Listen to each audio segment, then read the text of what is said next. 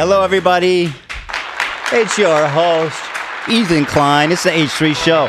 The date is the 2nd of May, and it is the long-awaited Leftovers reunion. How nice. We're back together. And it's going to end a lot better than the second time, right? I mean, it's going to end a lot better the second time than it did the first time, right? How could it be worse? I would love for that to be the case, sure. Hasan is calling in, of course, at 12:30. I have 10 minutes to schlep around here. So I want to say, first of all, thank you to Shopify for sponsoring us. I also want to thank my lovely wife, Peldago, for sponsoring us. Quickly, if you go to teddyfresh.com, we got the new collection out right now with some killer styles. This black dress. This shirt is super freaking cool, dude. That's sick, right? Mm-hmm. Wait till you read this. Yo. I'm reading. Oh, that's hot. What does it say? I can't read it. What? Oh, it's Mbop lyrics. It's the lyrics to Mbop. What is that? Hanson? Ba-boom. Wait. Yeah. It's hard Who to even remember? Nobody younger than me remembers Hanson. I remember Hanson. What? No shot. You I don't know why. Bop, boom. There's Who doesn't know no Mbop? shot, bro. Dude, Zach remembers the 70s. So. You remember? You guys know the Mbop, right? Yeah, Mbop? yeah, definitely. You know Mbop? Yeah. No, No, you love they don't know Mbop. Mbop. So that's what that is. It's very hardcore like that. Whoops. Quickly moving along here. We are trying to beat the tariffs, folks. Come check it out. We got cool shirts. We got cool tops. We got one that says Tired Mom. We got one that says Hot Mom. We got one that says Cat Mom. What are you feeling? Get all three and wear the right one for the mood of the day. Right. Beautiful skirt. Come on, guys. We got jewelry. Oh, these are sick. These earrings. Eloit wants me to remind you that it was your design. I know. I know it was. The thing is, I remembered it was lyrics. I didn't remember what it was. I have bibimbap socks on me today. Do you want to see? You have Mbop socks? I have bibimbap. What does it say? What does it say? It's the Korean dish bibimbap. Oh, Isn't that a it's weird almost coincidence? Similar. It's a weird coincidence. It's a Mbappé day. I felt like I had to point that out. It's such I an think- interesting coincidence. Yeah. Important. I always thought Ethan was tweaking. I didn't know he had that shit. Well, also, I should have disclosed up front that I have Tourette's to the wider. I should actually do that, Yeah. right? I'll Yeah. do that. I've never made Disclosure. fun of Ethan for that. So let me just thank our sponsor, and then we'll probably just hop on with Hasan, the one and the only. Thank you to Shopify for sponsoring us today. Man, I love these guys. If you're looking to make the move to e-commerce, to be your own boss, sell stuff online, it's time to make the move to Shopify and take that chance for yourself. And by the way, you'll be doing it with the best e-commerce platform out there. Why is it the best e-commerce platform? Well, me and Hila made it from the day one when we made Teddy Fresh. It was the best thing we ever did. It's incredibly easy to use. We have no programming or HTML experience. And from the first day, we had a fully functional website that was accepting credit cards and different online payments. And it was like we were rolling from day one. You can also scale it up all the way as far as you want to go. They have like a whole list of approved programmers that will help you customize anything you want outside of their template or whatever they call it. Yeah, and also they've got the best converting checkout of anyone in the business. Mm-hmm. They've got a great system where they email people that left stuff in the cart. Hey, did you forget this? You'd be like, oh yeah, I forgot. You buy it. It's all set up for you. It really is. And the best thing is, guys, besides them supporting us and being great. And by the way, I should mention 0 downtime. In like the 7 years we've been running Teddy Fresh, not a minute of downtime. Wow. That is insane. That's pretty crazy. It's pretty crazy. I'll take that. Best of all, guys, you can try it risk-free. If you go, sign up. Well, you risk $1 a month. Is that okay? I don't know. If you can't afford $1 a month, then You're not ready for this game. No offense.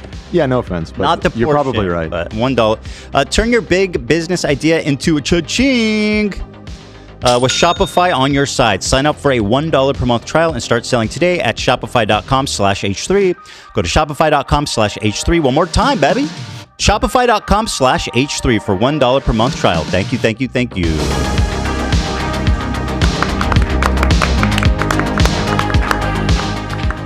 Very good, very good. All right, well, I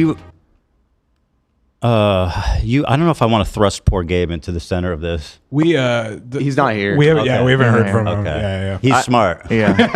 He's like, I don't want to get involved in this. The first time ever. Yeah. That's so funny. The first Friday, he's a no-show. I have a different palate cleanser since Gary was in here. We got a puppy. This is Rocky. This is Lena's puppy. Oh my god. So Yeah. cute. He's so sweet. I'm playing with Rocky today. You've had him for one day? One day, yeah. And Why are you so cute? how did you do last night? It was a long night, but his cuteness made up for it. I didn't sleep last night at all. Jeez. Yeah. How come you didn't sleep? I think it was him combined with today's episode. Nervous, yeah. Yeah. It's a lot going on. Yeah. Also, you usually don't sleep anyway, right? On top of all that. Right. As I grow older, I sleep more. You've been sleeping more? That's I good. mean, still not great, but more than I was. He's so sweet. You guys are going to love that dog. That dog is going to improve your life, man. Yeah. It's gonna make you guys- It's awesome. Lena's never had a puppy before, so she's going through it for the first time. You know, it's a really wonderful step towards like having a kid together. And I know that sounds maybe silly, but having a puppy from like 4 months old, I think you said he is, Yeah. it's pretty serious business. And it takes like a commitment of two people working together to love this one beautiful creature that you all love more than anything in this world. Yeah. You're about to spend a lot of money on dog chews because you love him so much. And carpet cleaner. Oh, yeah. Yeah. Man, That's- those freaking pizzle sticks. You looked into those yet, AB? Mm-mm. Oh, they love those. It's like $60 for a pack of that shit. Yesterday I took him to the pet store and I just was like buying stuff off the shelf. I don't know what the total was. I was holding him with one hand and just buying like basic stuff. Dog. Yeah. And I Dog? surprised Lena when she came home yesterday. Well, we're all very happy for you, AB. Oh, She insisted on a Yorkie because I love that. Yeah. I think Ducky's the first dog she's been around since he was a baby. So yeah. yeah. Well, good choice. I love Yorkies. They're so loyal. They're so smart. They're so loving. They're crazy. Very cute. Although he looks chill. Yeah, He's been very chill. hasn't I haven't heard him barked. bark or anything Yeah. all morning. Well, is he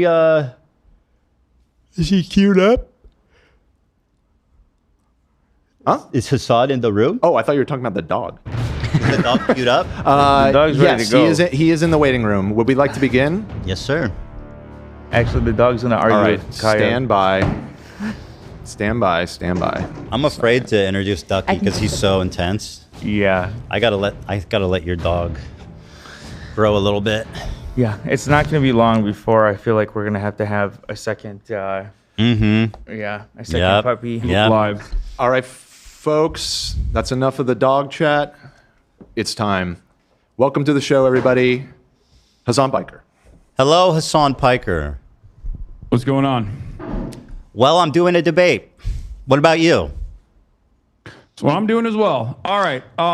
Wait, hold on. Oh, are you going to show me all the time as well on the Zoom call? Here, I can fix that. 1 second. Let me just set it to Ethan's Yeah. output here. If you want- there you go. If you want, just show like not just Ethan, but yourself as well. If you're going to talk, like that's fine. Hey, I don't know if it's gonna Hasan, be too difficult. leave the production notes to my team. You can I mean- switch your show how you like. Well, you know, they were my coworkers as well, Ethan. Well, it's been a for 2 while, my years. friends, and guess Yeah, I what? know. They are not now. No, I know. So let's start. I mean, so you did this content cup, right? And I mean, did that go how you expected? It didn't seem to hit very but hard. Before we get started, can I lay some like ground rules so we can have like a productive Okay, conversation? sure. Yeah. Okay. So I wanted to come on to make this as issue specific as possible. But yes, you have grievances with me. And of course, I think they're valid to address. Okay, good. Of course, we'll talk about that. Hopefully, I'll be able to address some counterpoints as well, if you will allow me in that process. Absolutely. But before we get started on anything, I would like to potentially talk about definitions so we can have like an established definition on a lot of the things that we're going to be talking about. Is that okay with you? I mean, it depends how many definitions you got. What do you want to define? I don't want to get bogged down in this, so I'm also experiencing audio issues on my end, so hold on one second. No worries. No worries. Okay. All right, so you're fine with that? I mean, I'll do up to a point, yeah. Well, I mean, I don't want to get bogged down in a conversation. It's not like a gotcha. Go ahead, start. No, I know you're not. Okay, I just want to get going. All right. So first and foremost, I think we should define what Zionism is and what you mean by Zionism and what I mean by Zionism. Zionism is the belief that Jews should have their own homeland in the historic Palestine area. That's it. Okay. All right. So I believe that Zionism is a religious ethno-supremacist ideology that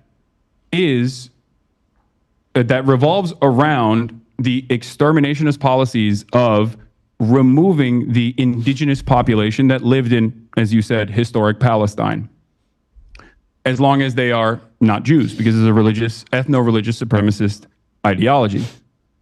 I think that this is a disagreement that you and I have. No, I agree with you. I agree with you. If you want to add that, like the genesis of Zionism included, the displacement and the ravaging of the culture that existed there, then I would agree with you. I mean, I don't think that the establishment of Israel was like a good thing. I mean, it was tragic and a lot of bad things happened. But let me ask you, sir. Okay. How was filming that content? I just have to know what you felt, what you were thinking as they were doing the Fortnite L behind you. We'll get to that. We'll get to that. No. We're here. I don't want to talk about definitions. You got your Zionism, and let's do Okay. Oh, okay. Yeah, I don't know. I mean, it was fine. Did you not? I've participated in other YouTube videos as well in the past. No, but that Fortnite L dancing. Some of them feature sketches. I noticed you weren't in the other shots. Why was that? I think I was being interviewed. Oh, really? By Who was a journalist while that was happening. Really? I don't remember. Really? Oh, that's convenient. I think you were embarrassed, frankly. You were absent from every other shot. I think you saw him doing that. I think you saw him doing that Fortnite dance, and you said, "I got to get out of this." And by the way, I'm giving you credit for that. I mean, Ethan, you're a comedian. You've participated in some sketches. It happens. I mean, shit. Yeah. Really? You're one of your most famous sketches. You in a fucking diaper. Like, what are you talking about? Yeah, we've done funny things. Okay, you know what? Let's not debate the merit of our comedy. You're right. I'm very hacky, and so are you. By the way, you believe that the likes were botted on that? What? You had said you thought the likes were botted on the content cop. Do you still believe that? What? The likes were botted on the content cop? The dislikes were botted. The dislikes, sorry.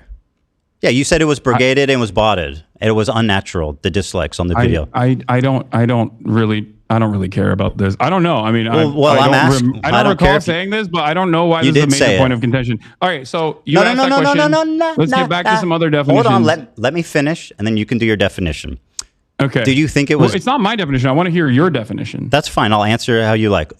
I hope you know that, I don't know if you know this, but I didn't publish the content cop. iDubbbz did.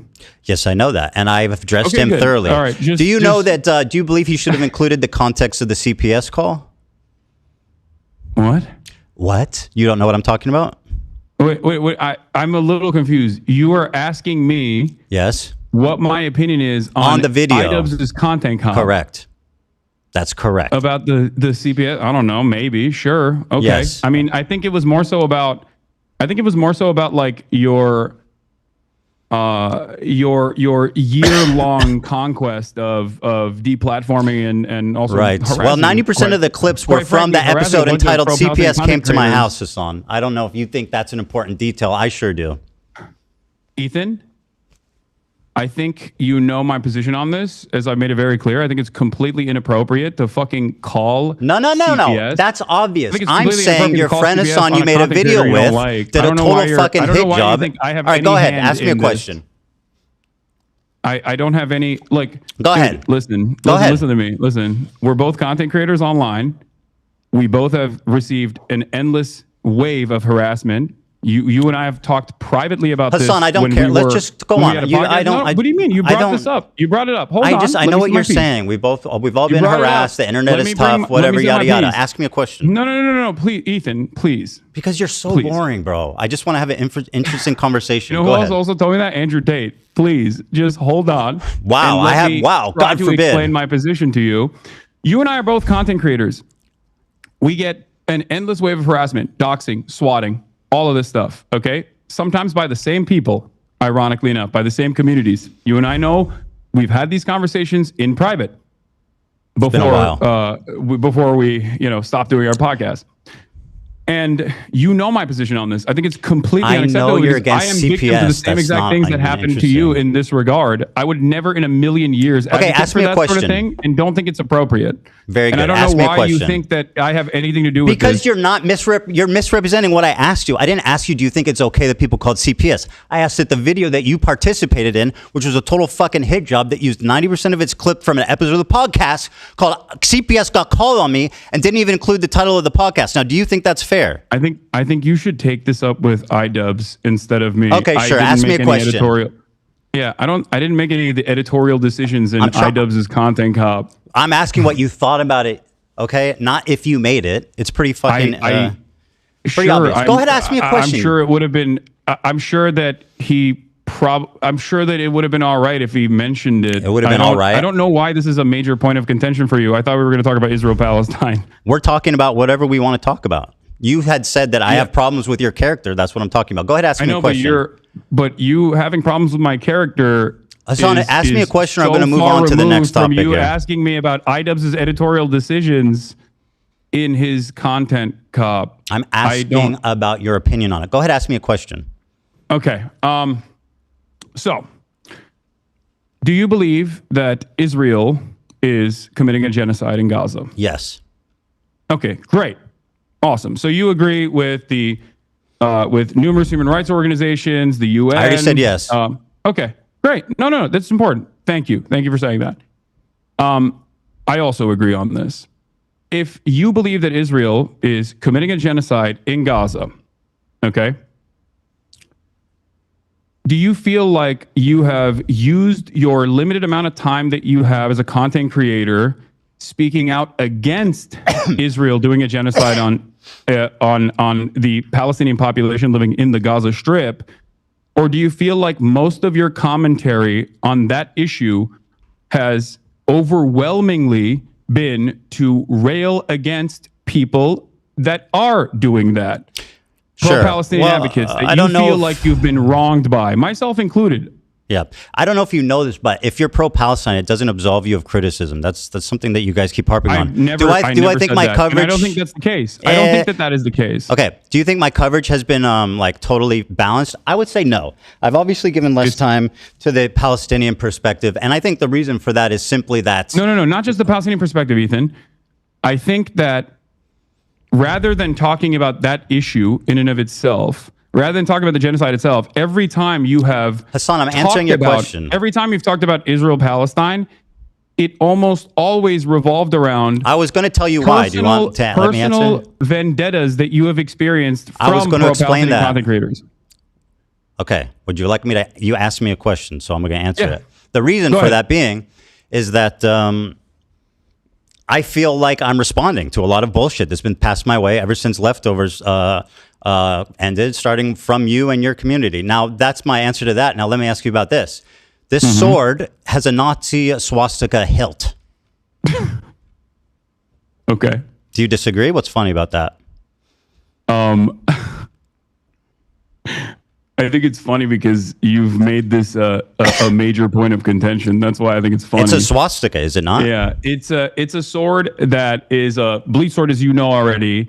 That has a hilt that has a Japanese manji sign on it. But yes, it does look like a swastika, as I've also noticed and have talked about on numerous occasions that you brought forward. Yeah. Of course, you're conceding that because we fished this up. But yeah, such as when I made fun of, I believe it was Alexa that grabbed it, and I said, "Oh, you immediately go for the swastika one."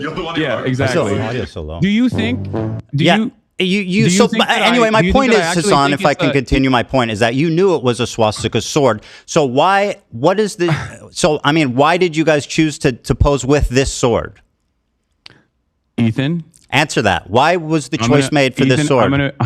I'm gonna gently explain this to you again. One, it's not a swastika, but regardless. Do you think it looks like a swastika? I did not make this editorial decision. I wasn't even. Do you think it's reasonable to perceive that as a swastika? Ethan, answer the question. Is it reasonable to perceive that? I don't think it was a deliberate decision that iDubbbz made, but I don't know. I don't know his mind. Hasan, they're your swords, and according to the New York Times article, there was 10 options. So what's the chances that they chose the swastika one? That seems pretty slim. Well, you have 10 swords, don't you? The week prior to that, I believe. I don't know the exact timeline. I don't really remember when they shot this, but I had the sword out because I was doing an Assassin's Creed promo. Do you feel like if I thought it was like genuinely a swastika sword, I would use it in an Assassin's Creed promo shot? Yes. That's what we call a dog whistle, Hasan. And what you're doing is gaslighting somebody. You made a video. Let me make a point here, Hasan, because you're the king of microaggressions and understanding the perspective of minority groups. True. Right? So you made a video. You participated in a video accusing a Jewish. Let me finish my point, Hasan. No. Stop. You are making a video accusing a Jewish man of exaggerating anti-Semitism while exhibiting the most hateful symbol against Jewish people. Do you not see this as a problem? Or at least, am I insane for thinking this is odd? Ethan, take a deep breath. Answer the question. I don't need you to console me. I didn't even hear your question. I need you to. Well, you should try listening instead of speaking. I'm just looking for clarification here. Do you think that I deliberately was using a dog whistle in an Assassin's Creed promo, or that it was a cool sword that was laying around because it's the only long sword that I have? You have 10 swords. I know, they're heavy. That's not a real sword. So yes, I'm aware that it's not a real sword, but you had 10 to choose from. What does it matter how much they weigh? Yeah, the other ones are heavy. Let me paint a scenario. Hasan, let me paint a scenario for you, okay? Listen, okay? This is important. You participated in a video accusing a Jewish man of exaggerating anti-Semitism. You exhibited in that video the most hateful symbol against Jewish people. 1 out of 10 of your swords that you have previously already stated is the, quote, swastika sword. So am I insane for you're treating me like I'm insane for bringing this up, but it sounds pretty reasonable. I mean, it's a little insane. So yes. Microaggressions just don't exist for Jewish people. You're asking me why iDubbbz. It's your sword, bro. I don't believe that you weren't there. I'm not iDubbbz. You were there, bro. It's in your fucking house. I don't know. I don't know why you're asking me. Because it's your house and your sword. But I also gave you what my speculation is. And that is that it was just a cosmic chance. I previously had it laying around because I had just done an Assassin's Creed promo. Okay, if you say so. So if it's a cosmic fluke, which you claim, then why leave the photo up? I'm not even in the photo. I don't. I know right? It's in your room though, and with your sword. Why leave the photo up if it's a cosmic fluke? Wait, why are you asking me this question? I don't know. I'm not. Ethan. I'm sorry, Hasan. Are you unable to make value judgments on situations? Like, isn't that what you do for a living? Do you think that iDubbbz should have removed? I don't think it's relevant or that big of a deal at all. If that's what you're trying to get out of me, I think it's not. Okay, so you're telling a Jewish man who's complaining about a very odd coincidence that I'm crazy and I'm exaggerating. Over the manji on it, Ethan. Can we? Okay, you got me. All right. I don't know what to tell you. Oh, you got me. I put a swastika in the video calling you out for exaggerating anti-Semitism. That's not what I'm saying. You got me. Do that. Yes, you did. You literally did. I didn't do that. Okay, laugh But about again, it. Go on. It's not a swastika. And Then I don't why should even he leave think it up? you have that much of an issue with swastikas, considering you drew one on PewDiePie. I'm a Jewish man, you fucking moron. Oh, I didn't realize. Is the anyone in Nazis that only room killed Jewish? Jews. Was anyone in that room? Did I draw Do the Nazis swastika only kill one Jews time even? on? Do you think that Jews have an exclusivity agreement with like being offended or not offended by Nazi imagery? You've done a Sig Heil approximately what 50 times. Why did I do a Sig Heil? Why did I do a Sig Heil? I don't know. Because you only watch clips on Twitter. I was making fun of Elon Musk and trying to see if it was valid or not. Oh, thank you. And by the way, as a Thank you Jewish for man, are you going to clarifying. tell My black bad. people not to use the N-word? Wait, what? Are you going to tell black people not to use the N-word because it offends you? Do you think this is an apt comparison? Yes. Okay. So you think that being able to draw the your anti-Semitism radar is completely out of whack. And who Do are you to understand say that to me? You that's the pose point with of a contention swastika. here. You're saying that it's not a swastika, and you know it's not a swastika. I mean, it literally is a swastika. No, it's not. Let me Is see the it? swords in your background. Why didn't you choose one of those ones? I didn't choose the sword, Ethan. I don't believe you. Do you think this is a productive use of our time? Absolutely. So anyway, you say it's a weird cosmic fluke. Personally, if I think it was a weird cosmic fluke, you say basically it's not a swastika. The difference between the Hindu symbol and But it's not. Okay, right. The difference between the Hindu symbol What and you the drew on Nazi PewDiePie, swastika. on the other hand, was a swastika. I'll finish what I said. Yeah, I'm a Jewish man. I depicted a All right, swastika, that's cool. a tasteless No, joke I'm just making sure. on Okay, IDubbb's so you shirt can- 10 years ago. You said this is the swastika sword, and you keep it in your house, and you use it and pose it in photos, attacking a Jewish man. The fact that you can't even concede that looks referred bad. to it as looking like a swastika when my So- friend picked it up. so if I genuinely thought it was a swastika memorabilia, do you think I would keep it in my house? Dude, you're being so obtuse. I know it's not a swastika, right? And I know you know it's not a swastika, but it is literally a swastika also. Because the difference between a swastika and that Hindu symbol is this. You see what I'm doing? This is the difference. If you ask a Hindu person, would they walk around with a swastika sign? Wait, so you know? Fuck so you no. it's They not know a that looks but like you a keep calling it swastika. a swastika sword. So I'm a little confused. Ask your Hindu friends if they would walk around with like a swastika brandished. They know. Okay. Are you Hindu? I am not Hindu. Okay, interesting. No.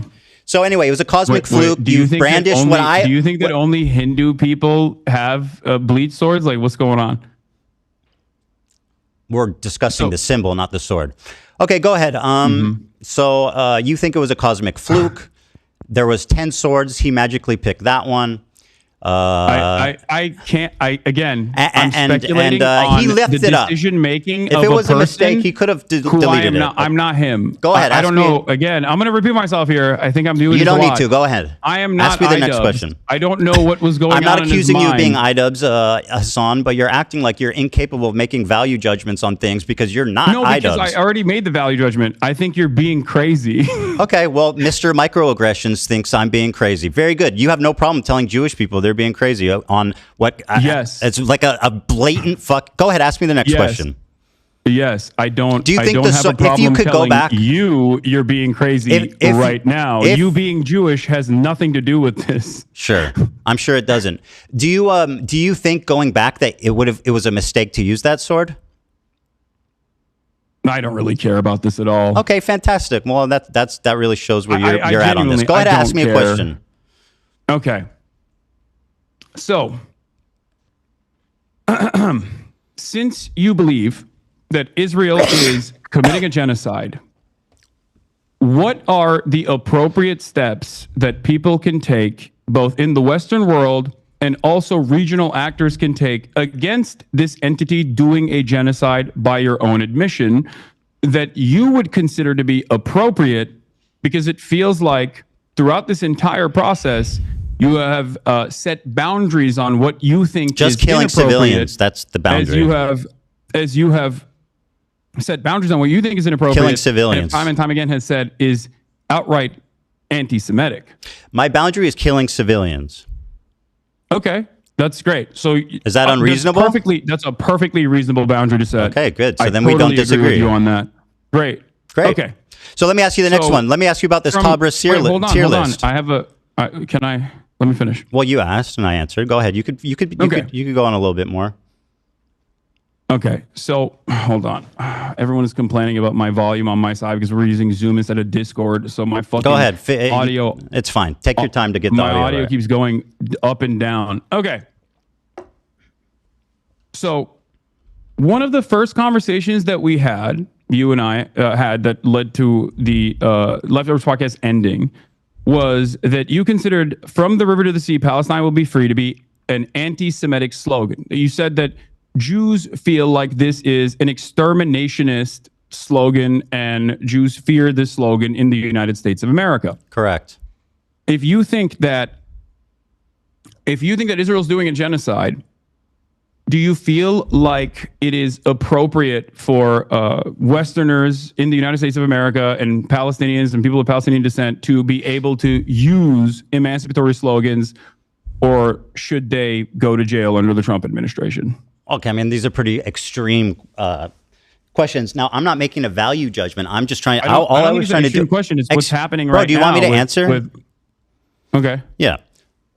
I'm trying to explain the Jewish perspective. I'm not trying to make a value judgment of it. But what I will tell you is that how do you feel about Norm Finkelstein? Love Norm. I know he has said that it Here's what he had to say about this. I know what he said. No. I want the audience to see this, Hasan. Hold on. Hasan, I want the audience to see this video. This is not going to be a gotcha moment for you because I know Norm's position. Good, I'm glad you know. Let's let the audience know, Hasan. You know what I mean? Hey, Hasan, let the audience watch the video. I can have a nuanced and reasonable disagreement with a person that I actually admire. So that's what we're having. Like Norm. But I so it's nuanced and understandable with Norm. Let the audience watch the video, Hasan. Okay. Palestine will be free. Let me go back. Yeah. Here's the Norm Finkelstein, a prominent figurehead in the Palestinian liberation movement. I don't like the slogan. I know. I have more positions that I disagree with him on. The video as well. Be free. I think it's a bad slogan. I know the slogan from the 1960s, the 1970s. It was a bad slogan then, and it's a bad slogan now because it has too much ambiguity. When you say "from the river," someone's going to hit me with the chair react. To the sea, Palestine will be free. Obviously, a question arises. Okay, what happens to the Jews in that scenario? And some people will say, well, all it's about is everybody being free. But that's not what the slogan says. So I have, in recent weeks, I have voiced my concern that it's a bad slogan. And I said, just change it, tweak it. From the river to the sea, one person, one vote, Palestinians will be free. And you can't answer that slogan because all you're talking about is equal rights for everyone. From the river to the sea, one person, one vote, Palestinians will be free. And I don't know if he actually means the one vote thing, because I think what he's saying is good in that from the river to the sea, Palestinians will be free, which I think is good. You're laughing at Norm. Routinely talked at campus encampments, college campus, Palestinian encampments as to, I'm not going to make much hay about the slogan in general. There's plenty of other slogans. Well, you're willing to listen to him, but when I say it, it becomes a big controversy. I literally, it's not even my opinion. I can have a disagreement with him on that, and you're forgetting one key factor. What's that? Okay, you're forgetting one key factor. Norm Finkelstein still ultimately will always say, while I disagree with the slogan because I think it scares people, it ultimately does not matter, and I'm not going to stand in opposition to it. He doesn't say it's anti-Semitic. When have I opposed it? He doesn't say it is exterminationist. When have I opposed he says it? That's what people think. When have I opposed it? If you think that Norm Finkelstein would be in agreement with you in any way, shape, or form on any issue, please have a conversation with him. He's literally in agreement with me, like verbatim. Okay. No, actually, even great. more. You said it was anti-Semitic. Norm doesn't think it's anti-Semitic. Hasan, do you remember me advocating against it? Do you remember me advocating against it? If he agrees with you on anything. Sure, I'll ask Norm Finkelstein. Do you remember me denouncing that statement and saying people shouldn't say it? I believe in our conversation. No, it you said didn't was happen. that- You're lying. You said it was anti-Semitic. I said it's perceived that way by Jewish people. All right, let's move on. The Sabra tier list. Norm does not believe it's an anti-Semitic Very slogan. good. I'll ask him about it. Now, let me ask you about Are you actually going to do that? Because that would be Yes, wonderful. I'm going to talk to Norm. Productive. We'll have a great conversation about From the River to the Sea. Is it? Wait, can I ask you a question? No. It's my turn. Okay, You spoke, go ahead. and now it's my turn. You know what? You go ahead. Thank you. All I right. appreciate that. That's very gracious of you. Well, I mean, it's just a back and forth conversation, but Yeah. you seemingly have a lot of grievances not pertaining to the actual issue at hand. But I don't know. The issue, my friend, the issue at hand is your behavior. No, I think the issue at hand is the genocide. Well, we seem to be coming at this from two different angles, which is great, right? So let me ask you this. Hold on. You said it's my turn to ask, so let me do that. Hassan, is it my turn to ask a question or what? That there's a genocide. You already recognize that Israel is committing a genocide. I can care about two things, Hasan. It's very important to acknowledge that.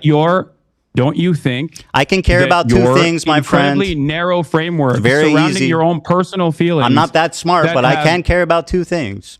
Okay, no, even I if can one too. is more urgent than the other. You think your own personal feelings born out of your misunderstandings is more important? Did I say that? I said one is more urgent than the other, referring to the genocide. Oh, okay. So you recognize that Hassan, the genocide is a more urgent Hassan, issue. please let me ask a question. Almost all of your commentary surrounding this issue on talking about your own personal feelings and how you've been wronged by people.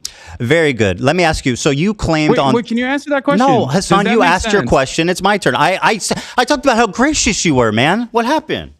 Wait, but I said you're so gracious. You're going to let me ask you a question. What happened? Does that make sense? Don't make me take it back. All right, let me ask you a question. Sense to you? Hold on to that. Ask me after this. You defended Frogan's use of the Sabra tier list. What was your opinion on that? Oh my God. Go ahead.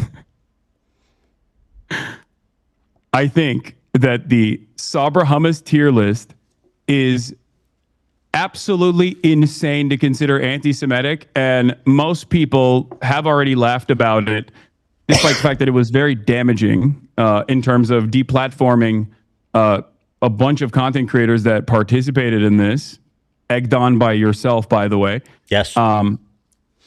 With pleasure. And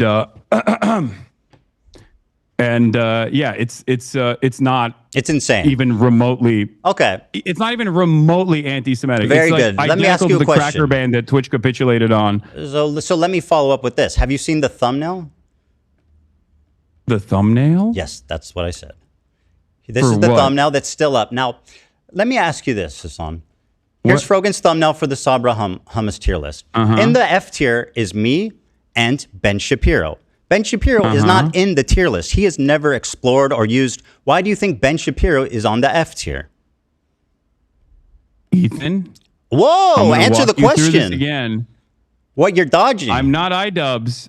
But you can't make value judgments suddenly on your friends who you've spent all this time defending. No, because I don't care. Well, I do. I don't. Like, I think it's great you don't care. Why is Ben Shapiro there?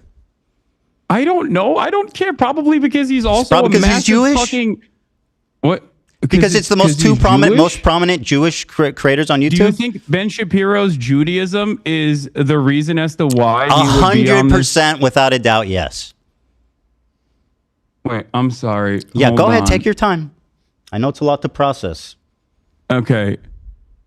This is a lot to process. Yeah, I know, man. It's tough. You really don't know what to say because it looks pretty bad. No, because it's so fucking stupid. Well, tell me then. You look kind of dumb. So why is Ben there? You look kind of insane. Okay, very good. That's Why is Ben I'm there? having a hard time. Like, I don't know why fucking Frogan made this thumbnail. And Why is Ben there? I don't have any issue with this thumbnail. Why is Ben there? Because he's a prominent defender of Israel. You're quick to say that Jews aren't the only Zionists, right? So why is Ben Shapiro, of all the people in the world who are conservatives, who are Zionists, Christian Zionists, why Ben Shapiro? Me and Ben Shapiro and F tier, the two most prominent Jewish creators on YouTube? That's a coincidence, just like the swastika, huh? Ethan, these are two cosmic coincidences. Hassan, they're really stacking up. The tier list that you're talking about, first of all, the tier list that we're talking about was literally designed by a Jewish content creator who you advocated to ban, and he got banned. Very good, and I'm glad he did. He definitely deserved it. Jew. You called him a token and Jew. I still stand by that. The man is just fucking. Yeah. So you get to draw swastikas on PewDiePie, but Rafi can't say that there is a tier list here where Sabra This is hummus Frogan's tier list. This is her. Is the lowest. The Sabra hummus, liking Sabra hummus is the lowest tier. Ben Shapiro. And the highest tier is being able to get a Habibi pass. You, as a Jew, get to determine what other Jews are able to do. You're the Pope of the Jews, as Sam Cedar likes to call I'm not Ben determining Shapiro, what they can do, enough. but this is going on. This is Frogan's bit. This is her stage. This is her bit. I mean, you can say the Jewish dude is the fall guy and did everything, but that's not true. Wait, so you get to draw swastikas, but Rafi can't even say Sabra hummus is dog shit. He can say whatever he wants. I'm not criticizing. By the way, you think that my criticism is that he doesn't like Sabra hummus? Are you being serious right now? By the way, is that a beef? Hold on, what are you drinking? It's a Dr. Pepper cream Isn't that soda. Who owns that? I don't know, but it's not on the BDS Are you national sure? BDS list. We'll double check. Yes, I'm 100% sure. Okay, we'll double check that. It's not about Sabra hummus, and like let's not be obtuse. Ethan, actually, the BDS one is actually pretty funny too, because like you've been, you consistently talk about how like I drink Diet Coke or whatever. When that fan came up to me and said stop drinking Diet Coke, it was not on the Palestinian National Committee's official BDS list. Yes, it was. And ever since it has been on that official BDS list, you're lying. I have not drank Diet Coke or purchased any Diet Cokes at all. You're lying. It was on the list. Wait, what is? What? Yeah, it was on the list. You're lying. What was on the list? Coke. Yes, it was put on the list, and I stopped purchasing Coke, and I stopped drinking Diet Coke. You said, you know what's funny? You told her because I think it's like you remember what you told her, son? Significant. You remember what you told her? You said, "I'll just put it in a cup." Yeah, no, I was joking with her because I thought that it was a ridiculous request at the time because it wasn't on the Palestinian National Committee's official boycott, divestment, and sanctions list. Ethan. Okay. It's not about Sabra hummus, just so you know. Like, let's not be silly. Wait, what is it about? It's about what's Sabra means a Jew born in Israel. It's an Israeli company. Everybody knows it's like considered like Israeli hummus. It's been on the BDS list. Everybody knows the connotations of Sabra hummus, right? Nobody.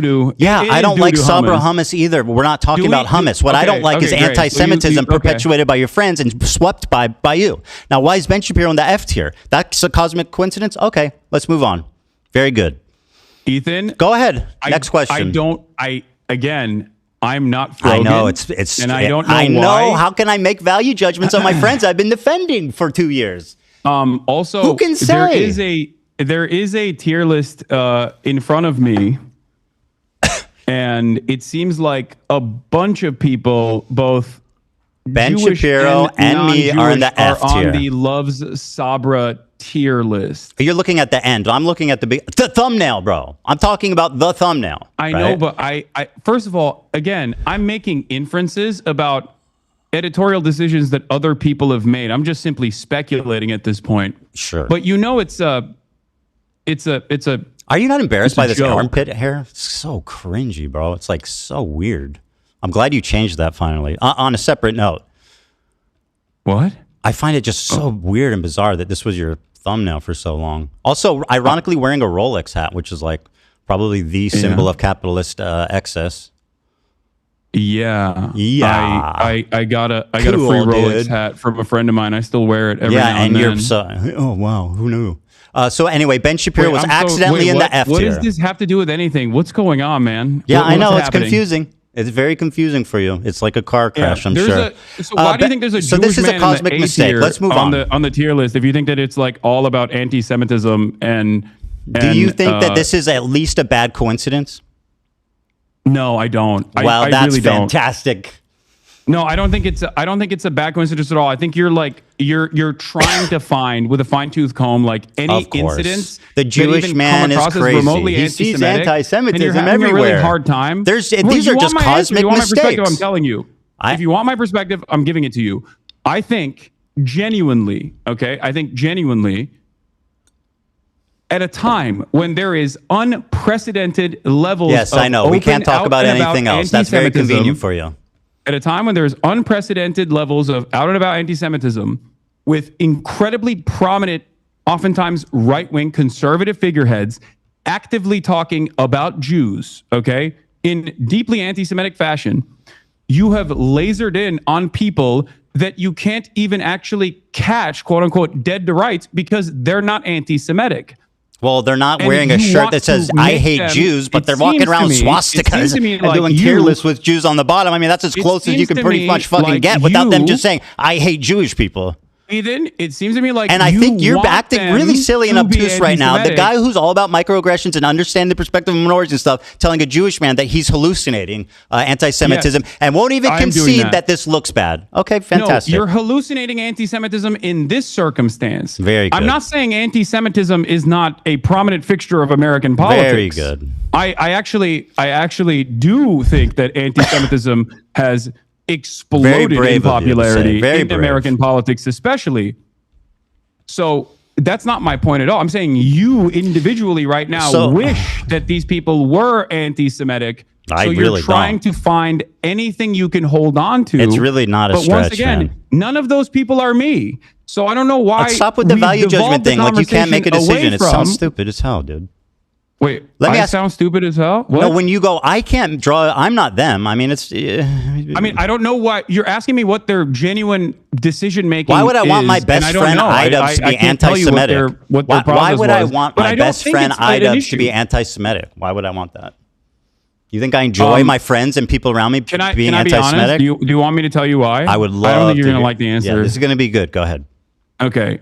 You want everyone that has criticized you to be anti-Semitic so that it makes you feel better about your position. It's not your own personal positions that you have explained to people that come across like you're using anti-Semitism as a shield to deflect criticisms against Israel. This is, and that if they are actually out and about anti-Semites, that'll make you feel a little bit more comfortable, like you won the argument in your mind, and that your community would also finally go, oh yeah, you're right, you're a permanent victim in this situation. But because there's an unimaginable amount of anti-Semitism everywhere online, it comes across as shocking that you laser in on what you perceive are dog whistles when they're very clearly not even dog whistles at all. And I'll give you an example of this. Something that you did that I found very funny was you tweeted, or you don't tweet, sorry. You Instagram posted about my Theo Von podcast appearance. Sure did. My Theo Von podcast appearance where you were like, oh, I can't believe Theo Von didn't actually ask him about his like dangerous anti-Semitism or any number of different things in the conversation, including, I think you talked about Rick Scott. Now, we did actually talk. Theo Von and I did actually talk about Rick Scott. Let's pull that clip up, I'm sure you didn't see that. But hold on. Let me finish. But what I found very strange about that was the fact that Theo Von, and I didn't even know this at the time, the day prior to me, had actually interviewed Candace Owens. I think you and I both agree that Candace Owens is an anti-Semite, right? I think that he was on that 1-2 punch. Okay. Bang. Do you think... Hit him with that anti-Semitism, boy. No, Ethan. I think he was on the vibe. As your former podcast co-host, do you think that I am anti-Semitic, one, and if you think I am, do you think I'm as anti-Semitic as Candace Owens? So, yes, I think you're anti-Semitic at this point. I'm comfortable saying that. Are you as anti... Well, let me finish. Let me finish. You asked me two questions. And let's address No. What you think I'm doing that's anti-Semitic. Hold the phone. You asked me two questions together. I'm going to answer both. You said, do you think I'm anti-Semitic? After talking to you so far today, I can say unreservedly yes. I think that you are more anti-Semitic than Candace Owens? No. But I think your form of anti-Semitism is way more destructive and sinister.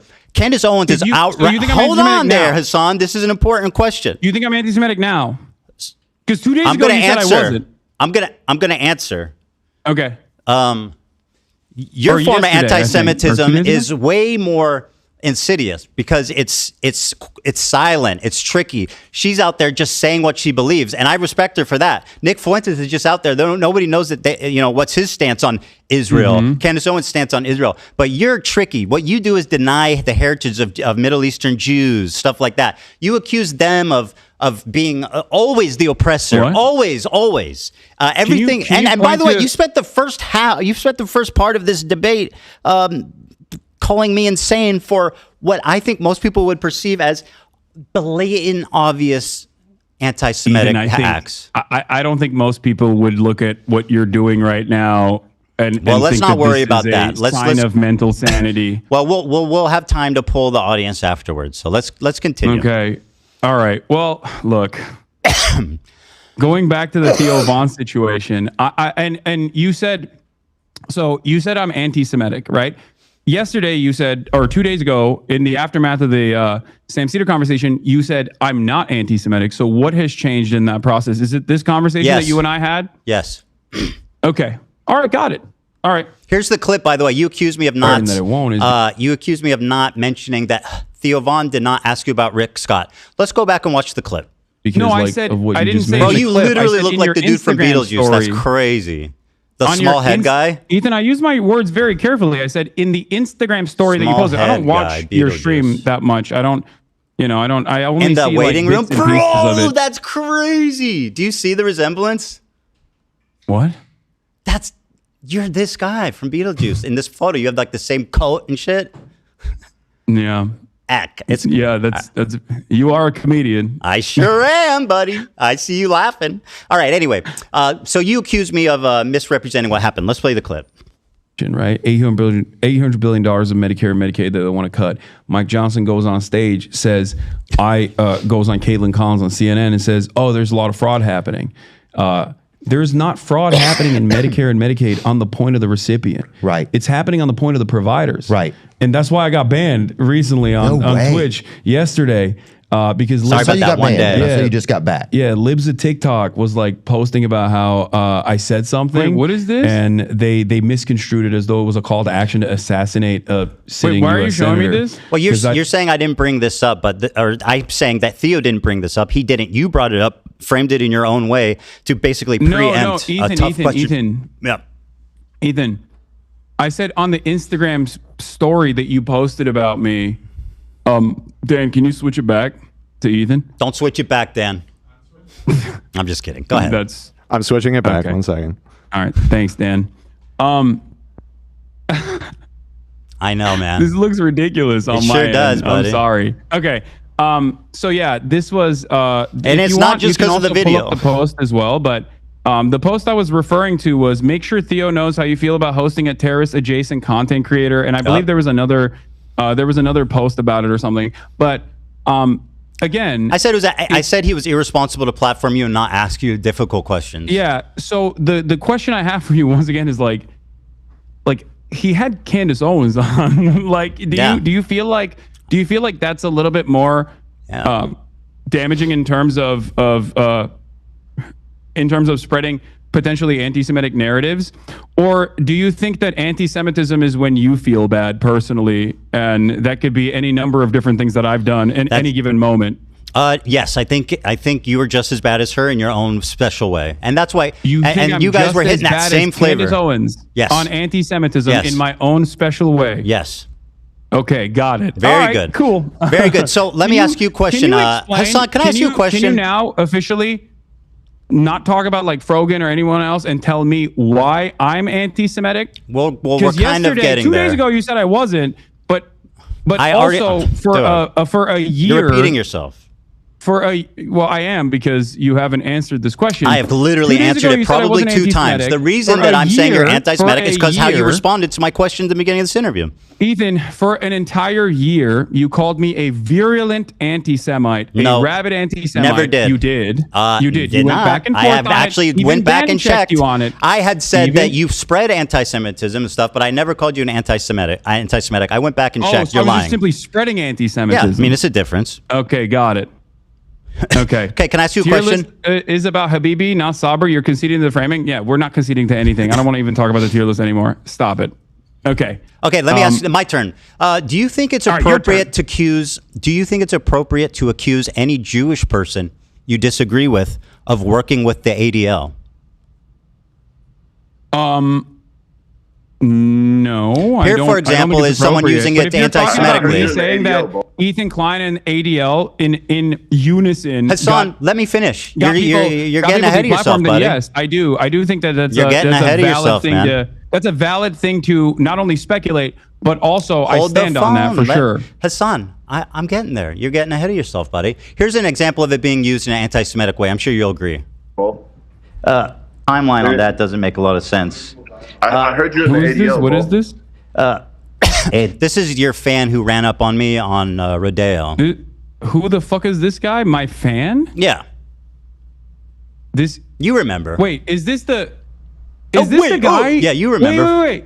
No. This is the guy that you claimed was my fan, right? He was calling me the fucking. I mean, there's a clip of being like, "Yo, I love this dude." Anyway, who cares if he's your fan or not? No. Hold on.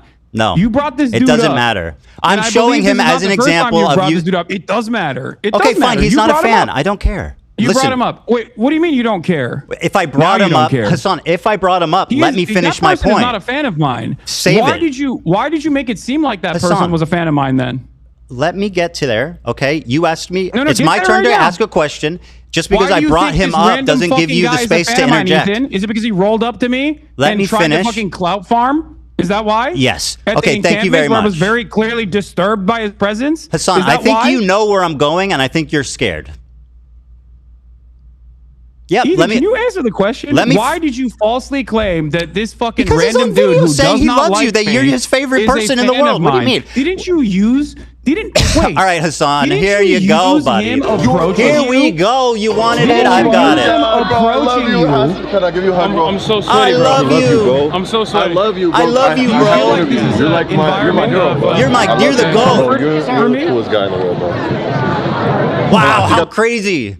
Look gay in that. I'm fucking. Is this another hysterical delusion? Yes, it is, and I'm going to explain to you exactly why. Wow, dude, I love you. You're the GOAT, bro.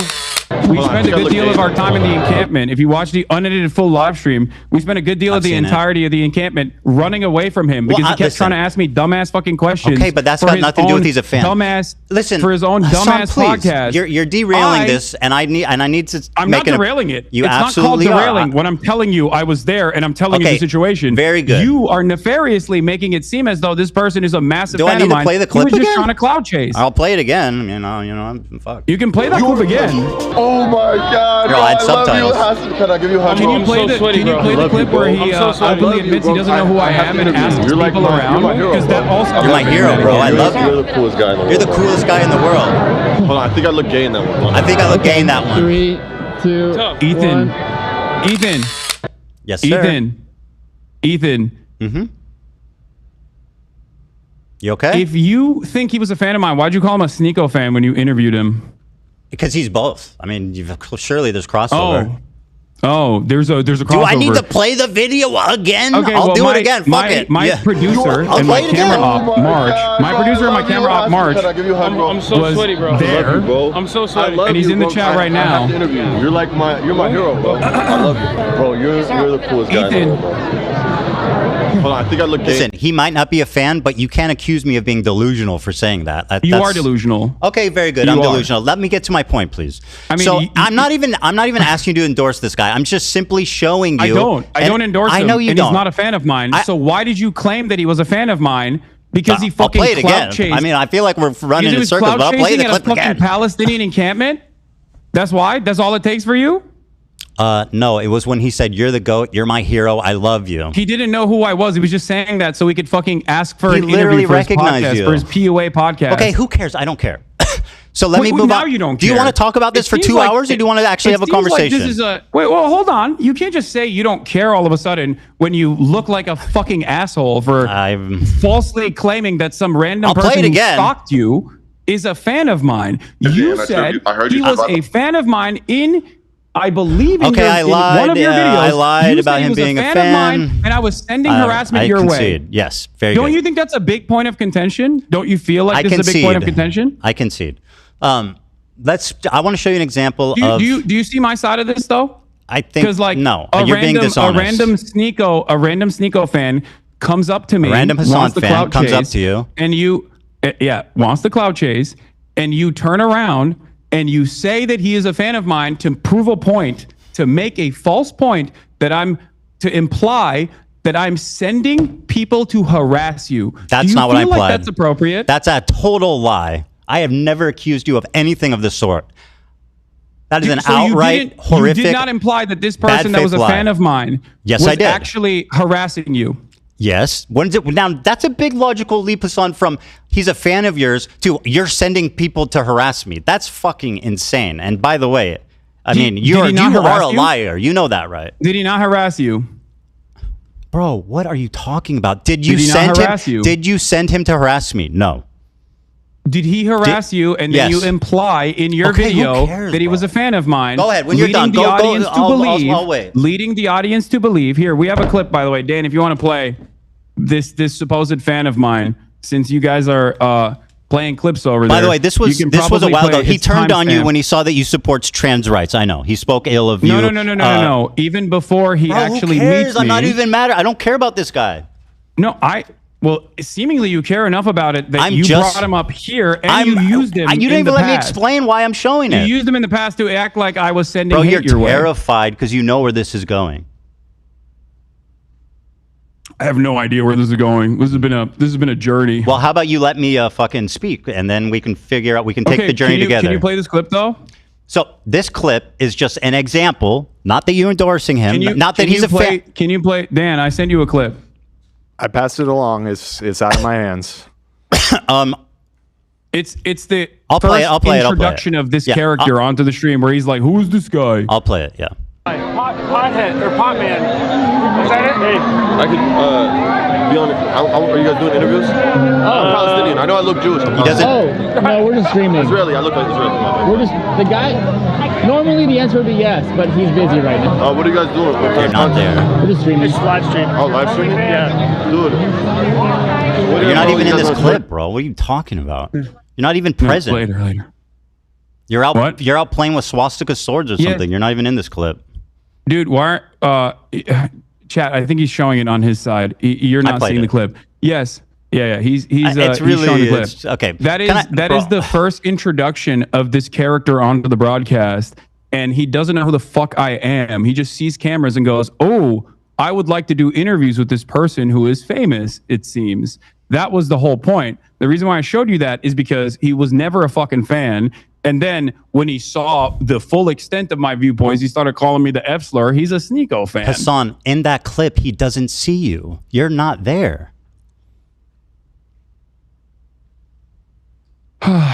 Ethan, he is a clout chaser and Fine, not a bro. fan. I don't care. Who cares? Let me ask you a question. I do care because very good. I do care because you have made an inference. Oh my God, erroneous. Dude. You are dragging your feet on this topic, bro. It's getting ridiculous. Can we please move on? That is ridiculous. This clip you sent didn't prove me wrong at all. You're not there. And you were never there, Hasan. Okay, let's continue, please.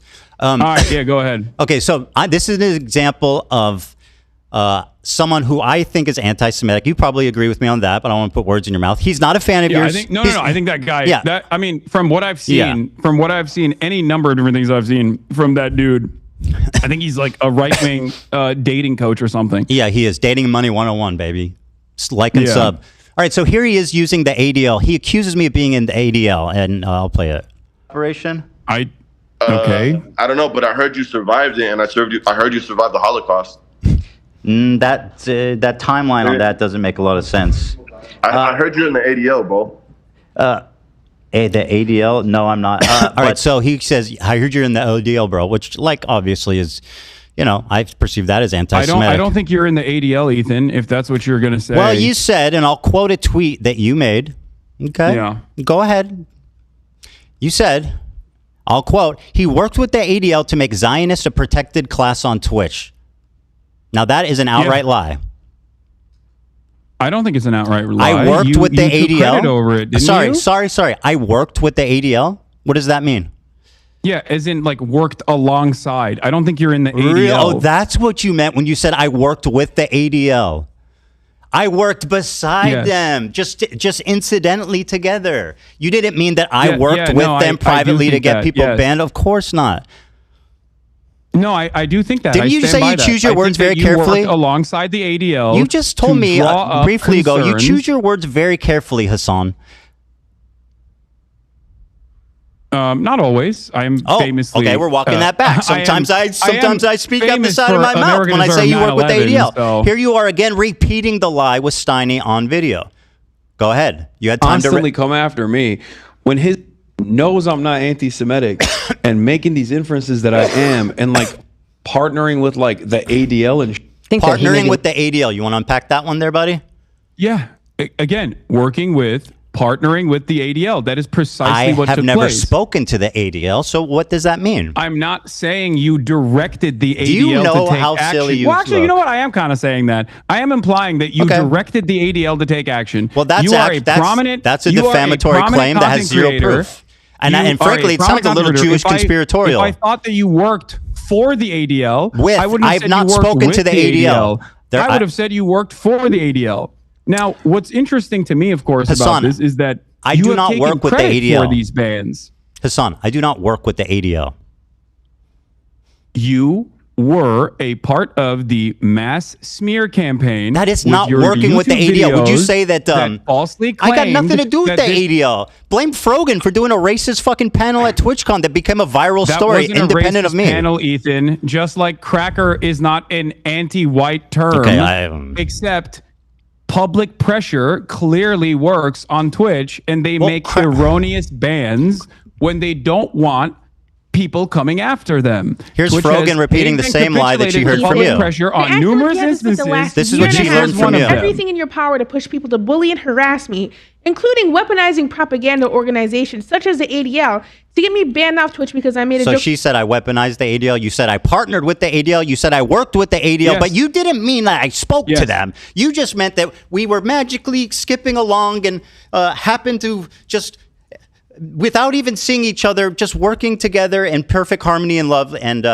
by the way, I'm pretty sure you're implying that I worked directly with them on this.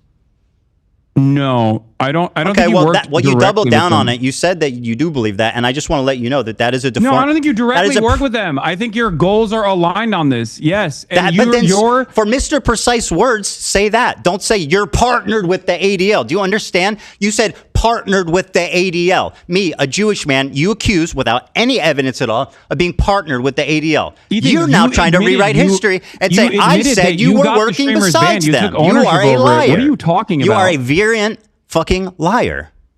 Ethan, did you or did you not take ownership over the bans? I think, yeah, I might have. Does that mean that I'm working with the ADL? Ethan? Hey, Hasan, can I ask you a question? Are you working with the Neo-Nazi Party of America? Because they're also anti-Zionist.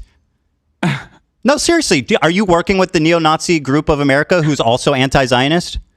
Ethan, do you work with them? Are you affiliated with them? Are you partnered? Are you partnered with neo-Nazis? Or do you guys happen to have the same goal and are completely related? Here's a parallel for you. Have I taken credit for a neo-Nazi anti-Semitic incident that took place? Because if the answer is yes, if neo-Nazis actually engaged in an action, neo-Nazis actually, not like your fucking hallucinations, something that we all agree, like neo-Nazis did an anti-Semitic incident and I took credit for it and I said, this is awesome. I'm glad that it happened. I made numerous videos so that they would do this. Yes, I was on the tier list, bro. In saying that, it was literally targeting me. I was on the tier list. Why wouldn't I respond? Ethan, I don't have to be a member of ADL to respond to someone harassing me. Are you fucking to my words, dumb? Please listen to my words. I'm trying, but it's just fucking lies and filth and like empty air. From your perspective, my association as a 10-year fighter of anti-Semitism, my association from your perspective with anti-Semitism is like something that is so laughable that I don't even know how to Good. describe. Like you're like, oh, it's a swastika sword, but then you admit that it's not a swastika sword. That's how loose this It looks association like is. a- But okay, on the other hand, I can't say that you have worked alongside That's the not what you said. ADL in getting You said I'm streamers partnered banned. with. That's Partnered anti-Semitic? with. You are took lying. credit You for are it, my rewriting. man. You are not taking accountability. You said I'm partnered with the ADL. Ethan, I can't Do take you accountability think- for your Hasan, hallucinations. do you think that the normal, reasonable person watching that will infer that we were just coincidentally working on the same, or that I was working directly with them? What do you think? What a do you reasonable think the person average person infer would when you conclude take from credit saying for the I'm bans? partnered with the ADL?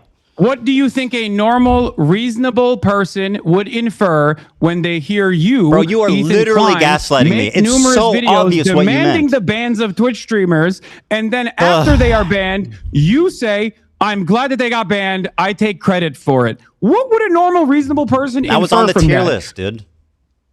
I was responding to them. It wasn't like it wasn't like I went out of my way to get them banned. I responded to them. I was on the tier list. There's been 3 instances, I think, of, in my opinion, very credible accusations of anti-Semitism. You've accused me of hallucinating all 3 now, which is very convenient. No, and also, because they're not credible. We are not in agreement. These are not credible allegations of anti-Semitism.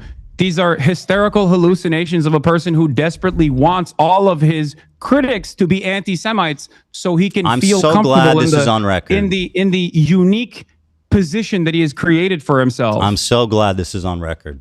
So you think? Yeah, that, I'm glad you. Yes. So you think that you think a reasonable person would hear you say he's partnered with the ADL? And not think that I was working directly with them? I think a reasonable person will hear your own words and think that you probably worked directly inside of the ADL. Have I ever mentioned the ADL? I didn't even make that inference. Have I ever mentioned the ADL? You took credit. Did I for ever mention the ADL, Hasan? Answer the question. It doesn't matter. You took credit for the ban that the ADL pressured. Do I ever mention the ADL in my entire fucking career? Actually, I mentioned them once, but I didn't even know what they were. Frankly, if you have the thing, it was even. Did I ever? Yeah, it's a clip where you are saying, Okay. "I did that shit. I'll fucking take credit for it." You know who did that shit? The ADL did. You are taking credit for something that the ADL did. I'm not even making that inference. Well, You're they attacked saying, me. Which one do you think? What do you think the average you person sound would think so in this silly, bro. situation when you are saying that you did that shit?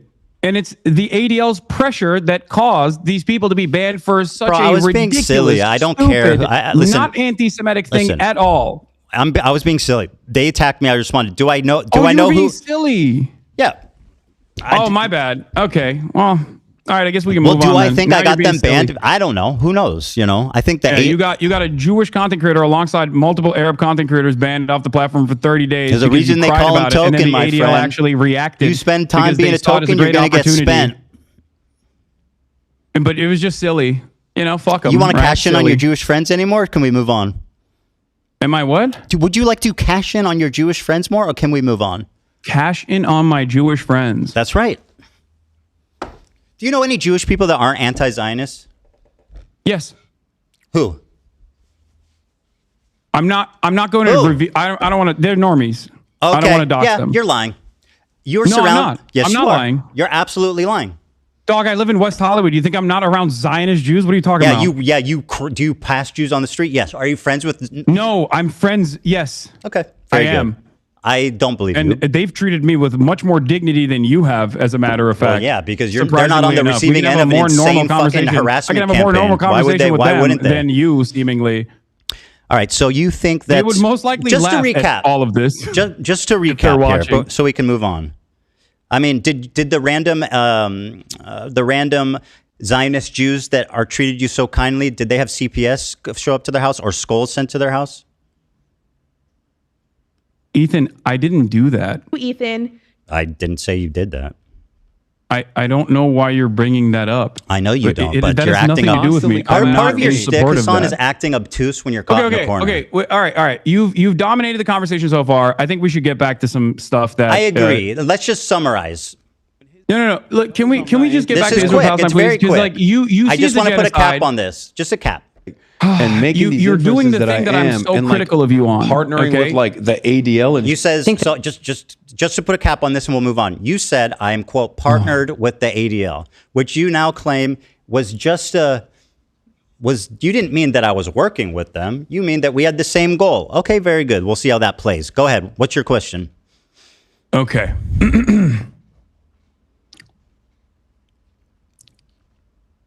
You okay? It's interesting because you're currently doing the thing that I'm criticizing you on, where you are looking at a situation that you recognize is a genocide, and your only consideration and your only concern. That's not my only concern. I care about multiple things, my friend. Revolves. Yes, you can, but these are really stupid things to care about. Ethan. I mean, that's easy for you to say. You're the one being accused of it.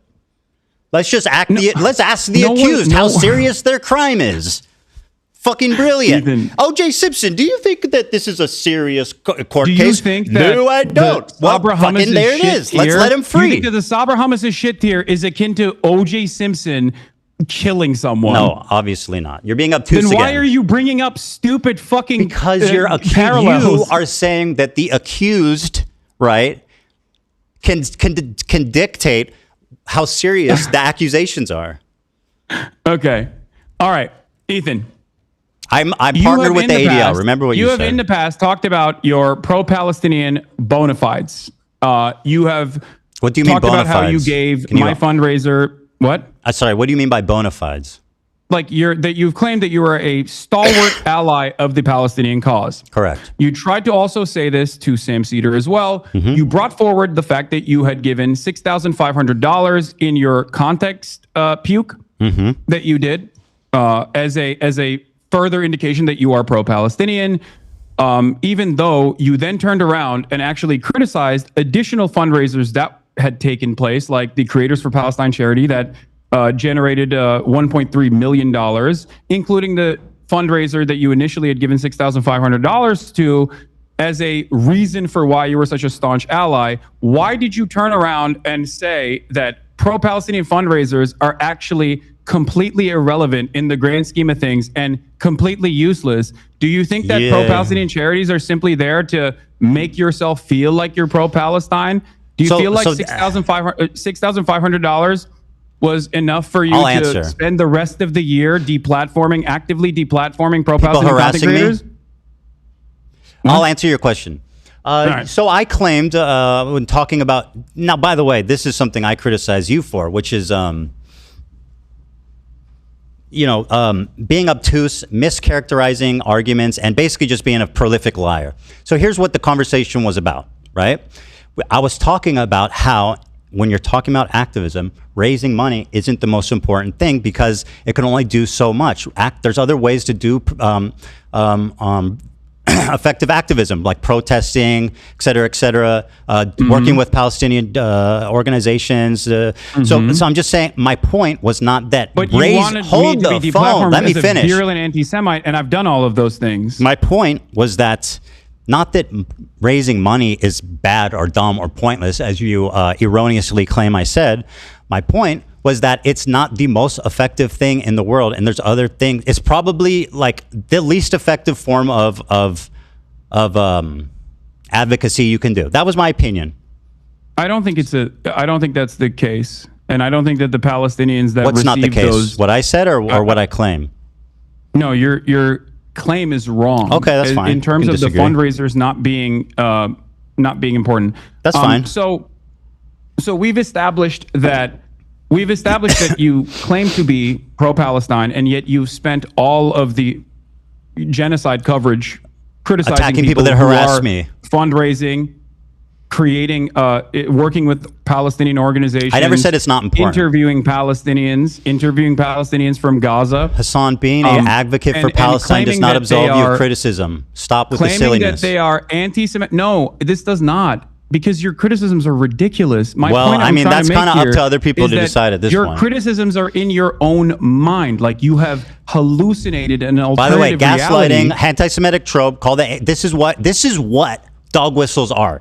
You whistle to other people, and it's subtle enough that you have plausible deniability so that when you get accused of being anti-Semitic, you can call the accuser crazy, which is exactly what you're doing. You are a fucking anti-Semite, and you've been caught out 3 different times calling me crazy for very viable, very credible examples of anti-Semitism that you should at least be able to admit are at least not insane. Maybe a misunderstanding, but not insane. But no, according to you, they're all hallucinations. So go ahead and tell me why you're not dog whistling. Yes, because people having an issue with your statements and with your coverage on, as a prominent content creator with a relatively progressive audience, your coverage has entirely focused on your own personal feelings. Not entire. And a lot of misplaced paranoia from people who are there criticizing you go, dog whistle. You literally think can we get a whistle soundbite every time he calls me paranoid or hallucinating? Anti-Semitism. That's not the case. I used to like you. I don't know anymore. And I don't think it's because of anti-Semitism. I definitely don't like you. Anti-Semitism. Let me stand on business and say I think you're a terrible person and a liar, and I don't like you at all. I know. I still wish you well. I do. I wish you well, and I really do. I wish everybody well. Everybody be well. No, all right, let's move on. You got it. You want any more? Call me crazy or hallucinating again? Is that all you got? I don't even need to do that. I think you're doing that all on your own. We'll see. To be fair. Yeah, we'll see. So do you want to tell me what is your evidence that I work with or talk to or have any association with at all with Destiny? What? Destiny? What? What? What? The guy that I talk about fucking obsessively 100 times a day?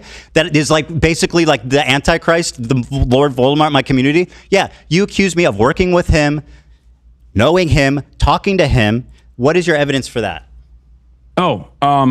Thank you for asking. Oh, you're very welcome. Not only is there video footage of you corresponding with someone in your Discord that literally aligns perfectly with Destiny's own Discord, offering clips for you to pull. That sounds like a stretch. You've also used clips that are unlisted called Hamas Abi when making arguments about my virulent anti-Semitism. Who gives a fuck? From I pulled a clip link that came from a Destiny fan account. So that's your proof that I work with Destiny. None of that is relevant. Okay. What's relevant is your constant coordination with Destiny's podcast co-host Dan Saltman, who you featured on your context, Nuke.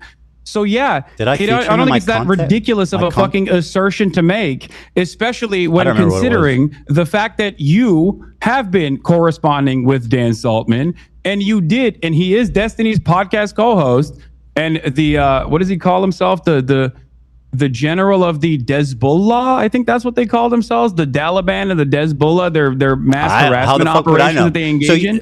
So yeah, I think that is not a ridiculous fucking claim to make at all. It's actually insane, and it's a really convenient way of discrediting me when I've never spoken to, I think worked with, talked about Destiny in my life. I don't need to bring that up. It's a really up. Nice way of you. You know what? I think you're hallucinating, buddy. Okay. I think you are you pulled a meme from his subreddit once. And there was a guy in your Discord that's also in his Discord. I think you're hallucinating. I didn't say any of those things. You sound fucking unhinged, dude. Are you crashing out, Hasan? Ethan, I didn't. Hasan, are you crashing out? I gave you. Do you have friends who are aware of the condition and can help you get the help you need? Okay, Ethan. You're delusional. You featured Destiny's podcast. I said he discovered the IP ban. Is that not true? I said Dan Saltman discovered the IP ban. That's all I said. I didn't endorse. Mm-hmm. I didn't. All I said is he discovered the IP ban. Is that true? Is that materially true? I don't think it is. It is. I think someone in Destiny's community did it, but it's fine. Yeah. So how is that an endorsement?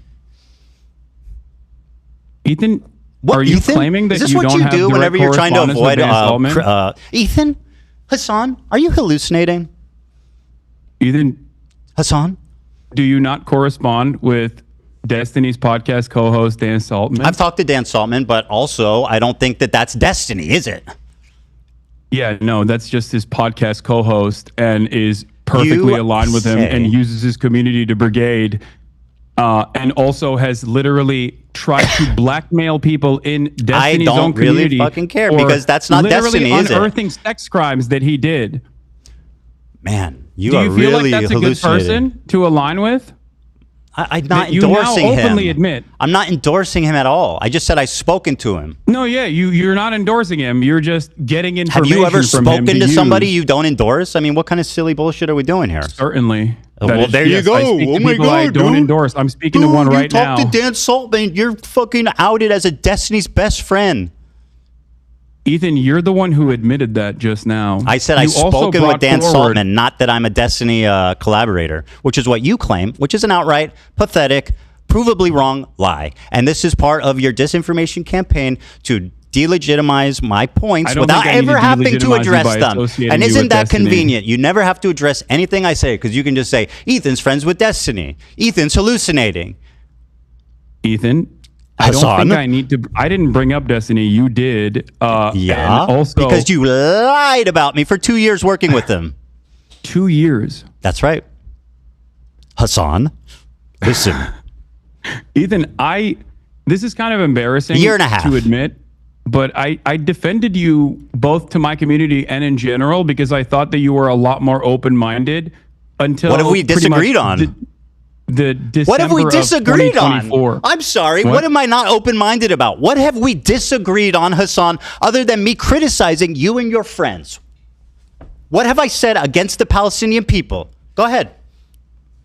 What do we disagree on? What we are disagreeing on is what you choose to focus on. Does that seem and significant? What you think is the major point of contention here.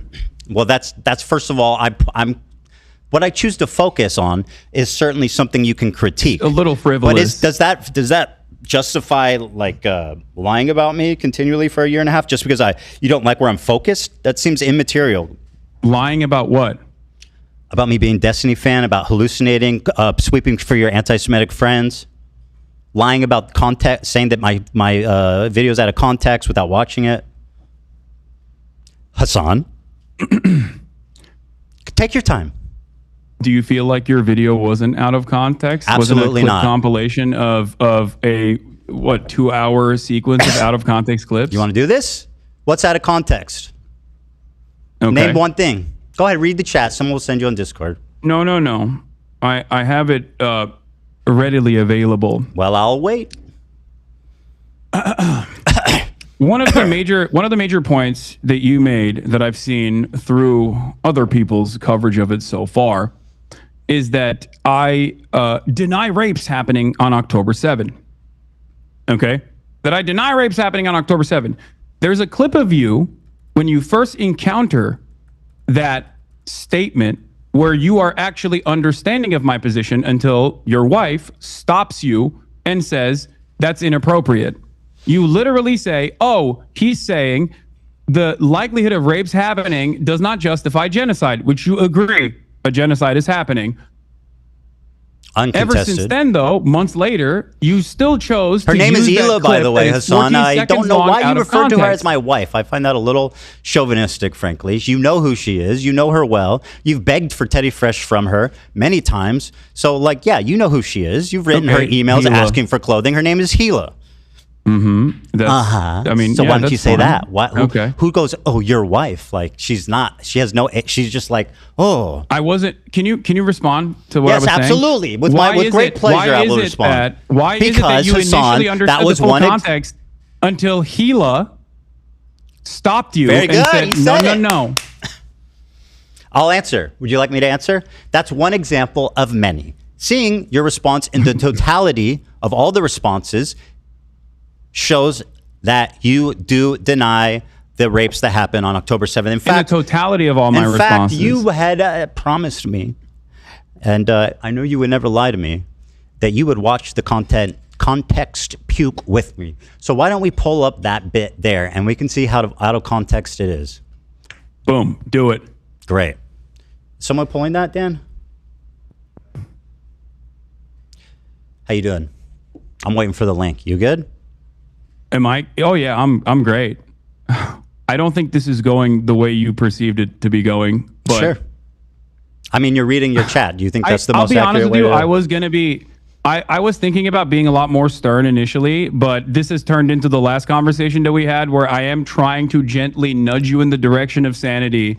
Ethan, I want you to really understand. You're crazy. You're crashing out. You're hallucinating, my friend. Come sit over here. You know what I mean?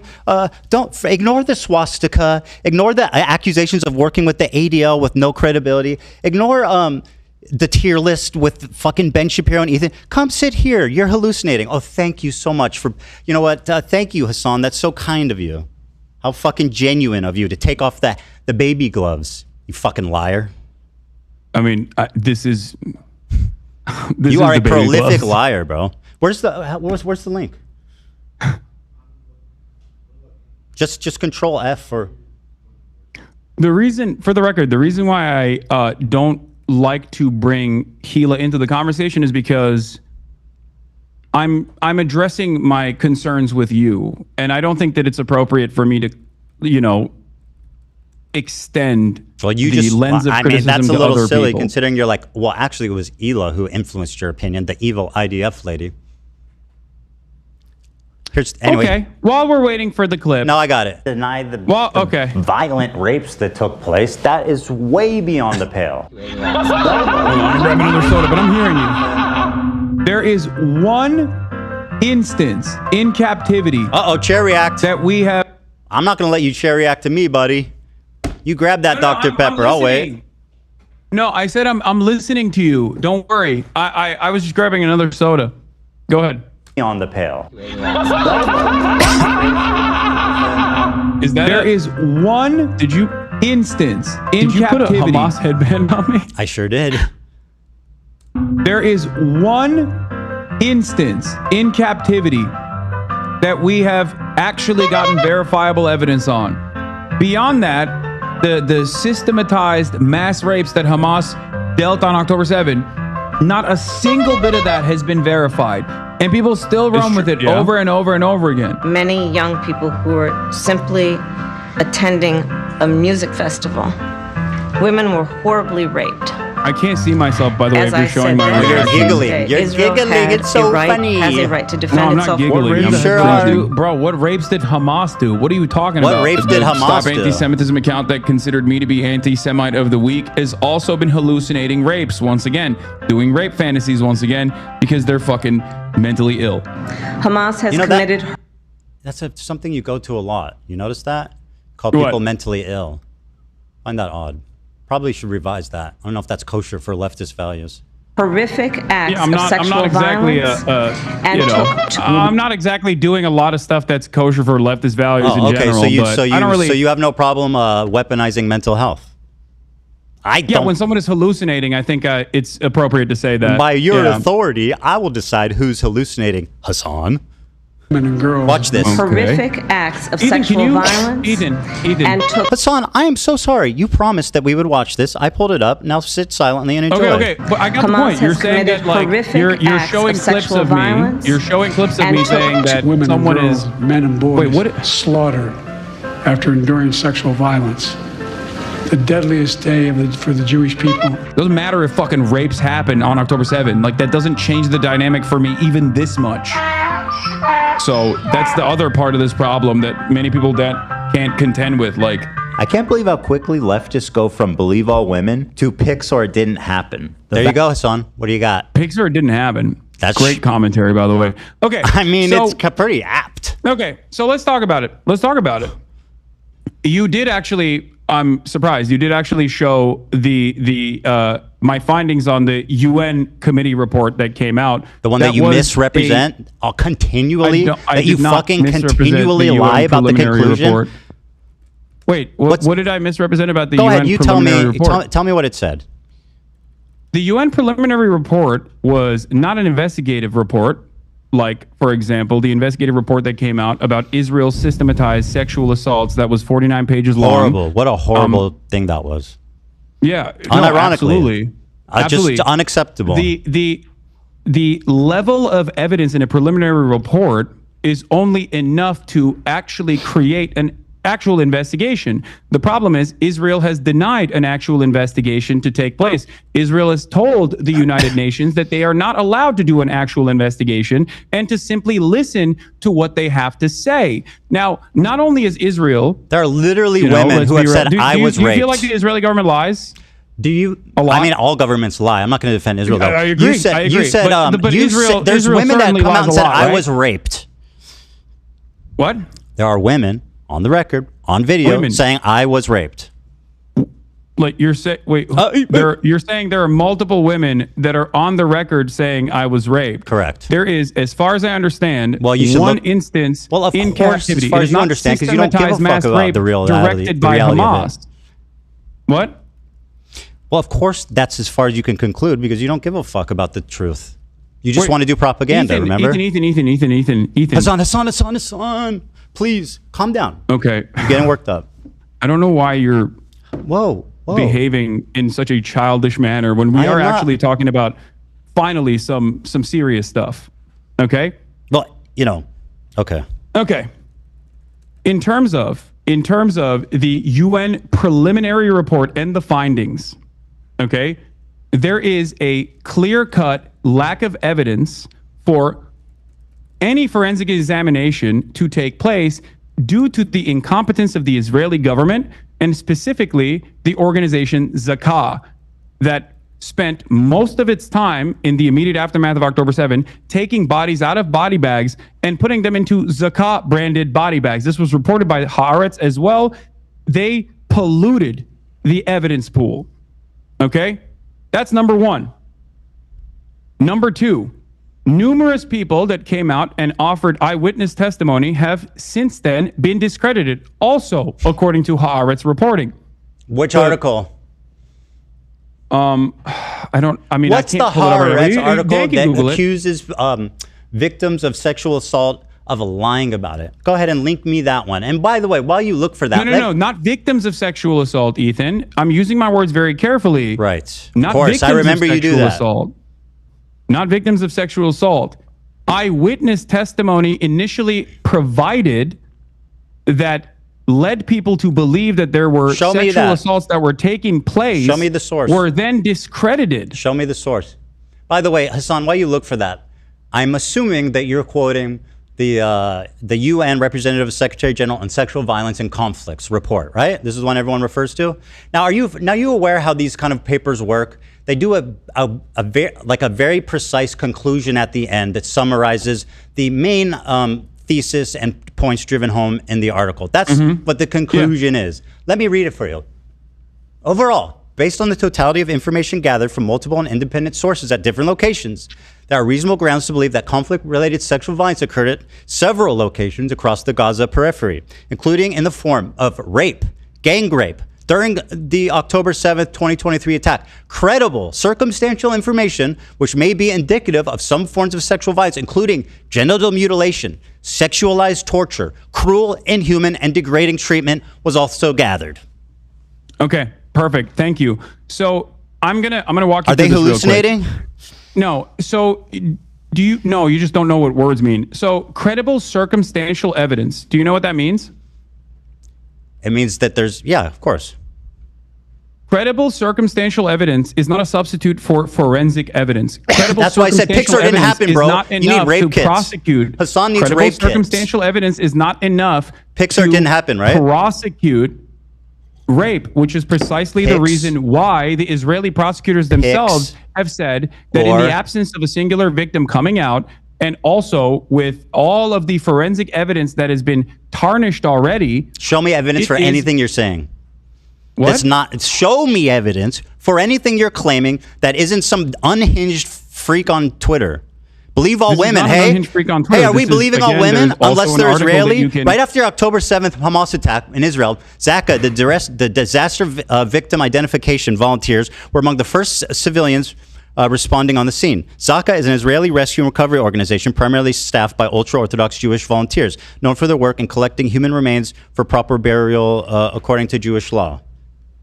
I think what happened is, a lot of what happened is that, obviously you don't rape someone and then keep them alive, right? So most of them were murdered, and a lot of the forensic evidence... I'm sending Dan the PBS article about how two debunked accounts of sexual violence on October 7th fueled a global dispute over Israel-Hamas war. This is from May 22nd, 2022.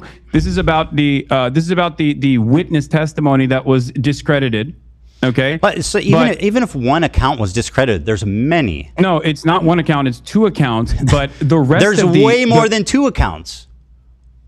Hey, Hasan, you know what you're doing? You're like, this girl lied about being raped, therefore all these women need to be questioned. That's actually what you're doing. You're saying Pixar didn't happen. I don't believe women if they're Israeli. Can you point me to actual to victims that came out? Yes. Because as far as I understand, Israeli police have asked victims and witnesses to testify about Hamas and sexual violence in the aftermath of October 7. And it seems like their investigations were inconclusive because by the admission of the Israeli prosecution, show me evidence of anything you're saying. They openly said that there were no victims that came out. Yeah, let me guess. You read it on Haaretz. You don't wait. Do you think that Haaretz is not a credible institution of journalism at this point? No, but you guys lean on that. You just lie about what it says because it sounds credible. Who is you guys? You and all of your fucking dumbass cohorts that do the same typical rhetorical tools to just say whatever the fuck you want without ever having to back it up or knowing what you're talking about in the least bit. So show me the evidence. Haaretz boy. I sent Swastika the debunked narratives, and also. Here is the Israeli prosecutor Moran Gitz has acknowledged that 15 months after the events of October 7, 2023, Israel has still not identified any victims in which a case can be brought against an alleged perpetrator of a sexual attack. They're all dead. The admission is in line with a complete lack of any credible evidence regarding incidents of sexual violence, which is particularly notable when these claimed. I don't know what this is. I don't know what this foundation is, but there is news reporting on this. I don't know why someone sent me this link of this. Do you think what is your point? What you said doesn't change anything. You're talking about. Do you think that they raped people and then didn't kill them? You said that there are victims. Can you give me the names of the victims? Yes. I will. First of all, I am not in the business of denying rape. If there are victims that have come forward in this process, I will play it for you. As I've said, there was an instance of sexual assault that took place in captivity. And it was not the systematized rape that was directed by Hamas, as the New York Times' erroneous reporting that did not meet its own standard, its own editorial standard, as a matter of fact, written by a person who literally was taken off the editorial board, taken off the actual paper for some of her insane tweets about Gaza. None of these, there's a lot of stories surrounding this. But I'm not in the business of fucking denying rape. So if you have only if there's credible evidence, please present it, and I will admit that I'm wrong. Give me the names. There's a video. Hold on. Is the video from Screams Without Violence? Is that where you're gonna? Is that where you're gonna present? No, it's not from that. There's one recently of a woman testifying. I think it was either in the UN or to Congress. She's sitting on a bench. She's talking to a mic, and she's speaking in English. Yeah, we'll get there. But I mean, what's your problem with Sheryl Sandberg's documentary? Sheryl Sandberg has also been accused of sexual harassment herself, but outside of that, what the fuck does that have to do with what's written in her documentary? Her documentary is basically the unsubstantiated claims that some of which were directly found to be incorrect. Mm-hmm. But not only is it unsubstantiated claims, it's just a recycling of the same Screams Without Violence, the Screams Without Words article that the New York Times wrote that didn't even meet its own editorial standard. Okay? We're having this conversation. You seemingly act like you care about sexual violence taking place against Israelis. Meanwhile, one of the hostages that actually was returned in the early stages did get raped by an Israeli fitness instructor. I have not seen you talk about that. I have not seen you talk about the Israeli pro-rape crime that an Israeli did unrelated to the conflict. Israel Do you find it had a interesting? January There's something 6th that I style. Israel had a January 6th style pro-rape riot where a bunch of rabid right-wing. Do you think I'm defending this? I'm not defending this. The prosecutor's office and forcibly, with guns, took out 6 concentration camp prison guards from the Sdei Taman facility that had actually raped numerous Palestinians on camera. Are you done grandstanding? Footage, here's a victim one that they raped to death. Are you done? Here's a victim you asked for. Here we go. This is from. I think there was an even more recent one than this, but where's the audio? Fuck. Hold on, let me unmute. unable to move, and had to ask for permission to use the bathroom. In that house, I was sexually assaulted by the Hamas terrorist who had guarded me. He forced me to go to the shower and entered the room, pointed his gun at me. He was breathing heavily and had a monstrous beast-like face. He meticulously planned his assault, scheming and waiting for the moment to have his way. He kept asking me private sexual questions while sitting next to me in his underwear, lifting my shirt, touching me, and constantly asking me when my period would be over. Sorry, just to butt in here. Is she lying yet or no? Is she lying or hallucinating?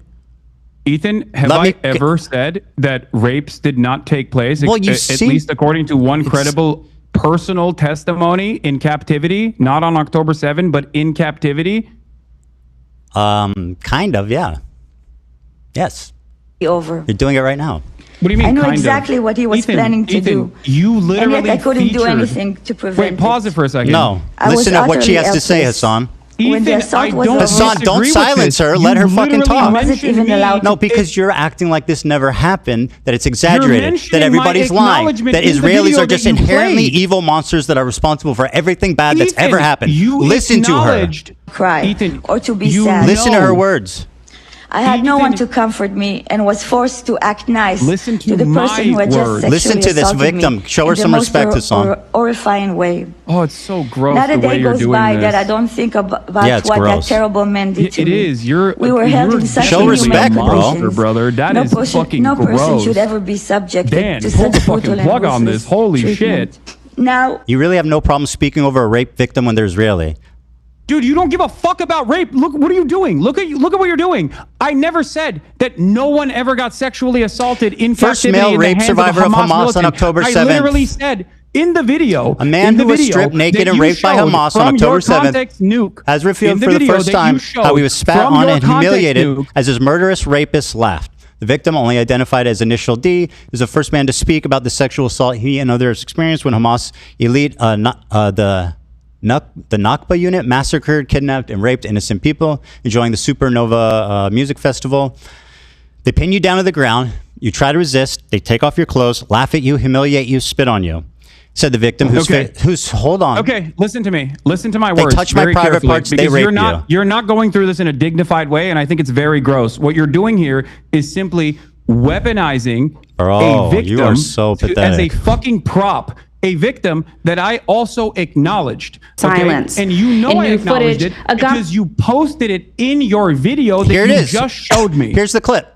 Reveals that sexual assault and rape was a regular component of the life as a hostage in Gaza. Doesn't matter if fucking rapes happen on October 7th. Hassan, maybe you would like to call her a liar. Please, go right ahead. You're doing it matter if fucking rapes happen on October 7th. There are dozens of testimonies from witnesses, most of who were in hiding and heard. Oh, yeah.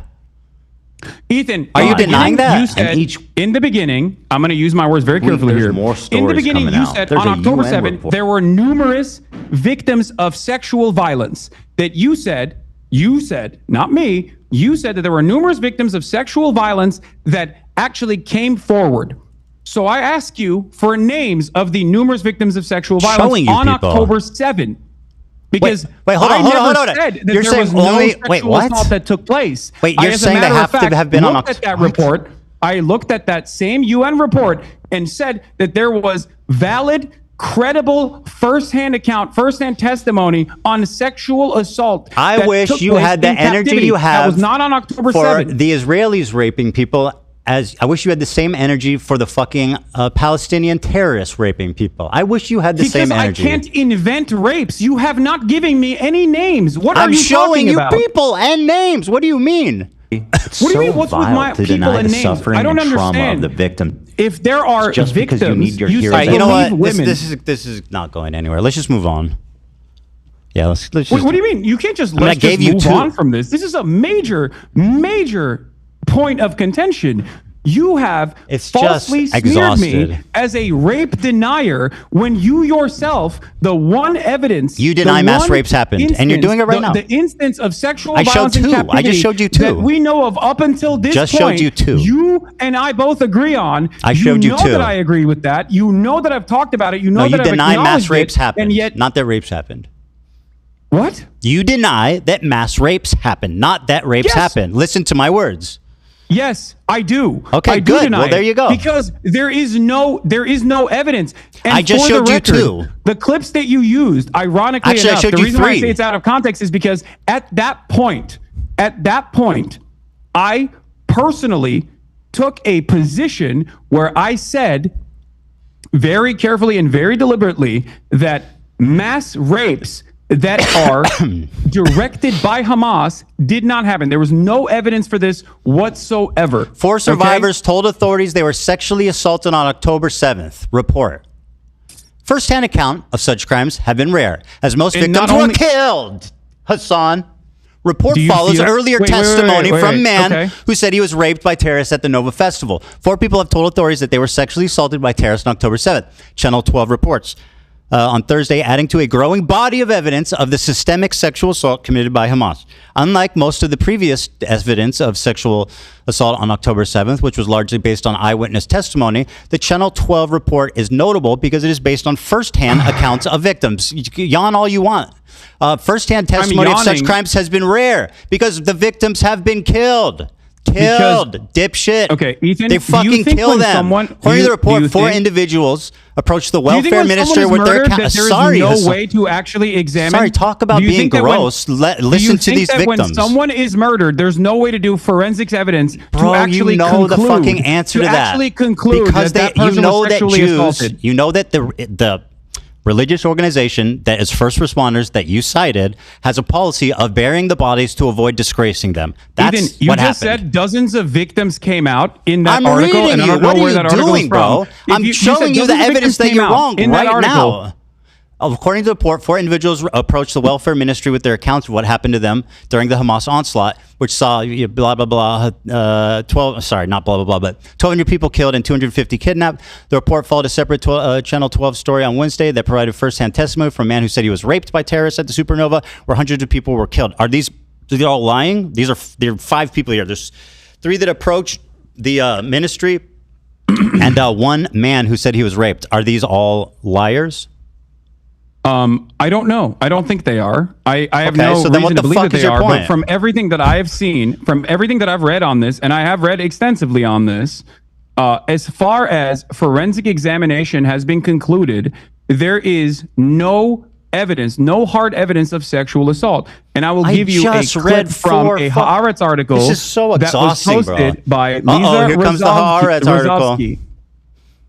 I just read you firsthand testimony of 4 people. What are you doing? You're saying that you're not believing the victims. Ethan, you're asking for pics or it didn't happen. It's not that I'm not believing the victims. You said where's their bodies? Pics or it didn't happen. You have mentioned since you're saying pics or it didn't happen. Okay, right? Since the article that you mentioned came out, there have been further prosecutions on this. Why have they not led to any real prosecution? They're dead. They're fucking dead, you moron. What do you mean? First-hand testimony in this regard. They killed all the fucking Hamas operatives in Israel. I killed them? What? What are you? Why are you saying you okay? You killed them? I said they. Why the fuck would I say you killed them? That's insanely stupid. Are you okay? Hallucinating. Are you crashing out? Go ahead. Maybe I misheard you. I'm pretty sure you said you killed them. Sometimes when you're under stress, you can mishear things, but that's okay. I understand. I might be my mistake. I have you on much lower volume because my volume is very low. Okay, fair enough. Fair enough. There's a misunderstanding. That's part of the reason why I do ask over and over again what you're saying. That's fine. I understand. I want people to hear what we're saying, so that's totally fair. If you're saying, are you done, or you want to keep going? Gaslighting you, just clip it and send it to me, chat. It's that simple. Okay, and you probably said it by mistake, even if you did, so it doesn't matter. Okay, we done with this one? Okay, no, we're not done with this at all. Go ahead. I just read 4 first. Because the question I have for you is very simple. Okay. Oh, if I said you, I misspoke. That's my bad. By the way, I may have actually said you. It's fine. I apologize. You misspoke. I didn't mean that. Don't care. Yeah. Let's move on. I just want to make sure. Let's get back to the actual main point of contention here. The liars. Pixar didn't There happen. have been no rape allegations filed in the October 7 attacks. Not one. Okay? And this is from Ynet. speaking to Moran Gatz, who I posted about earlier. Moran Gatz is the Southern District Prosecutor's Office in Israel. Okay. She was a member of the Team 7110, responsible for cases involving captured Palestinians in connection with the October 7th attacks. On investigations related to sexual violence, she says, in the end, we don't have any complainants. What was presented in the media compared to what will eventually come together will be entirely different, either because the victims were murdered, okay, this is what they're saying, or because women who were raped aren't willing to expose it. That she excludes here another explanation, says Dropsite News, that no rapes occurred. We approached women's rights organizations and asked for cooperation. They told us that no one had approached them. There were parents who reached out to organizations asking what to do if something happened to their daughter, but they didn't reveal the abuse. So the question I have for you is this, okay? The question I have for you is this. What am I supposed to do in the situation when there are no victims that have come forward? 4 victims just gave firsthand testimony. I read it to you. Died, but there's no forensic examination. Pixar didn't there has happen. been no justice for these victims in Israel on October 7 due to the fact that the government completely ruined. Okay, the government completely ruined any sort of forensic examination that could have taken place. There is no way to actually bring justice to these victims. Your assessment on this is so off base. Hasan, are you listening? You think 4 first-hand victims. I just read it to you. Okay, but you know what? You're right. You know what, Hasan? You're right. Let's err on the side of these victims lying. Let's err on the side. No, you're totally right. This is the progressive way. Let's err on the side of these people lying instead of believing them. Let's do that. And yeah, they're all lying. I'm not saying that they're lying. I'm telling you, my confusion on this comes from the fact that it's not confusing. It's obvious. Most of this shit happened, were killed, and it's a religious part of this first responding unit that they bury the bodies immediately to avoid humiliating them. It's all explainable. What? Yes. If you don't know that, then you are like woefully misinformed, which just dude, what are you talking about? What do you mean? It doesn't matter. There has to be a forensic examination. Pixar didn't happen. They bury the body. No, not Pixar. It didn't happen. You don't think that the victims deserve justice? What's wrong with you? You don't think these victims deserve justice? Why did Israel refuse an outside investigative committee? How do you explain these 4 accusers? Under normal circumstances, how do you explain these 4 accusers? Or a third party? How do you explain these 4 accusers? And conduct an investigation. How do you explain the 4 accusers? I don't know. Okay, very good. How do you explain the prosecutor let's err on the side of them lying. 4 accusers? My information is more relevant because it's new. It's newer. Okay. Okay. I don't know. I guess we're at an impasse here. Listen, Hasan, we're at an impasse. Can we move on? Something that I don't know about when the prosecutor, do you think the Israeli Southern District prosecutor actually did not examine the testimony given by these victims? If you don't know what happened in the 4 accusers, why are you speaking so confidently? Because I'm speaking because you're a liar. About you're a propagandist and you fucking hate Israelis. Can we move on, please? This is obviously at an impasse. No. Oh my God, I'm just trying to consider the audience. Everybody wants something else. I'm telling you, dude. This is exhausting. You have claimed falsely that I do not recognize the testimony of a sexual assault that took place in captivity. Yes. That was false. Yep, do you admit was false. That? Yep, she lied. It was false, etc. No. It's a falsehood that you claim that I don't recognize that. Do you admit that? Yes, 100%. Can we move on? Wait, so you're admitting that you falsely smeared me as someone who is denying a verifiable claim of rape from a first-hand account, and it's not from October 7th. Okay, yes, I'm smearing you. Can we move on, please? Okay, very good. All right. Can you explain this tweet to me? This is your tweet, and I'd like you to summarize it for me. Here it is. You said, go ahead, you can read it for me and explain the picture. I can't. I don't know where it is. So you can't see it? Oh, okay, yes. Okay. Fantastic. Okay, very good. I guess is just a little delay for him, Dan? Or? No, I can see it. Bro really said my lived experience in Israel proper. Great. What's the picture? This is zone of interest. You're familiar, yes? Explain for the audience what this picture entails.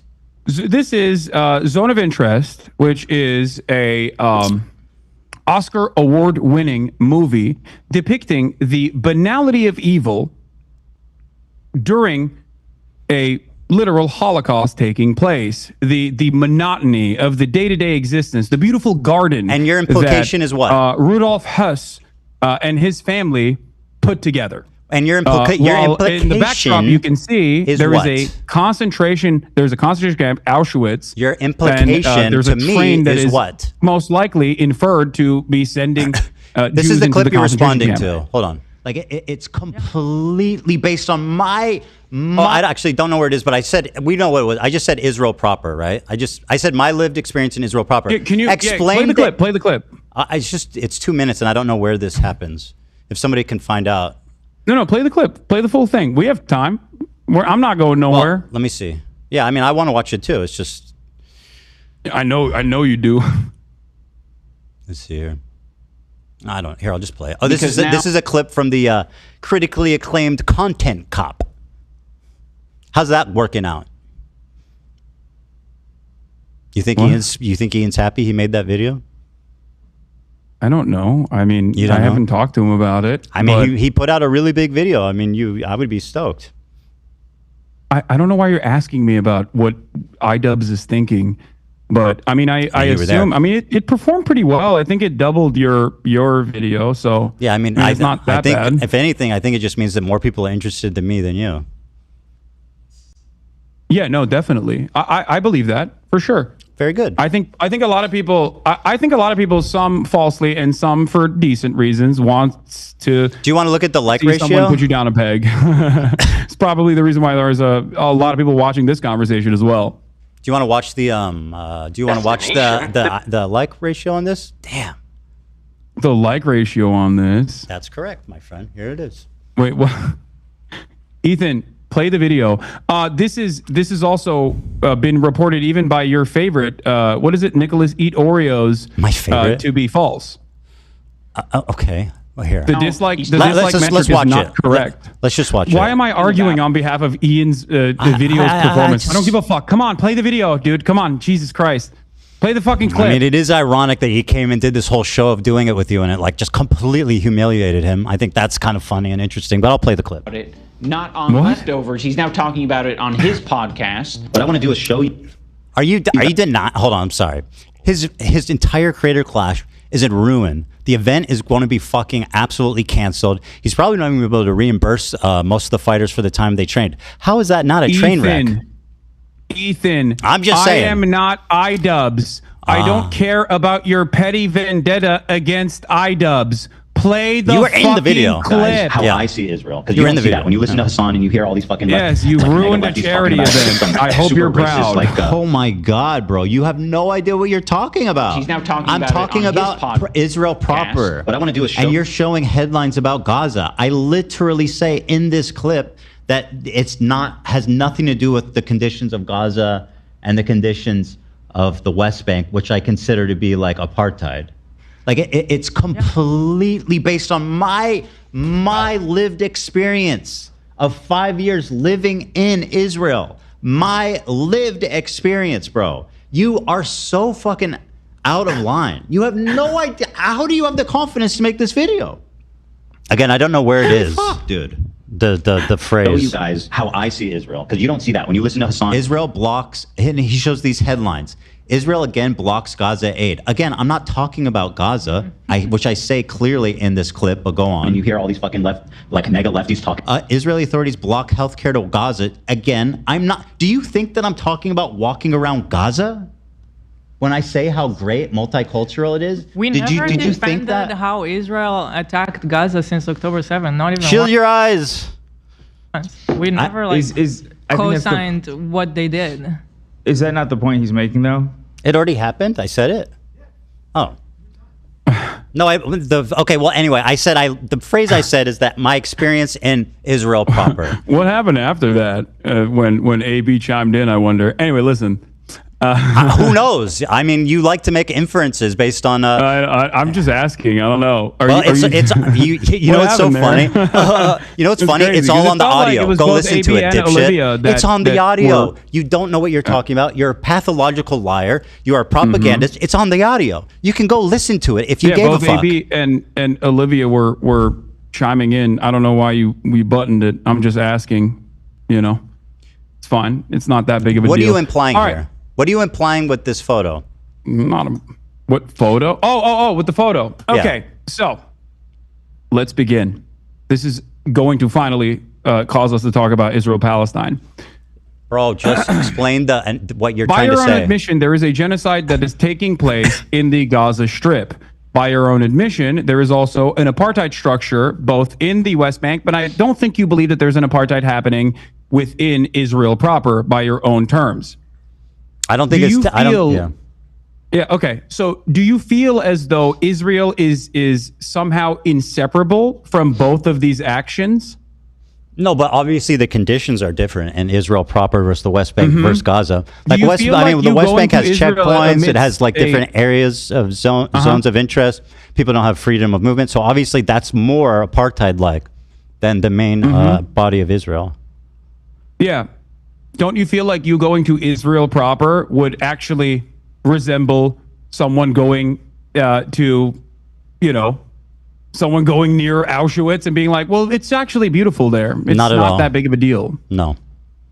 It's multicultural. Oh, you don't see the comparison. Well, I mean, where Israel, you mean in Tel Aviv? So you're saying that... Jonathan Glazer, who made this video, Jonathan Glazer, who made this Oscar-winning movie, does see the comparison. So hold on, your criticism. He said as much. You're saying his Oscar award. All I said was my lived experience in Israel proper. Is the problem that Israel proper? That sounds racist or something? No, I think you're trying to present Israel as a beautiful multicultural land when it is directly doing a genocide across the border boundary. Okay, and also is an apartheid on a good day. Yeah, I make a distinction for sure. You can't. I lived there for 5 years in Tel Aviv. From the crimes that is happening 6 miles away, Ethan. That's my point. So 6 miles from where I live in Tel Aviv? 6 miles from what? I don't know how many miles away it is from. It's a lot further than 6 miles. What the fuck are you talking about? I don't know how many miles away it is. That's not the point. It's close enough that you can see it. If you go to Sderot, you can watch it. The point you're making is that everybody living in Israel is living next to a concentration camp. Yes. So I said, bro really said my lived experience in Israel proper. And you're saying that I am a Nazi officer living casually and enjoying life as people are. No, you're not directly a Nazi officer. Well, that's what this says. No, Ethan, you're taking it a little bit too literally. I think the point there with that imagery is not that it's a Nazi officer. Why did you choose the one with the guy standing in it? Well, I'm actually interpreting the work of art in the exact same way that Jonathan Glazer, who made this piece of cinema, interpreted it.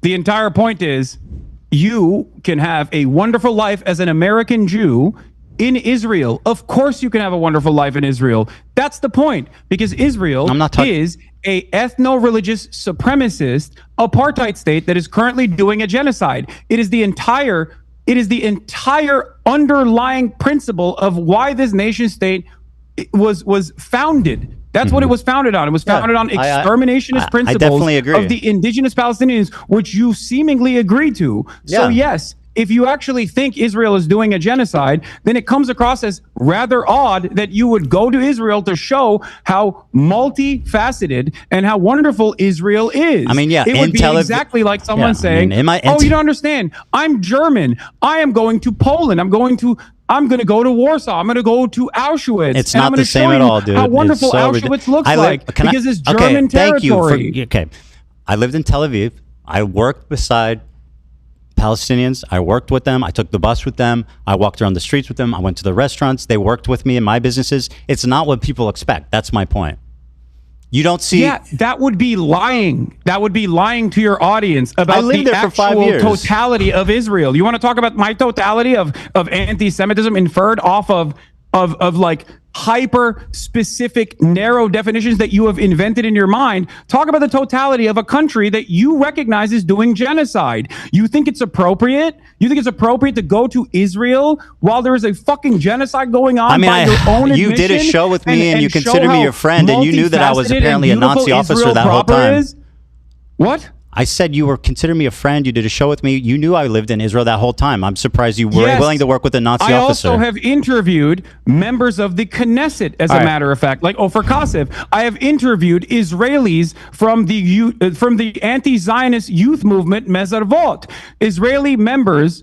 Israeli Jewish citizens that have refused service, refuseniks. I don't have an issue with people that have lived in Israel. Some of the reason why I know the total and utter depravity of the inception of Israel comes from Exeter University's very own Ilan Pappé. His writings are what guide me. Of course, I don't have an issue with people that have lived in Israel and no longer live in Israel, or even still live in Israel, as a matter of fact. As long as they are anti-Zionist, because I care about Zionism as an ideology. I do not care about Jewish people or Israeli people. These are not a part of my consideration, because I believe in the best of people. I believe that people, regardless of the circumstances that they've been presented with, can see right from wrong. Okay, very good. And I thought foolishly that you were one of these people. Very good. I foolishly thought you could also see right from wrong. But it's obvious to me that you have simply used what is going on for the past 16 months of horrific mass bombing and starvation. Hassan, you got to stop. You got to stop with the gish galloping. I know. You're righteous and I'm evil. I'm explaining to you my position. Let me respond. I agree with you. I think that my characterization of it as a utopia, like in that moment, was distasteful, and I wish that I had said that differently. And I see that it came off bad. It came off bad, and I was wrong on that one. I totally agree. Watching that clip back, I'm regretful about how I spoke about it. So I agree with you. Okay, that's fair. I wish you were this open-minded for the past 16 months, Ethan, because I feel like a lot of the conversations that have taken place. My problem is not with your philosophy on Palestine. My problem is with your community and the harassment you've leveled against me and my family. People make inferences off of what you say. They do not know what's in your heart.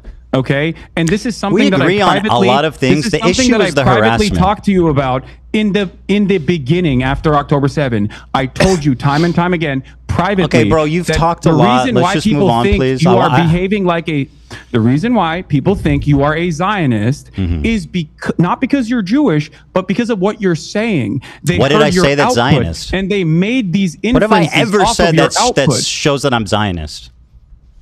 Ethan, the way that you have tackled the subject matter. Say one thing that has shown the world, undoubtedly, how Zionist I am. That I am worthy of the scorn of you and the entire left. How wrong that was, what you just said. Okay, does that mean I'm a Zionist? I mean, and by the way, that was a recent clip. That doesn't explain the last 2 years. Yes, it doesn't. So what did I say in the last 2 years besides that clip? As well. What did I say, Hasan? What did I say that's Zionist? As last month. You can't give me one fucking contextual example of me saying something that's Zionist after this entire... Go ahead. Yeah, okay. You have something? I have many things. List one. As recently as last month. List one example of me saying something I'm giving you another Zionist. example. Just calm down and listen. As recently as last month, you're not answering my question. You're just doing this gish galloping. Hamas is actually putting hostages inside of hospitals. Hamas is actually using tunnel systems under hospitals. And that is part of the reason why Israel is bombing hospitals. Bombing hospitals is a war crime. Okay? Bombing hospitals is a war crime. In your conversation with Sam Cedar, while on the one hand, you now recognize that Israel's doing a genocide, and you have in the past as well, for sure, but you've also gone back and forth on it, and you've called it a war or whatever. But having said that, in your conversation with Sam Cedar, you thought you had a gotcha where you said that, well, I find it very strange that there's not a single bomb shelter in Gaza. That's a condemnation of Hamas. What? That is a condemnation of Hamas. I think it's a condemnation of your assessment of reality. How is that pro-Zionist? Look at the Gaza Strip. How is me criticizing Hamas pro-Zionist? Would you like to explain that? Do you think a bomb shelter would actually survive bunker buster bombs? It'd be a lot fucking safer than There's not a standing structure the 7th floor of an apartment building. For Israel to actually systematically destroy You're every okay with hospital Hamas spending the that a bomb totality? shelter would Can I just ask you a simply be question? fucking crosshairs. Can I please ask you a question? Again, me criticizing Hamas makes me a Zionist? You criticizing Hamas makes you a Zionist? That's what you're claiming. I mean, it depends on it depends on what you're saying. Yes. Well, you know exactly what I said. You can have criticisms of Hamas in terms of like their own internal domestic affairs, in terms of their governance. But if that's your hyper focus, then yes, people are going to make that inference that you are definitely against any kind of resistance against the state of Israel. Because they don't make bomb shelters? Because your expectation, because they don't make bomb shelters? from the Palestinians is to just simply sit there and take it so you can fucking act like you felt bad 10 years down the line. Everything that you claim, the whole fucking apparatus of harassment that exists across social media with you at the center of it, it infringes on an inference that you maybe meant this. I have never once said I'm Zionist. The only reason people believe that is because you repeat it maliciously the reason time why people and time believe again. That is because of your hyper focus Name on one. you, and your distractions That makes me a Zionist? away, That makes and your me a Zionist? deliberate deplatforming attempts towards pro-Palestinian content creators. Yeah. It is ridiculous. Being pro-Palestine doesn't absolve you of guilt. You recognize the genocide, but you also literally get mad at people who fight back. You get So mad I'm at the public Houthis. enemy You number call one them terrorists. You call defending Hezbollah a myself. terror group, which is by the American state's definition absolutely considered a terror group. But there are plenty of terror groups that have Hold on. Do you not successfully consider Hezbollah a resisted terror group? against American imperialism and other do you forms not of settler consider colonial violence? Do you not consider Hezbollah a terrorist group?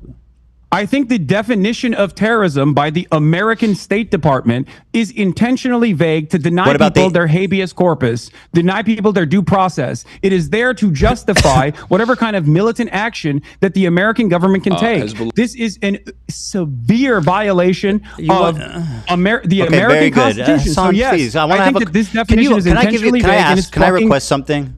It's silly. Can I please request something? I'm interested in having a conversation. You take this and you just go on and on and on and on. You repeat yourself. You double down on the same point. I just want to have a conversation. You make your point and then you move on. You're doing too much. Please. We're going to be here. The American terrorism designation is silly. Do we agree? I don't know.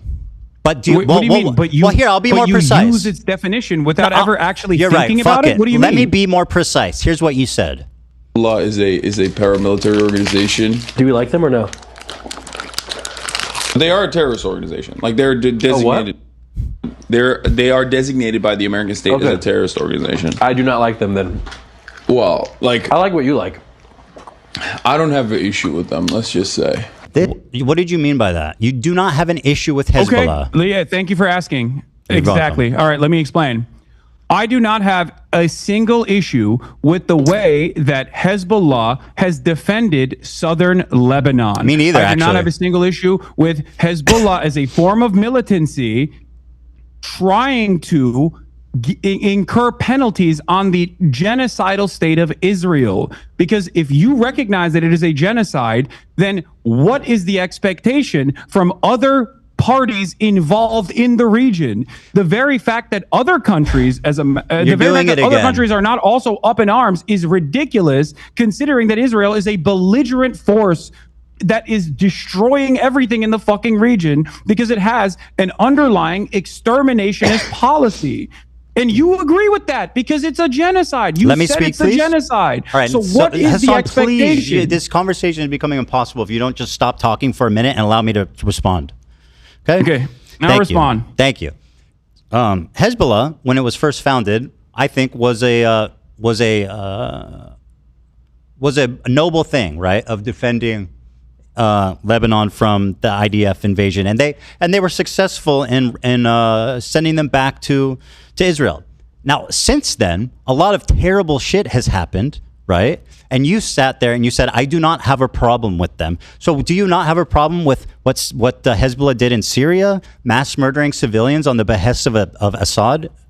Can you find a single instance where I've actually said I have no problem with Hezbollah's actions in Syria? You said I don't have a problem with Hezbollah. No, that specifically. You know what's so funny? Do you feel like that is the entirety of my conversation? Because I have talked about Hezbollah's actions in Syria, as a matter of fact, and I do have a problem with that. You're precise with your words, right? I don't think that harming civilians is in any way, shape, or form remotely correct.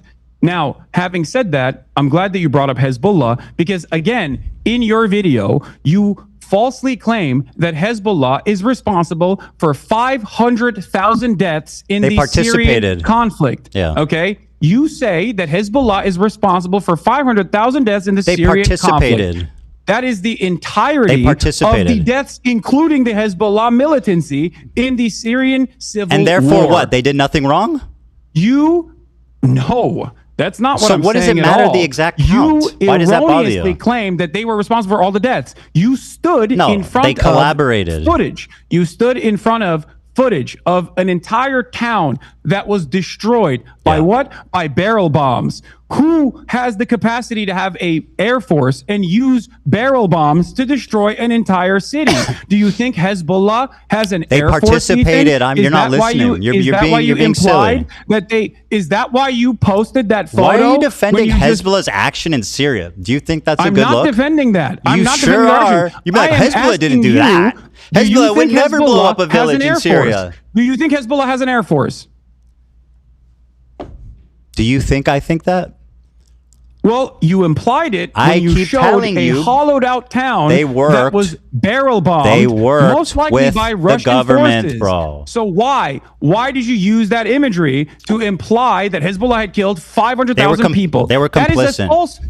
This is my main problem with you, Ethan. You are spreading. You're defending terrorism falsehoods right now, by the way. What? You are defending a terrorism right now. No, dude, I'm defending the truth. How is this so hard to comprehend for you? The truth is Hezbollah did in Syria wasn't that bad?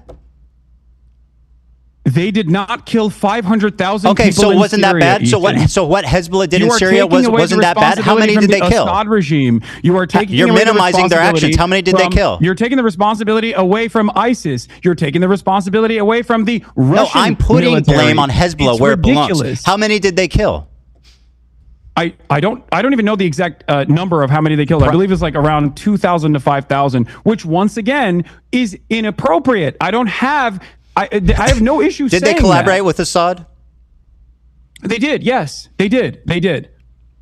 And so what is the issue here exactly? You said you have no issue with them.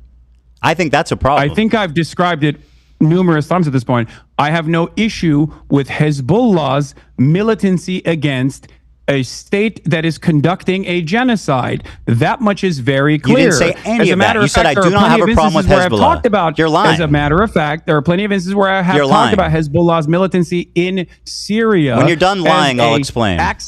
Wait, what? When you're done lying, I'll explain. You didn't say that.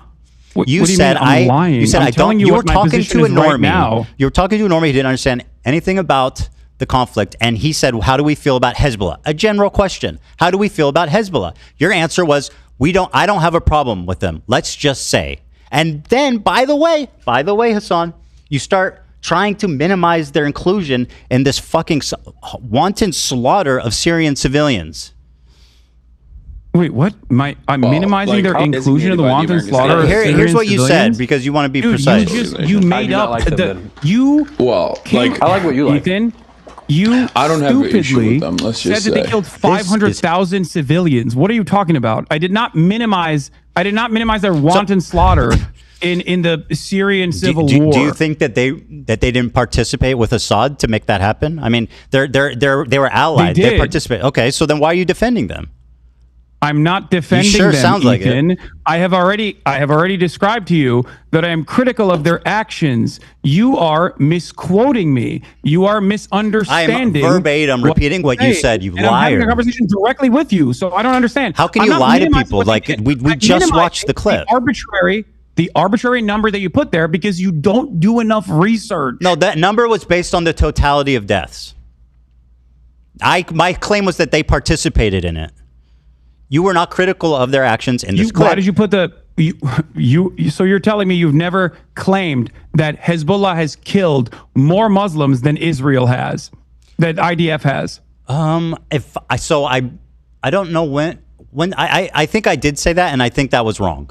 I was incorrect. Yeah, you've said that numerous times. You actually said you ChatGPT'd against AB when AB was like, I don't think that's correct. Yeah, by the way, I that's something I looked into, and I was actually wrong about that for sure. Okay, don't you feel like this kind of misinformation is somewhat? Don't you think that saying stuff like that is going to make people infer that you might be more pro-Israel than you let on? Yeah, because it doesn't. I'm Zionist? Work like this, right? You're not just like clicking a box and you're like, well, I said it was a genocide. What more do you want from me? Okay, you did. But then you spend all of your time criticizing responding people to harassment who are offering analysis and not justification, but analysis. Can I flip it on you a little bit? Are actually formed. You're upset. Can I Hasan, you're doing it. You're doing it again. I'm not doing anything. I'm just talking, hoping bro. to explain to you something so you recognize that you're wrong, as you've done twice now. You don't need to explain anything to me. I understand your point. Don't you? So you're accusing me of being irresponsible with my words. Don't you think saying you have no issue with Hezbollah makes people think you're pro-terrorist? I don't care that people think this. It's ridiculous. So are people valid for thinking you're pro-terrorist? Do you believe the State Department's designation for terrorism is valid? Is it reasonable for people to think that you are pro-terrorist when you say I have no problem with Hezbollah? Do you believe the State Department's designation for terrorism is valid? You answer my question, and I'll answer yours. Are people valid? Ethan, and considering you rely heavily on your audience not really understanding the terms that you are using. Let it be noted you are dodging. When you say, Hasan defends terrorists, okay, literally there's a reason why you say that. You say that to disparage me without actually addressing my arguments. And now when you're faced with me face to face to talk about these issues, you agree with me. So if you agree with me, you called Hezbollah a noble group. Should I just run around being like Ethan defends terrorism? I think you do, but I said their actions were noble. I didn't call them a noble group. Again, you have a problem with the truth. You just said that their inception was a noble one. Yeah. You said Hezbollah it's different from saying Hezbollah is a noble organization. But I really need you to answer this. Isn't it reasonable for people to assume you're pro-terrorist if you say stuff like, I have no problem with Hezbollah? Just answer the question, yes or no. I don't think it's reasonable for people to assume that I'm pro-terrorism because I think people are going to assume that regardless because I am. People can assume I'm Zionist, but it's okay for it's okay for people to assume I'm Zionist. Yes. Got it. The logic is clear. You don't understand what I'm saying. I get why people assume that. I get why people assume you're pro-terrorist. Yeah. Do you feel? Okay, let's talk about that then. Do you feel like someone being branded pro-terrorist is as impactful under the Trump administration as someone being pro-Israel is? Well, as someone who's been branded as a pro-Israel Zionist in my space, it is a horrifically fucking it's resulted in the unbelievable, unprecedented. I've been on the internet for 10 years, right? I've been through all kinds of controversies, all kinds of shit. I have never once in my entire life, Hasan, experienced the amount of harassment, the organized, psychotic campaign to try to ruin my life, all of my employees' life, my family's life, their family's life. This is your community acting in response to what you're saying about me being pro-Zionist. So do I think it's worse? In my experience, it's much worse. My community that's done any of these things that you're talking about. Okay, Hasan, can I ask you a question? Why the fuck were you browsing H3 Snark the other day and pulling clips from that?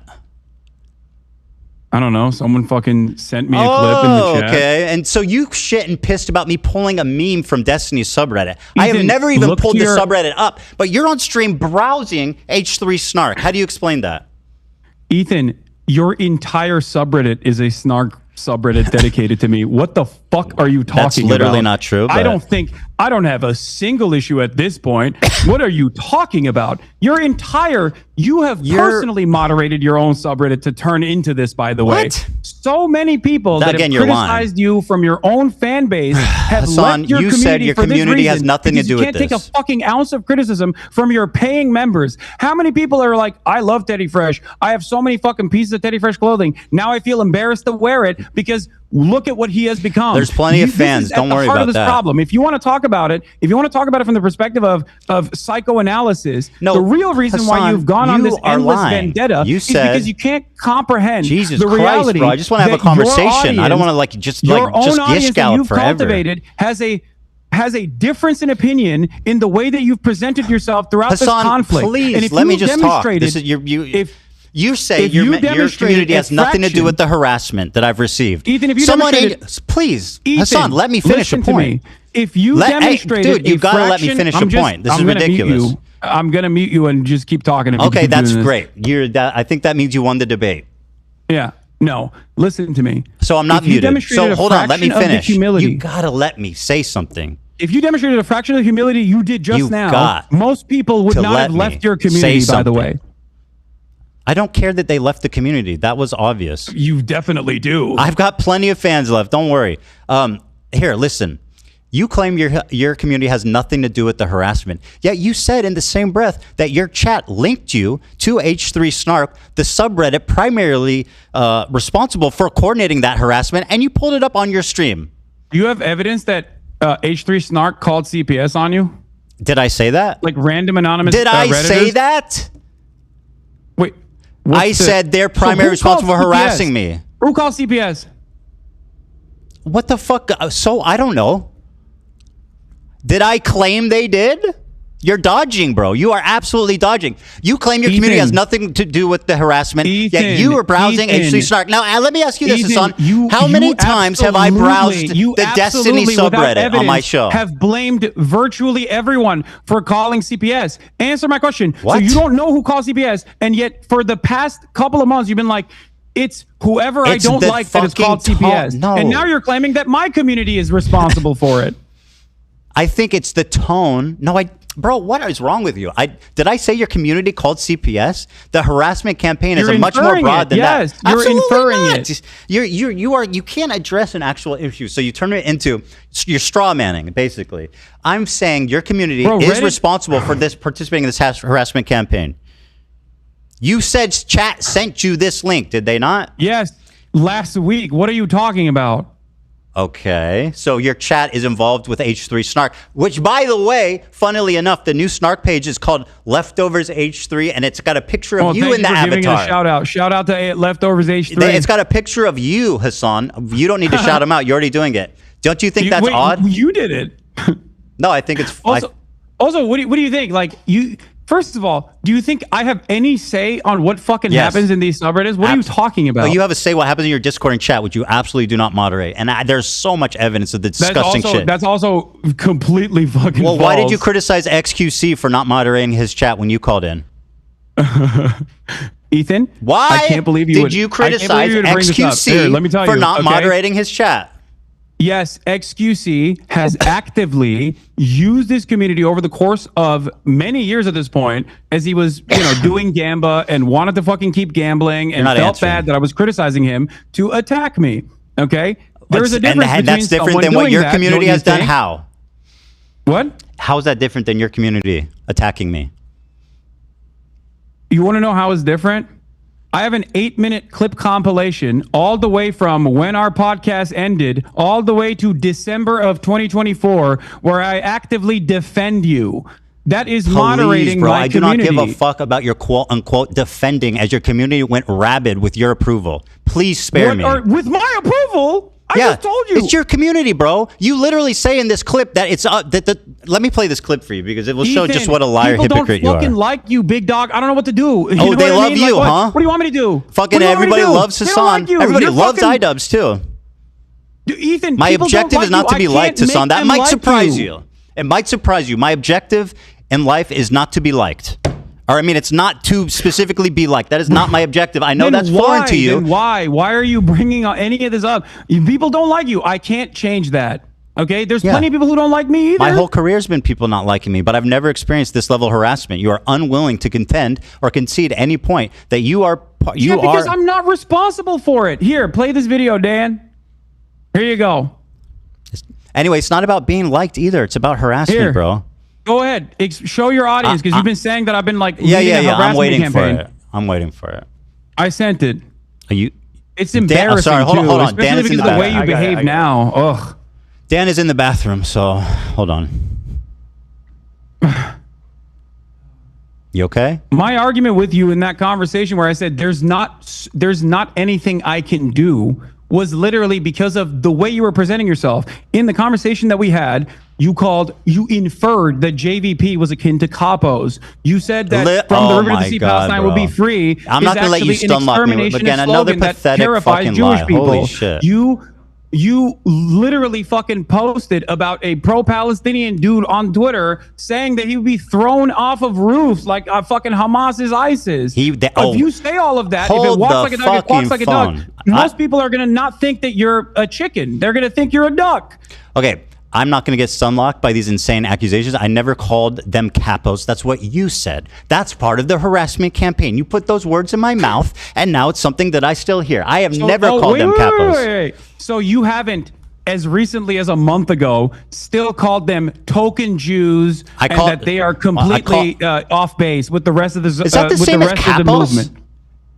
Do you have a problem with like levels? It's all or nothing. Is criticizing someone be a token the same as calling them capos? Why would you call Jews who are standing against genocide, which you also recognize as a genocide? Can I play this? This is the clip. Token Jews Here's what that you are said. not representative of the broader movement. They're statistically You also not. called Matt Lieb a capo.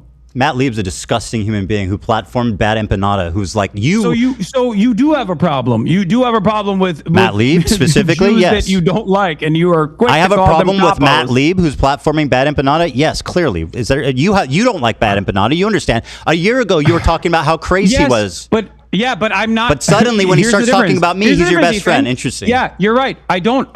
You're right. I think BadEmmaPanda is insane. But you know what? I also And all of a always sudden, say? you love his videos. Why is that? BadEmmaPanda. Why do you love his videos suddenly? Before you pledged never to watch his videos on stream. Why do you love them now? Oh, because he did not want me reacting to his videos. That is insane, pathetic, bold-faced lie. That's what it is. No, he said. You literally told. Oh my god, dude. I have. Okay, first of all, let me play this clip of you criticizing XQC. Okay, wait. You and all these other let's watch this. You asked for it. Actually, hold on. You asked for this. Here's what you said. Because it's not something oh my he would god, ever wait! ask I sent for. you a And clip. all these Why other aren't you playing content that one? creators actually, whipping their communities when their chat is going fucking absolutely bananas over random dumb shit and bringing my name up for no fucking reason. That you were just allowing that shit to run rampant in your chat, and I thought that was fucked up. Ethan, I love you, but there's only so much I can do, especially as someone who thought we were fucking friends. I think that's a reasonable expectation for someone who you consider to be a friend. The problem wasn't that he was pro-Palestine. You have to show my clip now. It makes sense. Okay, no, great. Show my clip. Sure. Show my clip that I sent Dan. Yeah, no problem. But there you go. I'm gonna pull it up for you. Oh yeah, TikTok. This is gonna be good. Ethan Klein debunked 7 minutes, bro. Hold on, I'm not gonna watch the 7 minute clip. What do you want me to watch? 7 minutes of it. Okay, you think if I just play it from the beginning, they'll get the gist of it? Yeah. Okay. Oh, you'll get it. All right. And you can skip towards like the end too if you want, like towards the By middle. the way, this has 1,000 likes, bro. Are you name searching yourself or what? No, the person who made it sent it to me. Oh, okay. Nice. I guess it's hard hitting. Ethan is a mega Zionist. You are wrong. Okay, trust me. I don't think you know. I don't think you know many Zionists if you think Ethan is a mega Zionist. Not even close, dude. Time and time. Funnily enough, that's still true. Again, I've spoken about how Ethan is not your enemy. A person who cries when a Palestinian child dies is not your enemy. Okay, he's not. I've said these exact words over and over again. The problem is that your community is obviously an unhinged, and if you don't defend me, my community is going to get mad at you. It's definitely just an optics play, which, by the way, you never stuck to. Shut up. Keep playing. Let me guess. It's more videos of you defending me? Keep playing. Enough. I told people in this community and people everywhere that will listen to what I have to say that you have to choose who you are actually angry at. There are people who are so loud and so proud about the ethnic cleansing campaign that Palestinians are experiencing currently. Go yell at them. He's been shitting on you on his members-only streams. I don't care. I don't care. Bro literally shat on you yesterday and his coworker for saying from the river to the sea, sorry, dog. I don't care. I watched a minute of it. I really don't give a fuck what you said. Keep going. No. It's 7 minutes we've watched long, a bro. lot of your clips. Spare the audience. This is about you. Go on. What are we going to glean from watching longer? Keep playing it. This is just November 1st. Nah, I don't want to Go finish to the it. middle. I know what it is. You talk kindly about... Okay, here, I'll go to the middle for you, okay? You think I'm not moderating my fucking community? You absolutely think I'm are not trying not. to get people to stop no, yelling about you at that point? Okay, let me go to the middle so you can have your thing, and then we'll move on. And it frustrates me to no fucking end. I've told you this time and time again in this time frame. Just like I kept telling you, Ethan is not your enemy over and over again. That's why I love iDubbbz, Ethan as well. People that have actually changed course, recognize their mistakes. Okay, I mean, yeah, we get the idea. It's fine. You know what I mean? You're the best friend ever. By the way, whoa. No, whoa. I'm My turn. Well, I was You were just screaming, play the video. You told me to shut up. I wasn't moderating my community and claiming that you screamed to shut up and play the video. So I'm going to ask you to return the favor at this moment. You claimed that you didn't watch. Here's what you said about BadEmmaPanda. You lied to me and said you don't watch his videos because he asked you not to. Magically, when he started talking about me, you became his biggest fan, and you watch his videos on your stream regularly, which has resulted in an explosion of his popularity. Here's what you said about him a year before this conflict. On a video on nice shirt, stream. by the way. I'm just letting you guys know. If you think I'm gonna fucking watch a YouTube essay from a dude literally openly antagonistic towards me watching fucking YouTube videos, you're out of your fucking mind, okay? You think I want him to write like 700 hours worth of new YouTube essays about how I have wronged him? I don't want that. I don't want that at all, okay? The genocide propaganda will come. Thanks for watching. That's in the clip, Free Ethan. Palestine. You keep doing this thing. Thanks for watching. The clip. Yeah, go support this. I'm playing the clip. Just chill out. I said it. I told you why I wasn't watching BadEmmaPanda. Oh my God, Hasan, you're talking over the clip. You need to let it play, okay? You're making the clip unwatchable. Mine, okay? You think I want him to write? Bro, it's just a minute long. You can chill for a minute. Will come. Thanks for watching. Free Palestine. Thanks for watching. Yeah, go support this dipshit that I do appreciate, regardless of my disagreements with him. That's you now. On his optics and the ways that he conducts himself with regular frequency. Link to his because page. ultimately, his product, his YouTube essays, as a standalone entity, is always solid. Rick's such a fucking freak, dude.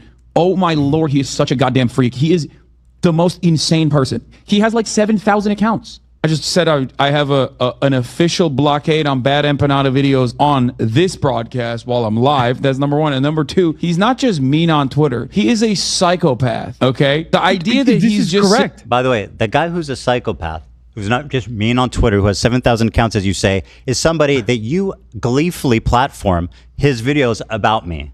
So I'm just saying... Your community doesn't do harassment, right? Let's just promote BadEmmaPanda, who literally exists to harass people by your own fucking definition. None of the things that you just Twitter showed is ridiculous. He is not just you're doing it right now. Most insane person on Twitter. Yeah, let me go watch a video about a dude who constantly talks about how I'm fucking a reactionary fake socialist because I watch people's videos. That seems like a good idea. It's age restricted, which means there's like TOS violations galore in there. Fucking BadEmmaPanda. The cringiest, like, classic angry leftist who never shuts the fuck up and is just angry at the entire planet. Anyway, let's continue. Why is he a terrorist? He's an Arab in Yemen. Why else would he be a terrorist, right? Someone who, by the way, yes, like, what terrorist attack has he? By the way, you couldn't even watch a fucking 7-minute video of me actually defending you to your audience because that would kind of betray the narrative. It's almost done. It's almost done. It's almost done. He would perhaps benefit tremendously if I did watch his YouTube videos on this channel, but I'm never gonna fucking do that. So you said he would benefit tremendously if I watched him, but I will never fucking do that until he starts shitting on Ethan. By the way, my community doesn't harass people. That's not true. Let me explain to you absolutely, provably, empirically true. Do you want to hear my perspective, or do you want to fucking just keep playing clips that your production team put together? Okay, so BadEmmaPanda. Sorry for preparing. No, there's no problem with that. I mean, you're still doing a horrible job at it, but it's all good. We'll see. So BadEmmaPanda, he's crazy. I still say that. He attacks me all the fucking time. He says I'm a Jewish exceptionalist Zionist. Okay, like there's disagreements that I have with BadEmmaPanda. There's disagreements with his tactics, as I've shown in that video, as I've said in that video. There's disagreements with the way he presents himself. But if you notice in that video, I also said something. His work on YouTube Okay, his work on his YouTube essays stands alone. BadEmmaPanda. What about his videos attacking me? Are those is that part of his great body of work? BadEmmaPanda on his YouTube essays, especially when it's issue specific, are actually very instructive. Then why are you watching ones called Ethan Klein is a Zionist baby killer? Why are you watching that one? Is that part of his master body of collection? Is that part of the Criterion collection there, buddy? Yes. Why does okay, it is good. Why does BadEmmaPanda role play hunting Hila and killing her in video games? Have I ever said that I think that's appropriate? I think no, of course not. But what you are doing is endorsing this guy. Do I agree with you that BadEmmaPanda is crazy and also does crazy shit because he's a fucking scraggly internet troll who is, once again, as a separate, you like to compartmentalize Israel proper from doing a genocide. I like to compartmentalize the content that I'm consuming from a guy who I do think is doing well-sourced, well-researched YouTube essays, who also happens to be a fucking freak. Ethan Klein is a Zionist dog, and by the way, I want to kill his wife. The reason why that blockade ended, and I've watched other videos that are not related to you from BadEmmaPanda in the past on this broadcast as well. How many? The reason why that blockade ended. How many of you watched Not About Me? What? How many videos of his have you watched that are not about me? I don't know. Maybe I don't know. No idea. Maybe one. I've watched a fuck ton though. I've watched a fuck ton of BadEmmaPanda videos. And are most of them about me? No, not all of them are about you. Actually, this segues perfectly. You claim I'm obsessed with you. That's part of the narrative, right? This is me claiming that, Ethan. I think at this point, a lot of people see it, right? Very good. Well, let's see. Ugh, God damn it. Well, I got to refresh this. So here's an example from one of these clip channels. These are all different clips, right? Over a 2-month period, there's edited down 24 hours of you talking about me. 24 hours. That's over the. These are most likely. Hold on. These are fan channels. Let me.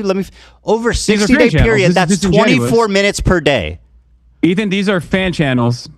This is disingenuous. You're presenting the same. You're presenting. Okay, first of all, I'm just showing how much you talk about me on stream. Second of all, that the fan channel defense is a. Let me finish. The fan channel thing is a clever part of your disinformation campaign to avoid any responsibility. And the fact is, if I wanted to show all your fan channels, this is how many fucking videos was uploaded about me in the last 22 days. You think that's regular? You think that's regular? Ethan, I have no control over my fan channels. What do you mean? You're literally showing the same. I say one thing on 66 on my Twitch videos stream. about me. I say one thing on my Twitch stream. Fan channels make the video of the same thing and you over and over love again. it. It's all part, so you don't ever have to accept responsibility. A lot more than it actually is, but it's actually the same fucking video.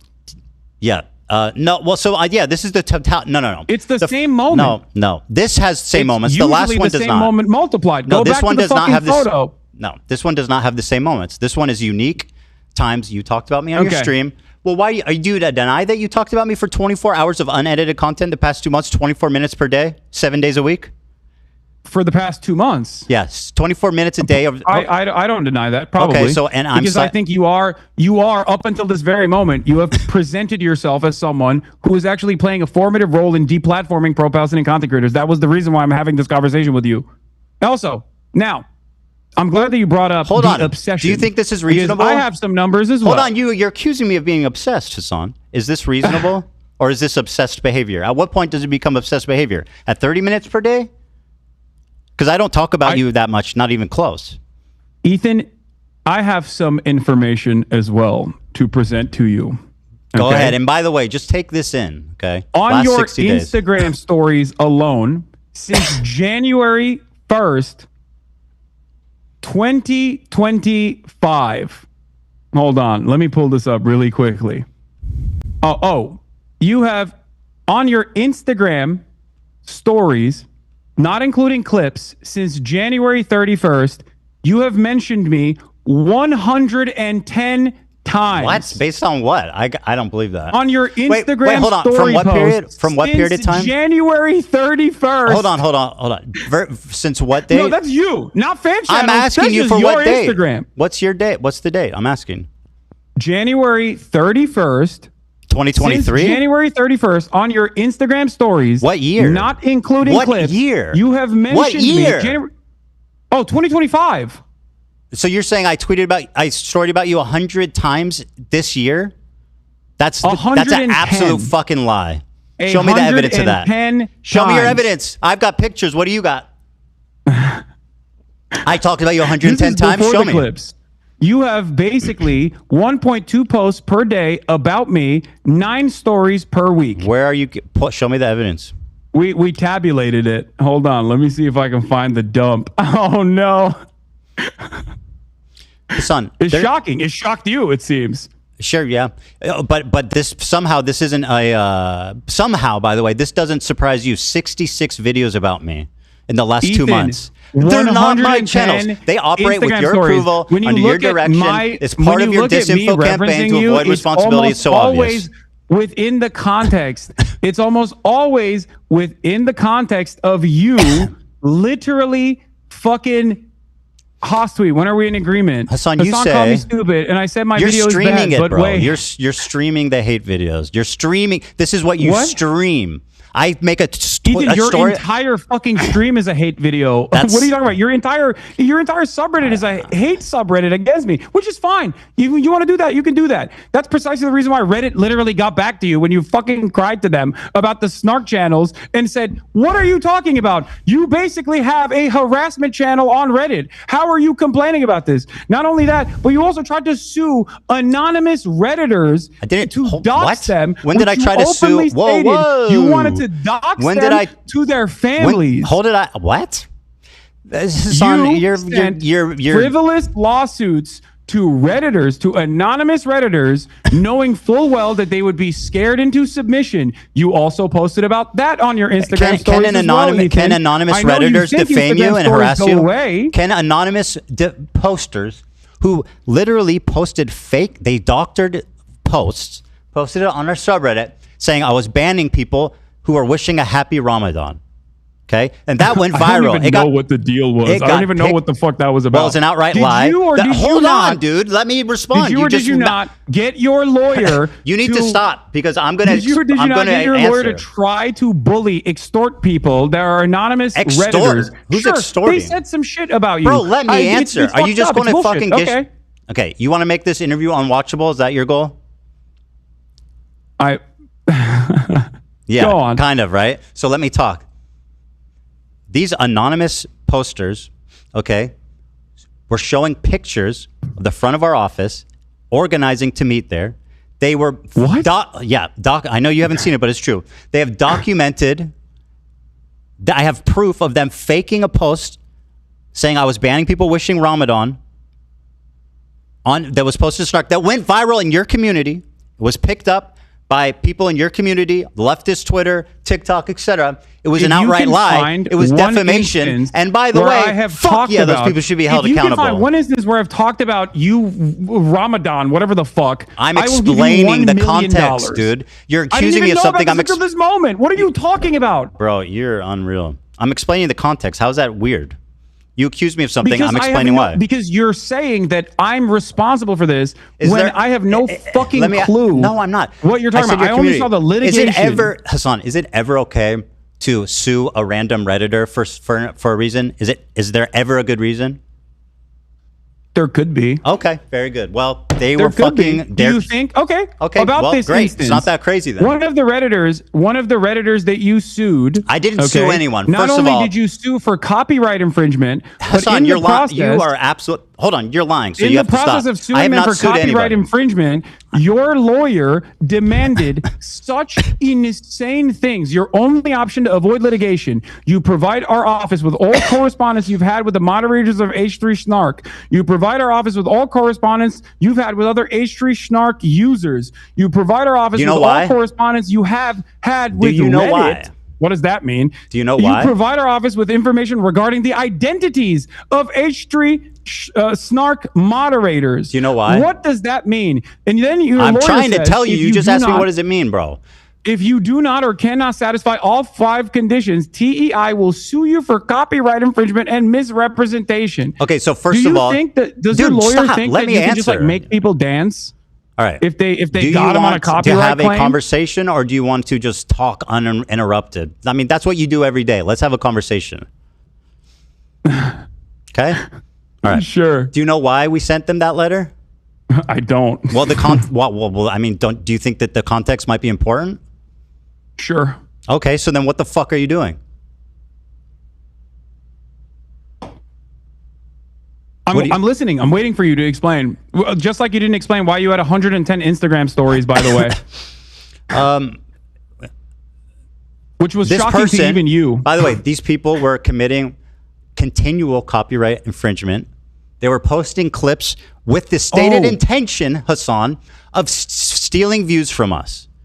This person, we took down the DMC post, and they erroneously views from you how? I'm sorry. Do you want me to respond? This person stealing views from you how?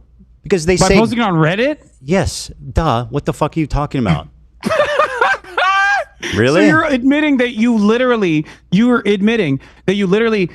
filed a fucking frivolous, really are stupid. A frivolous copyright infringement lawsuit. Do you know what a lawsuit? Fair use. Do you know the difference between a letter and a lawsuit? Filed a frivolous lawsuit to try and stop people from criticizing you on Reddit. Did I say? Do you know how many people criticize me on my Reddit? I didn't say criticize. criticize. How many people criticize me on your Reddit? Oh my god, this is so. Imagine pointless. if I was fucking suing them. Bro, how much would you talk about that? You know what? I want to ask you something. They're posting paywalled content and saying, watch it here so that you don't support Ethan. Now. Okay? Spare me. Now, let me ask you a question because this is fucking dumb. Okay? You always say that whenever, first of all, let me give you a stat.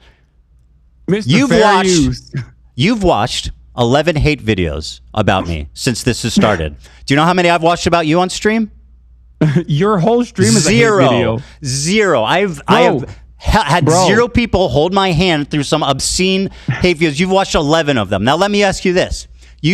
Whenever I make a response to these videos, for example, the content cop, you say you don't have time because you need to get to the news, which is something important. Then how the fuck do you have 19 hours straight, uninterrupted, to watch 11 hate videos, but you're not willing to show my response? Don't you think that's a bit cowardly?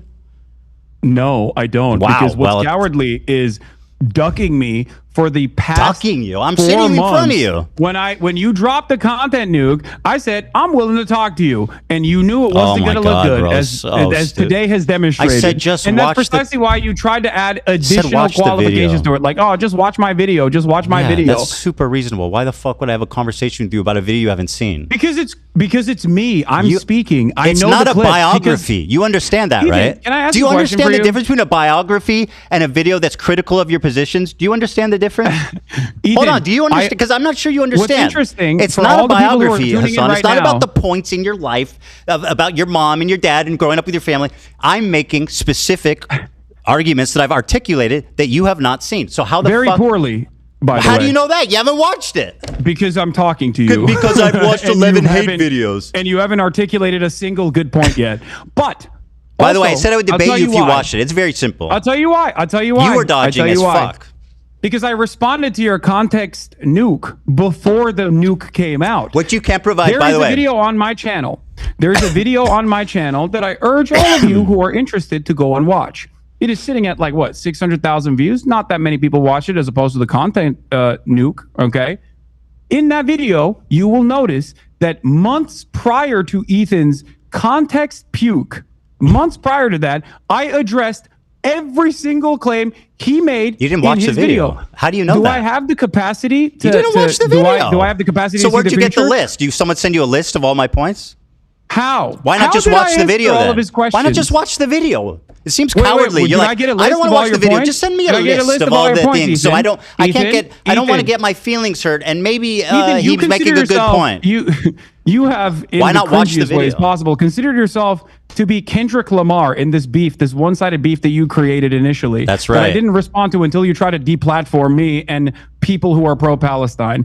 Okay? Who cannot, by the way, let me explain to you something. Being pro-Palestine means you are infallible and can never be criticized. That's awesome logic. You want to talk about the content nuke, Hasan? Responded to. Hasan, you want to talk about the content nuke? Can you name one clip that was out of context? You call it the context puke. Name one clip that was taken out of context. Go ahead. Watch my video and you'll find out. Name one. Watch my video. Go ahead. It's about me. No, I'm kidding. I'll show you.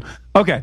So one of the best examples that we were initially going to get to, and then we went on a long, drawn-out sequence over what's out of sexual context. assaults, is that one of the clips that you used,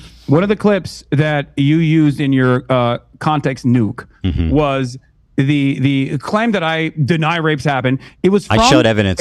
That wasn't out of context. That was an opinion. At the time,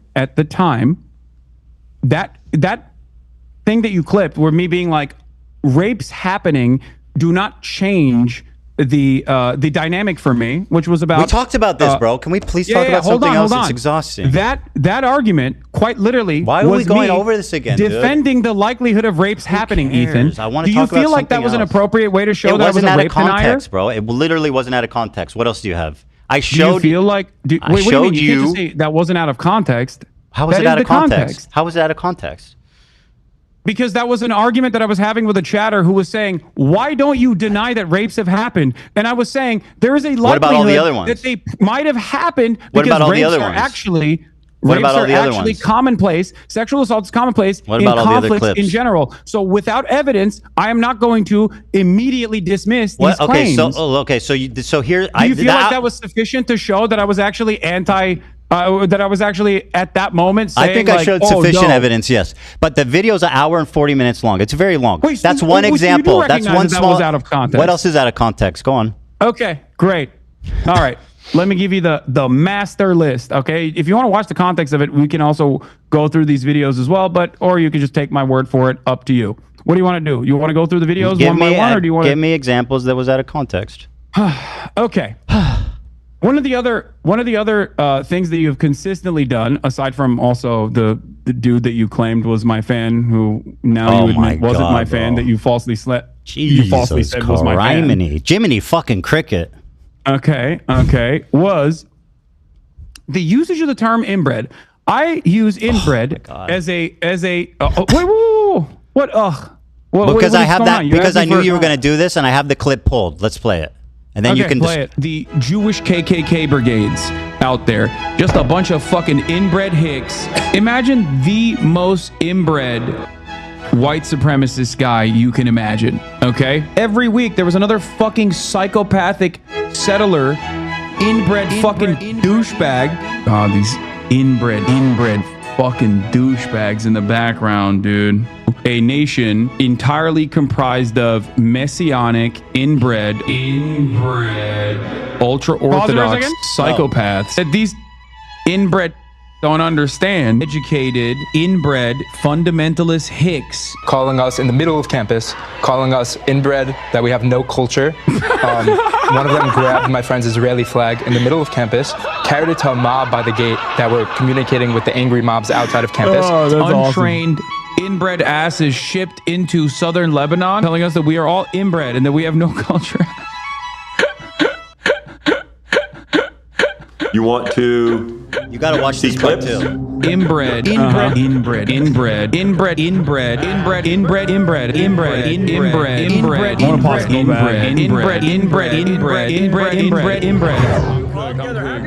from Hasan. The clips are, and that's not necessarily the algorithm. Okay, so yeah, go ahead and defend your continual use of the word inbred to describe Jewish people. Go on. Wait, do you think I'm describing all Jewish people as inbred? Is that what your assessment is here? Microaggressions, my friend. We're pretending they don't exist. Shut up, dude. You continually refer to Jewish people as inbred. You are such a pussy. Oh my god. Yeah, dude. I mean, of course I'm calling the fucking Kahanist Jewish supremacist settlers inbred. Why is it that you tried to defend the actual Kahanist settlers that were destroying humanitarian aid? When I was calling them fucking inbred, you were like, oh, why? They're just nice young Jewish boys, you said, when describing that fucking video. Did you? So again, Hasan, you have a chronic problem with the truth. Here's what you're talking about. Douchebags in the background, these are just dudes. By the way, this is the difference between me and Hasan. Clip again. When I get criticized, I pull it up and I watch the fucking criticism. Hasan opens Comrade KC tweets and Snark posts and reads their interpretation of my video. Talk about being a pussy. You need people to hold your hands. Let's fucking be real here. Yeah, I'm so scared of you. That's why I wanted to debate you. And this is an ongoing joke with his community. These are just fucking benign dudes. Just I don't know what the fuck they're doing. It looks like they're doing charity or something. It looks like they've got water or boxes or something, like they're helping. And he's going, oh, look at these inbred fucks. It's like, bro, who are you? What are you? By the way, even if they're doing whatever bad, you're still calling Jewish people inbred repeatedly. You understand that, right? Rubs off on people. They're fucking Nazis. That doesn't make it What's any wrong less with you? They're participating single-handedly in a genocide. Continually to Jewish people as inbred, bro. You don't think that can affect people? I call all racist right-wing reactionaries inbred. It's one of the fucking terms that I can use that isn't like immediately slammed. How about one that doesn't feed into like an anti-Semitic trope? Why did you laugh when that guy said that people were calling them inbred on campus? Why was that funny? What do you mean? Because it's a fucking cry-bully claiming that he was a victim he was of walking harassment. through campus. What? He was walking through campus. How's he a cry-bully? No, he's a cry-bully for going on Fox to be like, I was under attack. I was victimized once again. What was the bully aspect? What do you mean? When someone to be a cry-bully, there needs to be a bully aspect. Where's the bully aspect? Have you literally left your goddamn Bel Air mansion for a second and looked at the news? Do you know what's going on?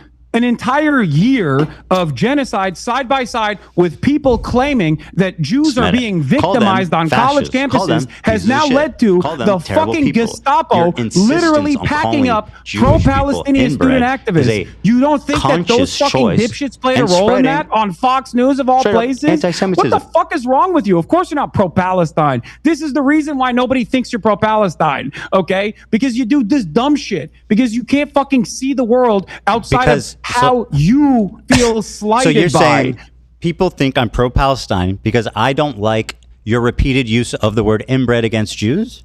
No, that's not what I'm saying. I'm saying that you're running defense for Kahanists who are literally I'm not defending them. Nazis. I'm attacking you. How is me saying why you are? You are fucking crying about me calling Nazis inbred in the process of them destroying humanitarian aid, going into Gaza. All the clips. And then you're going, they look like kind boys. Yeah, I took it back immediately. They look like nice boys that were just holding the humanitarian aid. How do you assume that people I literally won't see took that it back immediately. What the fuck is wrong with you? I admit I was wrong and took it back immediately when I learned the context. Do you know how that works? Oh my God, there's a lot more. Do you want to keep going? Have you piece by piece? No, it's fucking boring.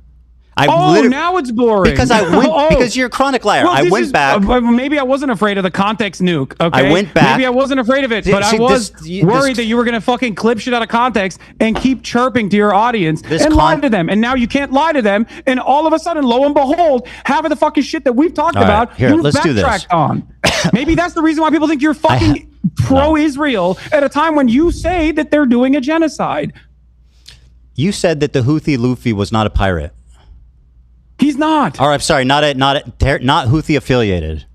He's not. But even if he was, I wouldn't care. I hope you understand that. Because that's rewriting history. I'm gonna say this very clearly. No. It's not that you cared. It's that you fucking glazed them up. I'm gonna say this very clearly to you right now. 10 toes down. Are you ready for this? Go ahead. I believe what the Houthis are doing in terms of stopping Israel doing a genocide to implement a blockade on the Red Sea is a good thing. 10 toes fucking down. They are on the morally right side. Don't you also think they're on the morally right side? What have they done? You're supposed to. Hold on. You're saying that it's a genocide. What have they done? What the fuck are they supposed to do? They hijacked a boat that had nothing to do with Israel? Like fucking That's bravo. Not true. That's not true. Really? What was that? What did it have to do with Israel? It was literally owned by an Israeli. It was partially owned. Is a big multi-conglomerate company that was partially owned by an Israeli. Yes. It was bound for fucking for Turkey from India. What do you mean? They kidnapped 5 totally unrelated Filipino fucking prisoners and kept them prisoners for a year. In your fucking video, are you going to take that back too now? Now you admit that you were wrong on that part too? Take what back? I didn't hear you. Wow, what are we on? 4? 5? How many points have you actually backtracked on? I don't know what you're accusing me of. What was I wrong about? You said in your video that it had nothing to do with Israel. You claimed that it wasn't owned by an partially owned by an Israeli guy. You were wrong. Partially owned by an Israeli guy? It's British owned. It's owned by a British company. It's an Israeli conglomerate. It's owned by a British company. Ship. So it's owned by a British company. You literally claimed that it was owned by Isle of Man. It was an Isle of Man ship. It is. Like you think all of these ships mysteriously are just owned by that, and it's not a fucking easy flag How much of this? to get. How much of this? So, if this Jewish or this Israeli guy is 0.5.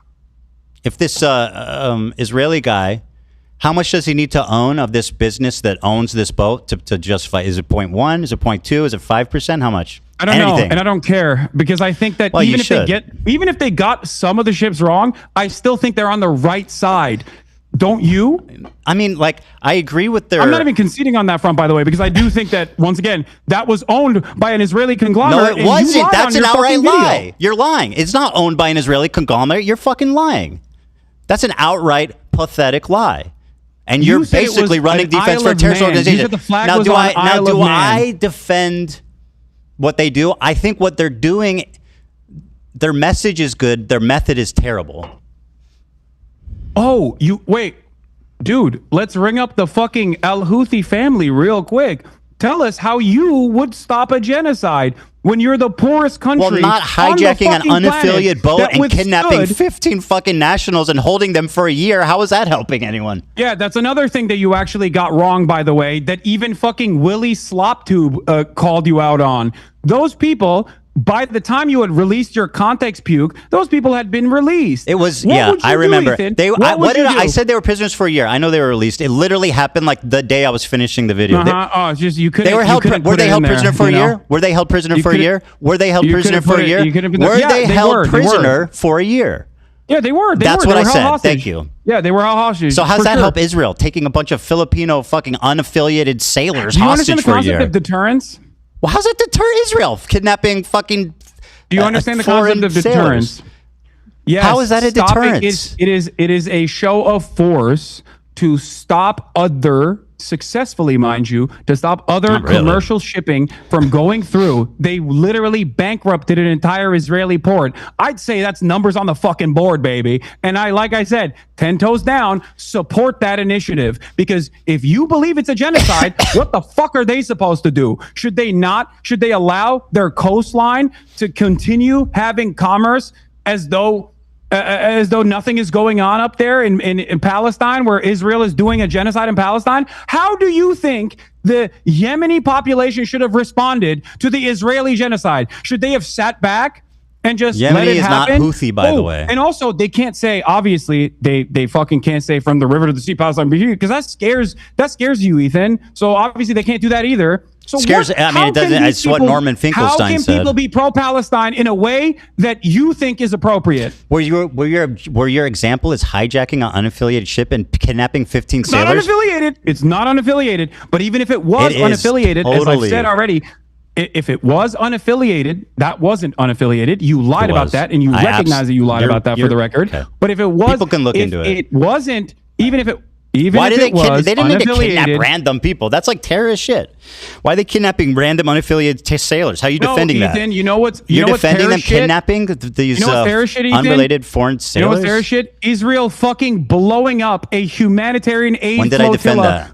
1,002. No, I'm not saying you're defending that. I'm just explaining to you what actual terrorism looks like. Well, you are defending terrorism, as of this conversation taking place. You've done it many times during this conversation. Literally drone striked a fucking humanitarian aid ship that was headed for Gaza off the coastline of Malta. That's real fucking terrorism. What the Houthis are doing, on the other hand, is resistance. And it's not only moral, but it's just. Very good. You're right. You're so righteous. If justice is served. Do you think that the Filipino hostages who are held there for a year agree that was an awesome, that was an awesome act of resistance? Probably not. Right? Probably not. Can you explain to me what you would do? What would you do? I think, well, first of all, I think that there's something to be said for stopping the cargo in that strait, but they're doing it insanely fucking stupid. They're stopping unaffiliated ships and they're kidnapping unaffiliated people. How is that good? They're doing it bad. It's not an unaffiliated ship, by the way, but even then, you won't explain how it's affiliated. You said it's owned by an Israeli conglomerate. That is an outright lie. Hold on, you're doing disinformation right now. It was not owned by an Israeli conglomerate. You said that. Yes, it was a lie. Galaxy Leader is a vehicle carrier that was owned by a British company, operated by a company connected. It was connected. It wasn't even, he didn't even own it. It was connected to an Israeli businessman. It was co-owned by a business that this Israeli guy was involved in. Yeah, co-owned by Abraham Ungar. So what? You know his name. What do you mean? It's co-owned by an Israeli. What are we talking about? No, it's co-owned by a company that has an Israeli dude affiliated with it. Well, you asked me how it's connected. It's owned by a British company. You asked me how it's connected. I'm telling you how it's connected. Well, you're lying. And now you don't like that connection. No, you're lying. That's what I don't like. What do you? I'm not lying. The ship info is readily available, Ethan. Yeah, I agree. You know what I mean? It doesn't matter anyway. The problem for me, really, it doesn't. Oh, it doesn't matter. Well, okay, so that's the point number 5 that you also presented falsely on your context puke. The problem is more the Someone's kidnapped sailors. somewhere. I just don't understand you can justify kidnapping a bunch of unaffiliated sailors. I don't, Ethan. You are. Ethan, you go. Ethan. Have you ever heard of deterrent? Yeah, walk with me through this carefully. Yeah, please. I asked please explain to me how it's justifiable to kidnap 15 sailors. What would you do, Ethan? What would you do? You have a better way to do it. I think we're gonna figure it out. Well, like I said, you can do it without kidnapping unaffiliated, During the holding them for a Holocaust, year. There were militancy, resistance, okay, that cut off supply lines, okay? Supply lines for the Nazis, or even sometimes supply lines that actually impacted the civilians, okay? Impact the civilians. Do you feel like that kind of resistance was unwarranted? It's completely irrelevant. Why did they hold them for a year? I don't know. Okay, because they're terrorists. What? Because they're terrorists? Yeah, they're terrorists. They kidnap innocent civilians. Are they? So the Filipino guys? The people that are resisting against the Israeli genocide that you call a genocide are actually terrorists because you don't agree with kidnapping their innocents fucking methods. But you have no way. Kidnapping innocents. No alternative. You have no alternative. That's not true. I say just don't kidnap innocent people. Nothing else. It's easy. Just don't kidnap innocent people. They could have done that, right? They could have taken the boat. They could have commandeered the boat and not kidnapped people, right? Oh, is that possible? Okay, fair. Do you think that warrants the standard of saying that one of the only groups that is doing militancy against and resisting against Israel's genocide, which they stopped, by the way. They literally stopped when Israel actually followed through on a ceasefire. If they were just, erroneously and randomly fucking trying to claim ships because they're pirates, they want to live the pirate life, then obviously they wouldn't have stopped doing that, don't you think? And they only started their blockade after Israel started starving Gaza again. And then that's also great. Turned what does around. That have to do with innocent sailors? Ethan, I don't think you want to go down this route. I'm ready. Kidnapping what do you mean? Innocent people is terrorism. Is Israel terrorist? Is the IDF terrorist? I mean, you could characterize it that way. Is the IDF terrorist? I mean, it's an army, so it's a different thing. It's like why is it a different thing? You think the Ansarullah movement doesn't have a standing army? They have an army. The Houthis are to a hostile takeover of a portion of Yemen. They're at odds with the government. It's different. They also own slaves, by the way. We're going to talk about the Ansarullah movement's history. I'll say yeah. Israel. The IDF is terrorist. Yes, the IDF is terrorism. Hold on. Talk to me about how the Ansarullah movement actually came to power without getting any notes from your Discord or anything like that. Explain to me the process in which Ansarullah actually came to power. I don't know. What? I do not know. Oh, you don't know? Yeah, you should try saying that sometimes. It's really interesting because in your video, you also used a lot of Saudi outlets to be like, these guys are actually doing slavery. Give me one. And it turned out that actually... Give me the Saudi outlets. The videos that you used did not even suggest that it was Ansarullah that was doing slavery in the fucking poorest country on the planet. Okay? The Houthis have slaves. That's not even contested. They weren't the ones who were doing the slavery according to your own fucking video, but you still used it. The Houthis have slaves, Saudi undisputed. propaganda papers that at a time when Saudi Arabia was doing a fucking genocide. For having slaves and kidnapping innocents. It's just so unnecessary. What are you talking Just about? Just acknowledge dude? that they do terrible shit. The Saudi-backed government was the one that was actually doing slavery. No, well, if they did, then the Houthis also have slaves. That's just a statement of fact. No, the Houthis don't have shit. Okay, it's they don't have shit. They don't have slaves. They don't even have slaves. They don't even have food. Like, what are you talking about? That's not the point I'm making. They are the poorest country on the planet that just came out of a and how's that blockade, by the way, helping the country? Saudi Arabia. How is the blockade helping the famine in Yemen? How's the blockade helping the famine in Yemen? There is, as far as I understand, there's no longer a famine in Yemen. I'm talking about before, because you talked about how you were a regional expert. What is blockading doing for the poorest country on earth? Ansar and their violent takeover of Yemen. So I was like trying to figure out what you know about this. Maybe you know something that I don't know. So I was trying to pick your brain a little bit. So explain to me why it matters. It seems like you don't know shit. Sure, I don't know about this specific thing. Tell me why it matters. Why it matters? What their blockade? Yeah. Clearly, their blockade is. Their blockade is awesome. Why it matters? How they came to power? Oh, because you used Saudi newspapers in the time when Saudi Arabia, according to Human Rights Watch, Amnesty International, all fucking NGOs, was doing a Western-backed blockade that was killing hundreds of thousands of people, and the headlines that you used in your context cube were from Al Arabiya and numerous other outlets that had their own personal investment in vilifying the Ansar Allah movement.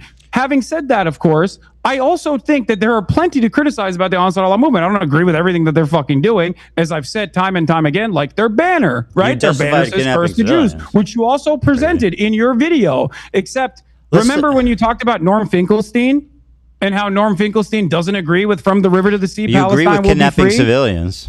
Can we play the clip of Norm Finkelstein talking about the curse the Jews and what he thinks about that?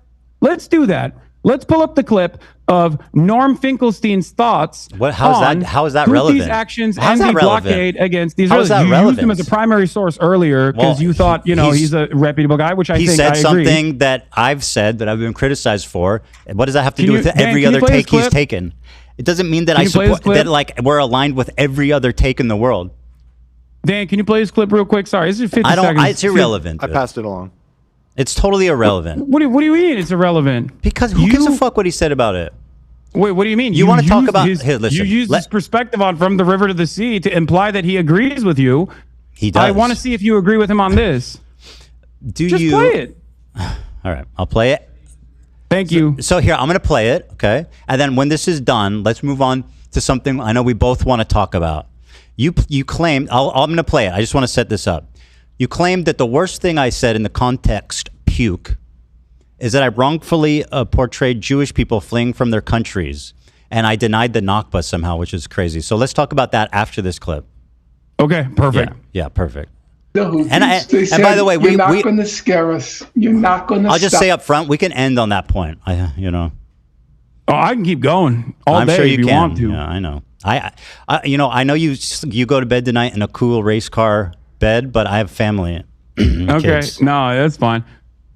Why are you thinking about what my bedroom looks like? It's kind of weird, man. Yeah. No, you're right. You fucking badass fucking sports car bed. It's a meme. Very odd. Here it is. As long as the people in Gaza are subjected to a genocide, we won't stop. Do you know all the praise that's given to the Danish government because it helped evacuate Jews during World War II? But is there a case where a totally distant people did that for the people of Gaza? If I were to give a Nobel Peace Prize, I would divide it between three. South African delegation. Number two, those doctors who volunteered to go to Gaza, the Doctors Without Borders and others. One doctor, he was Palestinian. Why don't you leave? Because he had the option. He was able to go. He said, I didn't go to medical school for 30 years to abandon my people. He was killed. And the third, it's the Houthis. If genocide is the crime of crimes, the Houthis are the hero of heroes. Yeah, I mean, the first two examples, I definitely agree. I think it's psychotic to give the Houthis a peace prize. That's nuts. Why?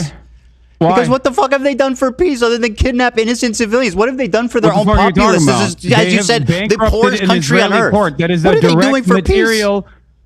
peace? The Houthis have What does this have to do with the river to the sea? Material consequences for Israel as it has implemented a genocide. All right, let's give them a peace prize. Whatever, I don't care. Let's give them a peace prize. I think they deserve it. Yes, absolutely, without a doubt. Yeah. Wait. Also, don't ask the unaffiliated prisoners who were held for a year, though. If they do, no, I don't. I think you're missing the broader point here. You're missing the forest for the trees. Right. Here, I'll give you a great example of this, by the way, because you spent a lot of time being like the Houthis are bad. They're homophobic. I'm like, I'm sure they are. Holy shit. Also, Dan, it keeps pushing back to me on my end. Sorry. Let's talk about the issue of the Nakba and stuff. Okay. Hold on. I know you keep saying, "Oh, it doesn't matter. This is boring." Whenever you come across a it's point irrelevant, that you have to admit and is you wrong. just talk and talk and talk. It makes the video unwatchable. You said the Houthis are barbaric. They're homophobic. They hate women. All this shit, right? And I'm sure a lot of that is correct. Of course it is. It is the fucking poorest nation on the planet, and all it is known is fucking death and destruction. This doesn't justify having that sort of opinion, of course, but it certainly understands, don't you think? Certainly is part of the point, part of the problem.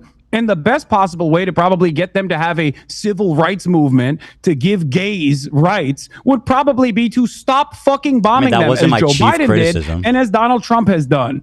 Yeah, that wasn't my chief criticism. Man, again, my criticism is that they are kidnapping civilians.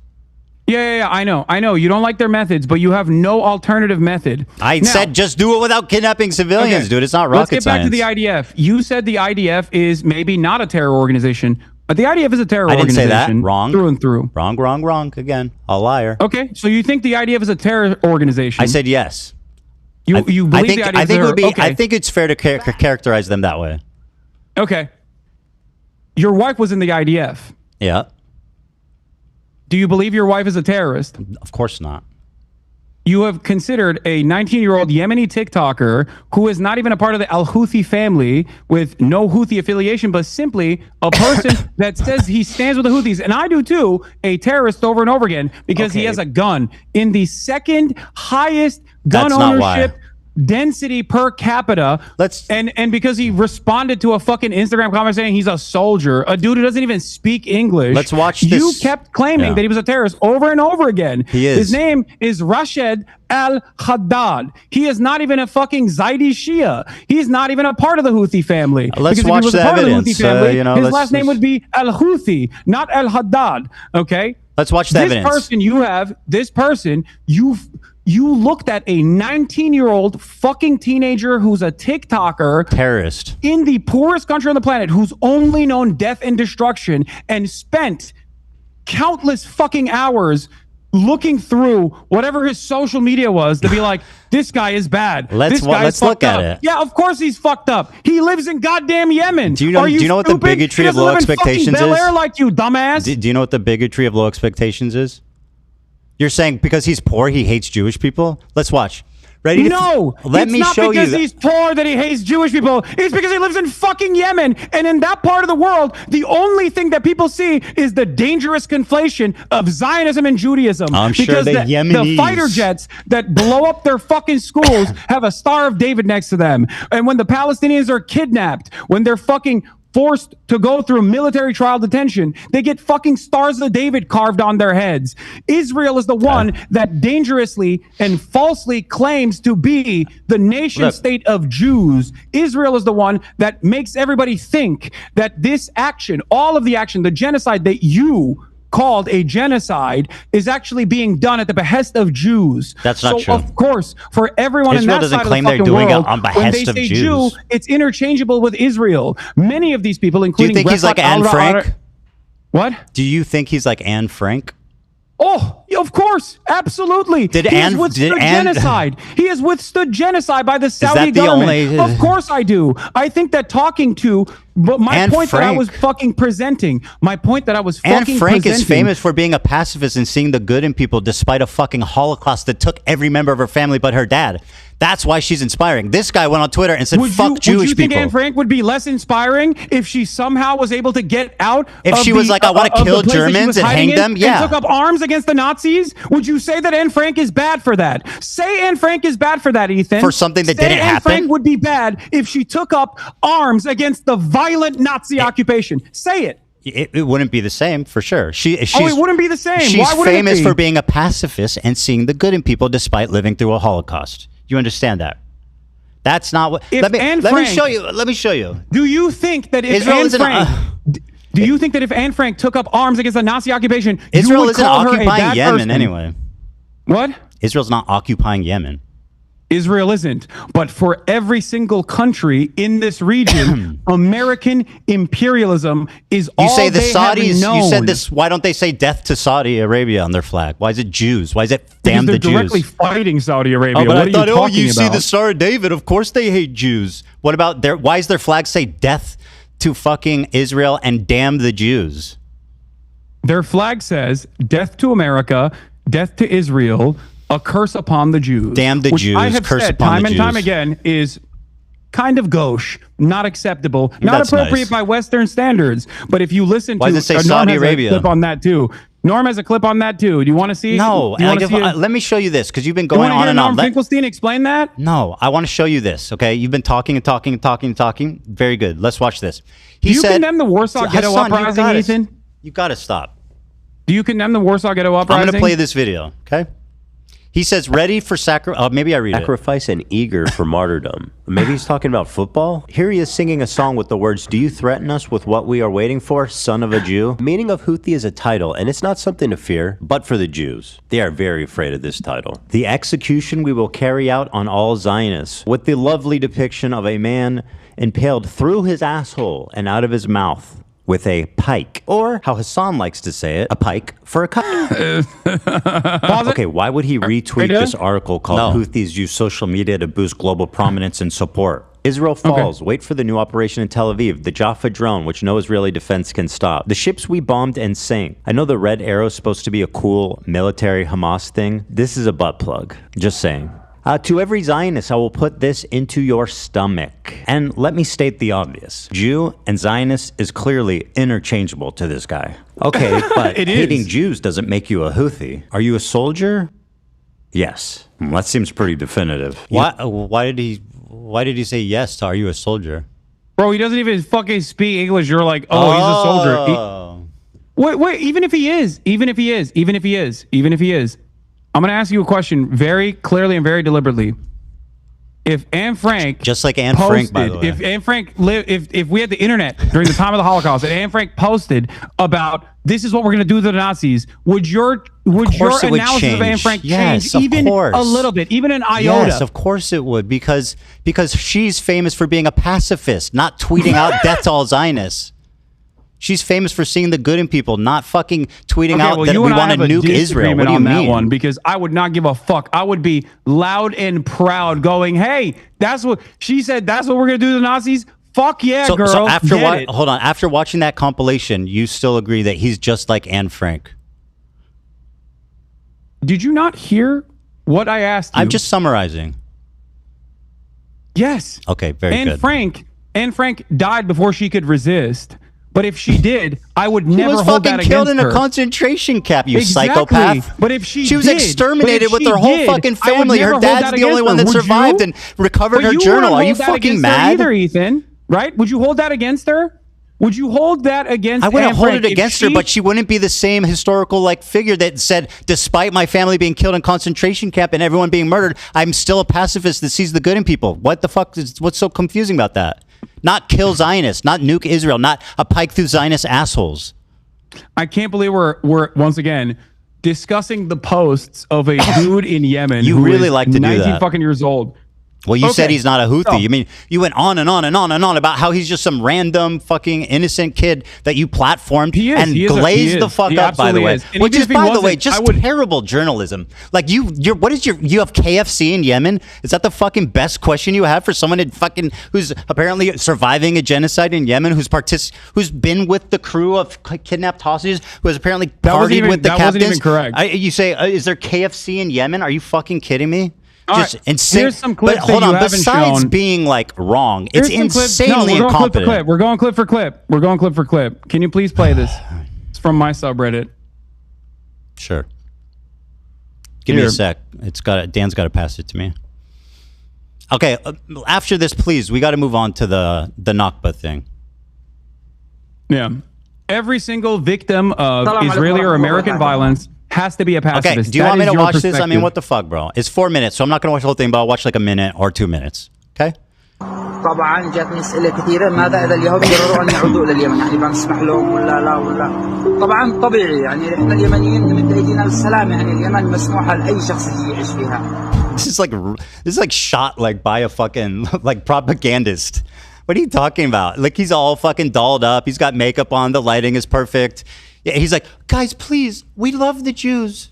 Give me a break. Our problem is not with the Feeling Jews, like a guys. big man, buddy, dunking on a fucking 19-year-old living in Yemen.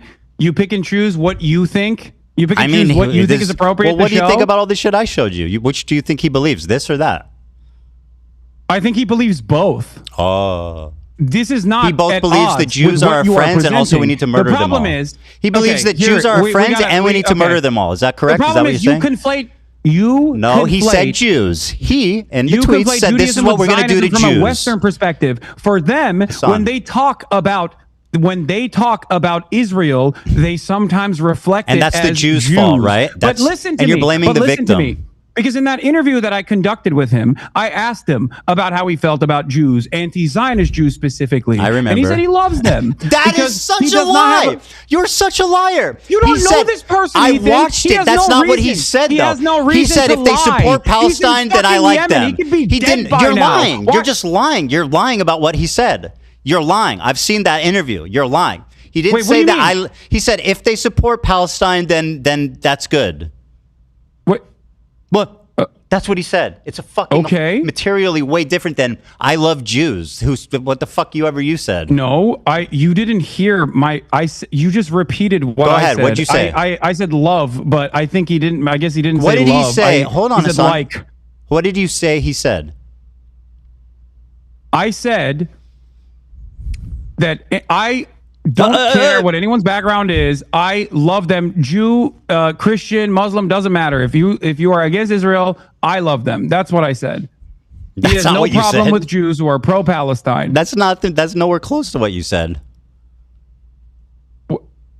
Dude. Well, you realize you were wrong. You got caught in a lie, so you're revising. It's fine. All right, let's move on to the Nakba thing. Dude, I don't care. We got to move on, bro. Ethan, listen to my words very carefully.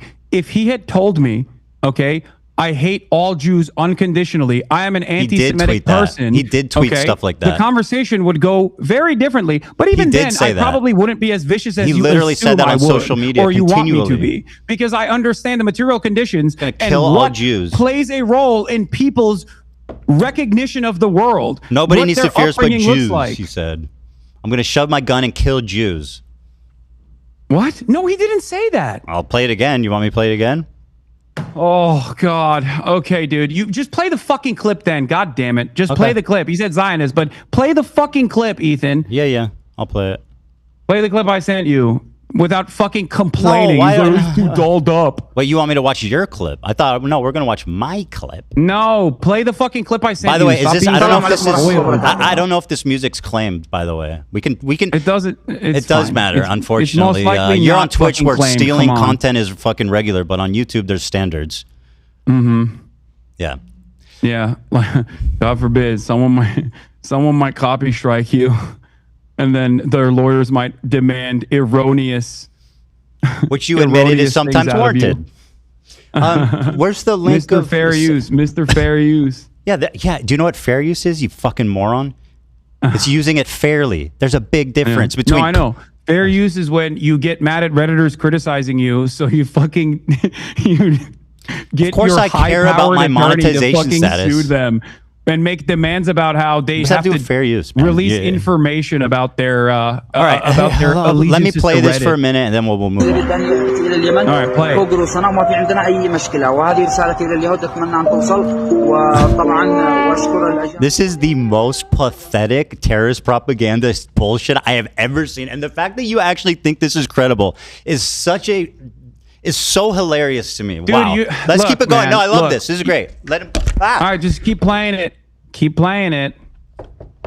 Yeah. Sorry. I'm trying. I don't know where the audio went. Oh, why was it? Sorry, hold on. We're having. I pulled it back up. Taylor Lorenz tweeted, "What's so crazy is that we tried to nab an interview with Rashad, the Yemeni teen who went viral for WAPO before Hasan the Hun got the scoop. Ethan continues to chastise Hasan for legitimate journalism and an interview that half the MSM was chasing." Well, first of all, Taylor Lorenz is a fucking hack loser who's obsessed with you, okay? Of course she would say that. She, by the way, what was the legitimate... Name one question you asked him that represents legitimate journalism. Okay. One question. Great question. What do you feel about anti-Zionist Jews leading many of the anti-Israel protests in the United States of America? That's your most important journalistic question, which he basically said they're no, cool. You asked me one. I gave you one. I don't think that. I mean, I find that to be insignificant, especially considering his answer. No follow-up questions. Why don't you ask him if he? Why don't you ask a follow-up question like, Ethan, do you not care if they're Zionist Jews? That they're Israeli Jews that support you?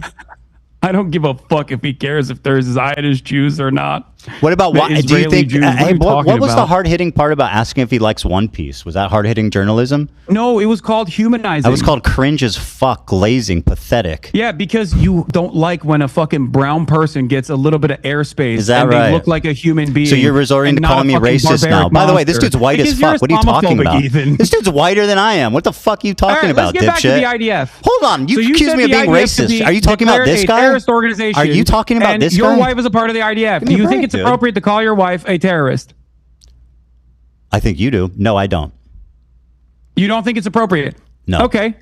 You have stated time and time again that you believe, to show how pro-Palestine you are, that you believe settlers are valid military targets. Right. Who do you think is protecting the settlers who you claim the are IDF valid is military protecting targets? Them. It's fucking insane. In the process, yeah, it's horrible. in the process was of my their wife out there pogroms that protecting? they're doing. Sorry, was Ela out there protecting settlers? No, she was doing a night raid, as a matter of fact, and I didn't know any of this until recently. For the record, until a couple months ago. Yeah, you're gonna do the Raider of Ramallah Snark bullshit. Go on. Yeah, your community doesn't harass anyone. She was 18 years old. She went on a ride along to Ramallah for some kind of fucking mission. She stayed in the car, and then they went back, and that's all that happened. She's 18 years old, bro. She's a secretary. Of taking someone hostage, you called him it. By the way, that person was a Palestinian living in his own fucking home. And your wife can they not commit crimes? A raid to Ramallah, which you have called a terror city. Yeah, that was an old clip. I don't think Ramallah's a terror city. Is your wife a valid military target in that process? Because you've said that settlers are valid military targets. Do you think your wife is a valid military target? Do you think your wife is a terrorist? She's not a West Bank settler. She's not a West Bank settler. But she's in the West Bank. Where's Ramallah, Ethan? BadEmmaPanda thinks she's valid. Your friends over at Second Thought think she's a valid target. Do you think she's a valid military target? Do you think she's a valid military target? There's inconsistencies Do you think she's a valid military target? I do not, as a matter of fact. I don't. Okay. Right. Can we please move on to this Nakba thing? No, listen to me. Hasan, bro, you're making this unwatchable. Listen to me. Okay? We got to move on.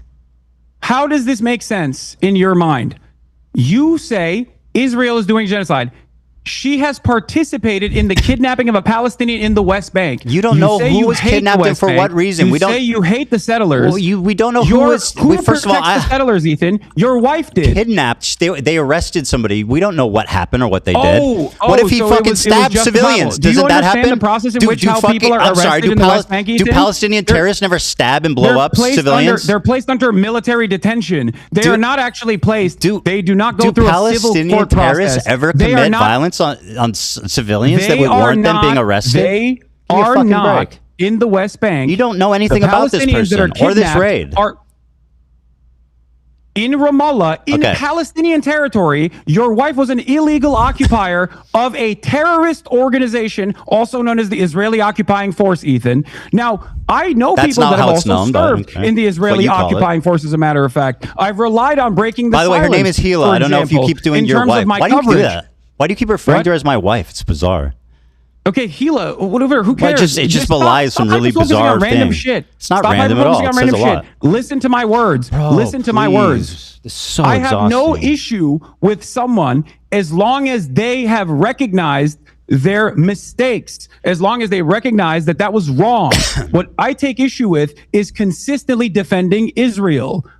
You have also participated in the defense of Israel. It makes no sense. You're inconsistent. You say it's a genocide, but people can't resist militarily. You say it's a genocide, but all of the people who are outspoken are vile anti-Semites. Hila was doing supposed to be able to resist against this genocide? Hold the phone. Do you actually think it's a genocide? Hila was doing mandatory military service. What should she have done? There's numerous options. One, religious exemption. Two, refusing to serve. But even then, I don't have a problem with her being socially conditioned into thinking that this is appropriate. I have a problem with what she's saying now. I have a problem with how she reflects on that and doesn't realize that that was an unjustifiable thing to do. Okay, well, listen, you can talk to her, debate about it. I don't know what you're even referring to. Okay? What? I don't even know what the fuck you're referring to. You're just calling my wife a terrorist. Like, give me a break, dude. No. She did mandatory. She has talked Let me on ask your you a question. podcast. Hassan, she's talked please, on your podcast you gotta let me about talk. How she went on a raid. You have she to was let me bored. talk. She had a The fact secretary that you're job. just talking it's over me and and being louder does not mean you're right. I promise. What? Being louder and talking more does not mean you're right. Okay, it's good to listen to what I have to say. She's part of mandatory conscription. Did Hila not volunteer?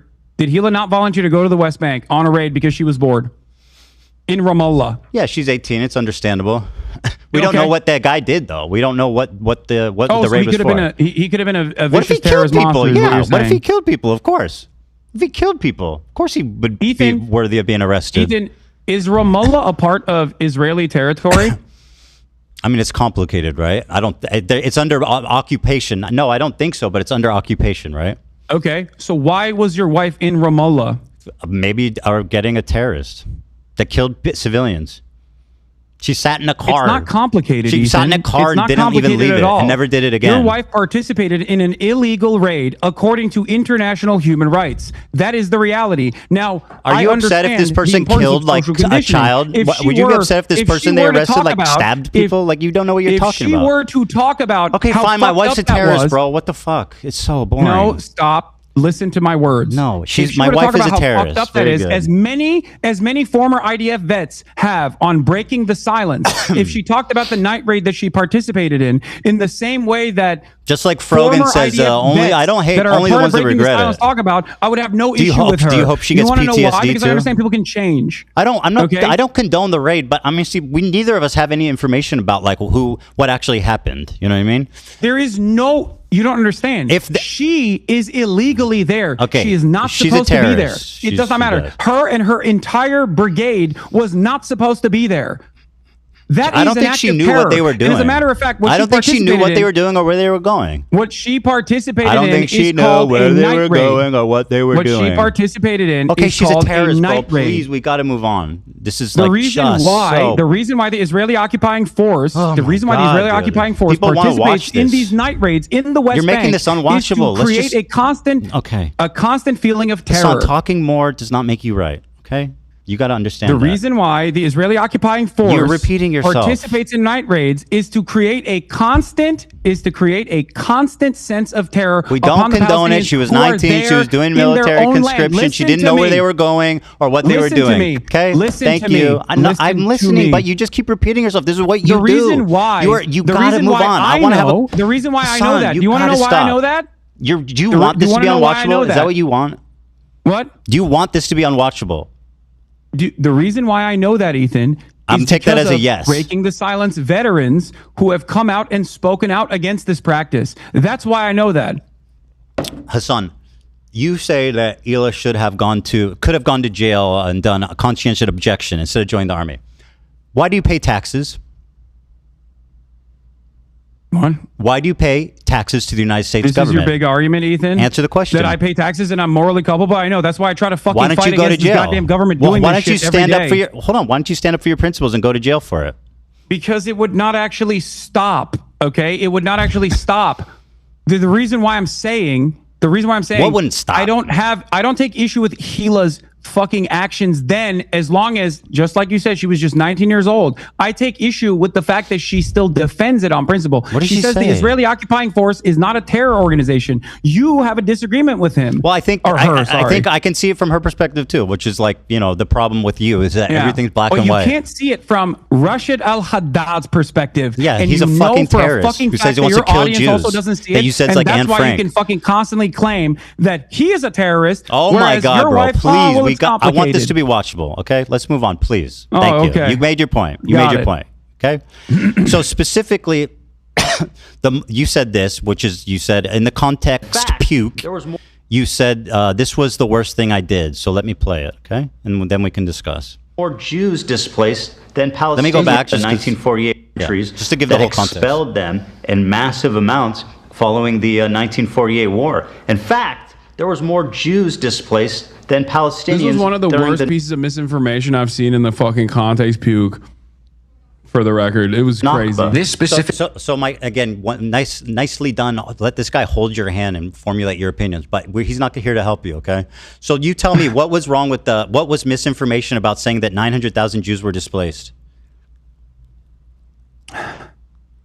You make a comparison between Planned Dalit, which is a planned ethnic cleansing campaign, to one, horrify Palestinians inside of villages that had actually no arms whatsoever because they had specific peace agreements that they've done with Jewish villages. What was the exaggeration? By killing them. No, and this isn't a comparison by massacring question. them. What was and the then, fucking hell, and then bro? You are letting incapable survivors of tell the answering tale. anything. You asked me a question and I can't even fucking you're not answer it? What are we doing? It. You're not. You're just going on and on. I am answering it. What was the exaggeration? Ethan, about sit the fuck the down historical and listen to the fact history of lesson. Okay, you're gonna learn a little bit right now. Okay, Deir Yassin is Tantura. These are two very famous massacres that took place. the brigades, the militant brigades, the Zionist brigades that then formed the IDF, including some that personally called themselves terrorists, by the way, Lihi and Irgun, went in and did horrifying mass rape, kidnappings, throwing people in ovens. And then the survivors left to tell the tale. In that process, these brigades would go to each individual city and forcibly ethnically cleanse 750,000 Palestinians. This is known as the Nakba. What the fuck does that have to do with the Jewish refugees? Answer that question. I know what the Nakba is. I don't deny it. Do you think that is even remotely comparable to Jewish people? How is it not? Leaving sometimes voluntarily and sometimes because their governments had made how deals many left with voluntarily? Either Israel or France. How many of the 900,000 left voluntarily? I don't know the exact number of how many left voluntarily. Take a guess. Do you? Take a guess. I would suspect that a big chunk of them, you're going to say, did not leave voluntarily, but that is not the case. Well, you're lying and you're fucking dead wrong. You brought up the fact that I talked about what happened in Iraq. So let me give you a timeline of what happened in Iraq.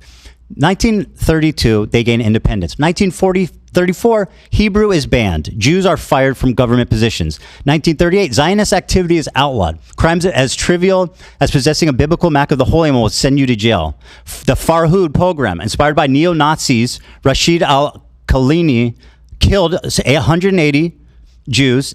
Hundreds were injured, widespread looting, property damage. 1947, Jews were banned from immigrating because they didn't want them to go strengthen the state of Israel, and they wanted to hold them prisoners against Israel and the West. In 1948, the war begins. Jewish banks were forbidden to transact with foreign countries. Jews were arrested for Zionist activity, for economic crimes. They were fines that were paid to the Ministry of Defense. In 1949, a month after taking office, the British learned that they were planning to expel the Jews from Iraq before they even left. Does this sound like volunteer? Does this sound voluntary? Does that sound voluntary? I sent you a clip. No. One of the most important scholars on this issue. Oh my God! Is please. an Iraqi Jew by the name of Avi Shlaim. Yeah, I love this. Let's listen to him. Okay, let's listen to it. Yeah. Jews were convinced that Israel had a hand in uprooting them.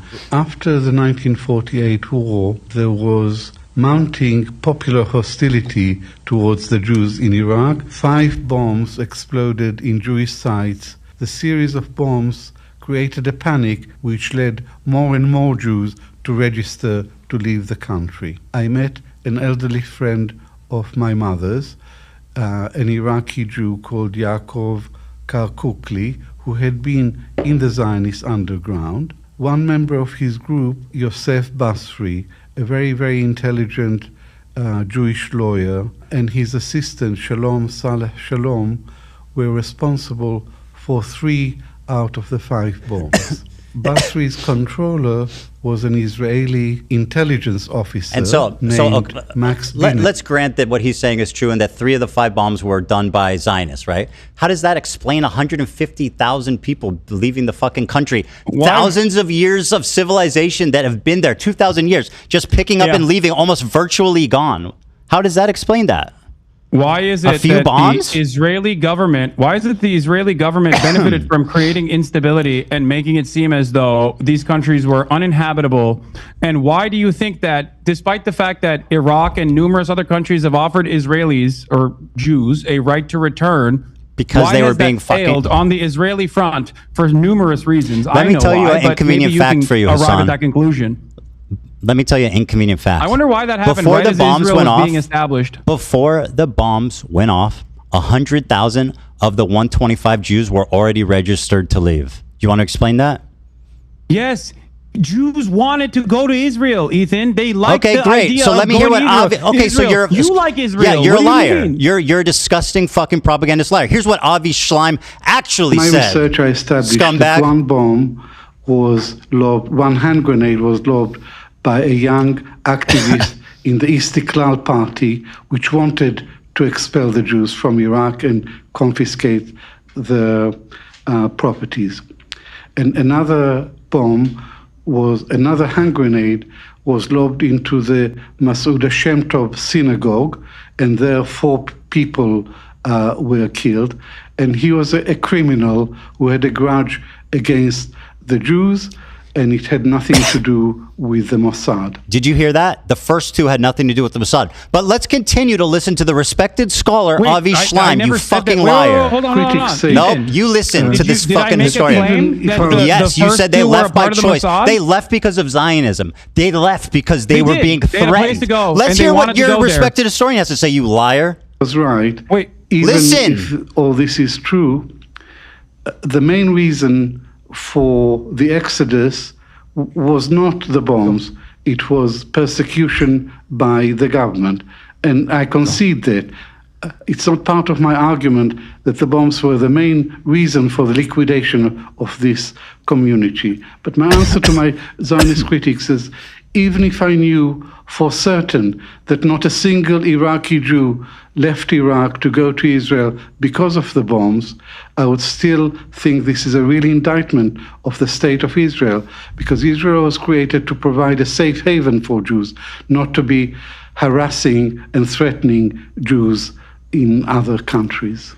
By the way, he said, and I'll quote it for you, "We did not leave Iraq because we were Zionists. We left because we were no longer safe." He wrote that in his book, 3 Worlds. Have you read that book?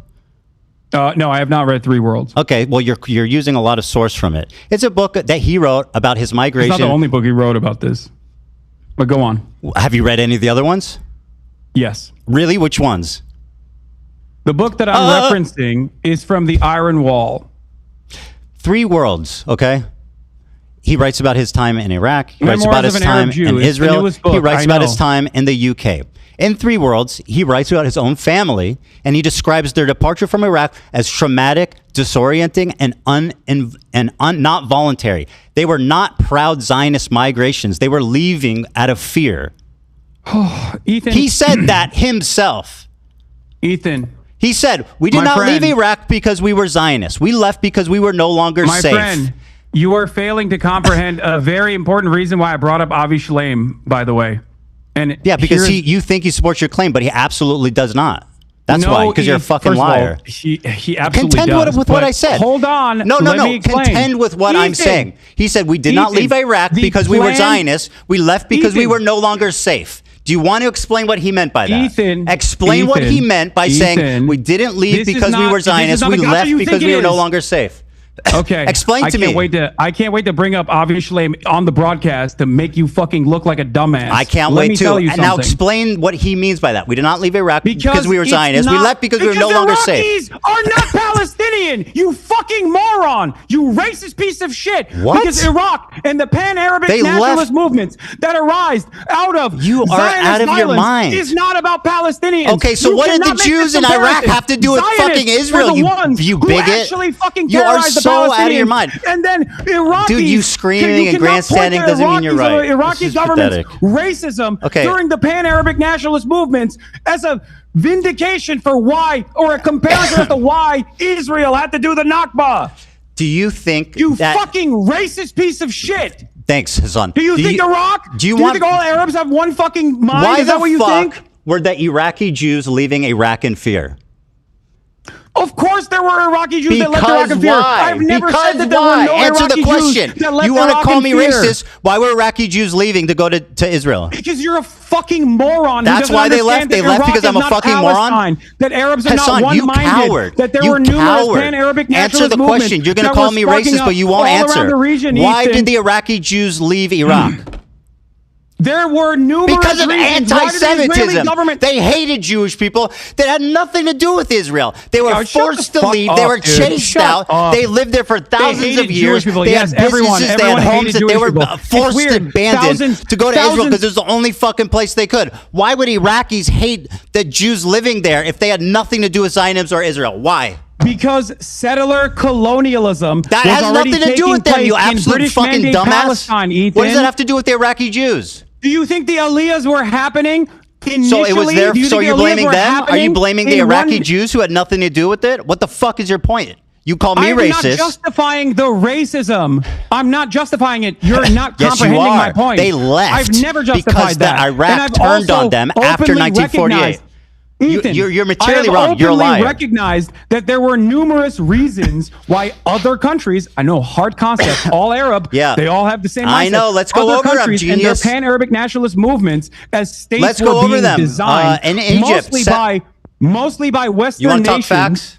Let's talk facts. Ethan, in you don't Egypt. know, you got fucking a chat GPT summary. Let me explain Hasan, to you so you can fucking not look like a dumbass. Okay, do you want to listen or do you just want to add hom? No, I want to tell you my perspective. No, you want to talk. That's the problem. You don't want to listen. You've talked You're supposed plenty. to be attacking my perspective. You called me racist, bro. The least you can do is shut the fuck up and listen to me talk, okay? The Iraqi Jews left because they were in fear of anti-Semitism. They had nothing to do with Israel or Zionism. The Arabs in Iraq, the Iraqis, turned on them because of what happened in the war in 1948. That had nothing to do with them. So if you want to blame the Jews for their own anti-Semitism, you go right ahead. But that's racism. Now let's talk about Egypt. I also recognize that. No, you're not. You are absolutely not. In Egypt, 75,000 Jews were displaced. Okay?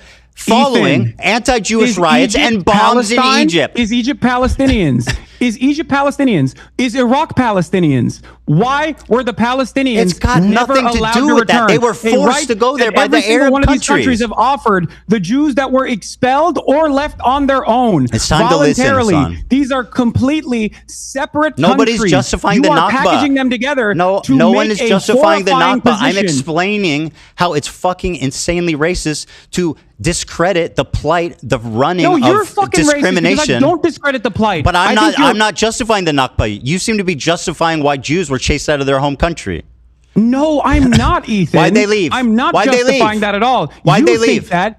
You think that because you want to drive home a point that why this did they leave their communities that have been there for 2,000 years, leaving their money, their businesses, their homes? Why did they leave? I don't think you'll understand. Do you think Iraq is Palestine? Do you think Egypt is Palestine? Nobody's defending the Nakba. Do you think that all Arabs are operating on antiquated anti-Semitism? And if your answer is yes, why the fuck did Jews find the Ottoman Empire to be a safe haven for fucking hundreds of years? Let's talk about the last 100 years. That's great. Yeah, the Ottoman Empire was great for the Jews. Let's talk about the last 100 years. Let's talk about 1948.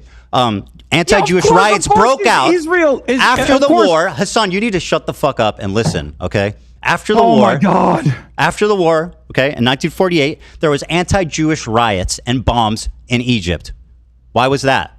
Because of the Jews? The Jews brought it on themselves? Following the establishment of the Israel... I never made that inference. What are you talking about? Of course you did. No, I didn't. I did not make that inference at all. So they left because Zionism. No, Ethan, if you were to listen to my words, and I use them very carefully, even though I get heated sometimes. Right. Okay?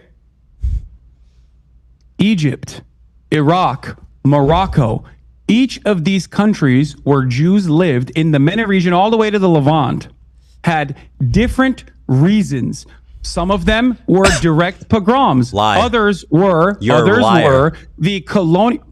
You are a tangibly, historically proven liar. Wait. Do you think that Jews, and I feel I just said that some of them were because of pogroms. You're not hearing anything I'm saying. You're so conditioned into saying liar the amount that you're undermining your own point. The amount that left because of Zionism was minute. They were chased out. They were forced to become Zionists by their oppressors because they had nowhere else to go. In Egypt, following the establishment of Israel in May 1948. Ethan, none of these countries are Palestine. That is none of an these insanely irrelevant point. A series of bombs targeted Jewish areas in Cairo between June and September. They killed 70 Jews. That's my point. Injured 200. They confiscated Jewish-owned businesses and synagogues were attacked and destroyed. Okay? Ethan. In 1956, the Suez Crisis. One is direct violence. Direct planned violence and an extermination campaign. Approximately 25,000 Jews were expelled from Egypt. Falsely misplaced hostility. 25,000 Jews were expelled from other countries. So are you blaming them? You don't understand. Hold on. Are you blaming the Jews for getting? Are you blaming the Jews for being expelled from Egypt? 25,000 of them. No, Ethan. If you listen to my words, you would understand. So what is it I exaggerated about? 900,000 Jews were displaced. Because you are making a comparison with different countries. No, I'm not. Versus one singular force that planned an extermination campaign, planned an ethnic cleansing campaign. Other countries and their reaction to it, or other countries and the previous hostility towards Jews have nothing to do with Palestinians. So of making course this not. That's why it's anti-Semitic. Why it's anti-Semitic. It has nothing to do with Palestine, but they still got kicked out for being Jewish. That's literally what anti-Semitism. I don't think you understand. 1,000 Jews in Egypt were arrested and detained without charges. The government seized 500 Jewish-owned businesses and froze bank accounts. The expelled Jews were compelled to sign a declaration donating their property to the Egyptian state and were allowed to take only minimal personal belongings. In Algeria, 130,000 Jews were expelled. Upon the independence... That's not Palestine. They're not... They're just Arabs. They're not the same fucking people. So my point is very simple. They were expelled from their homes because of anti-Semitism.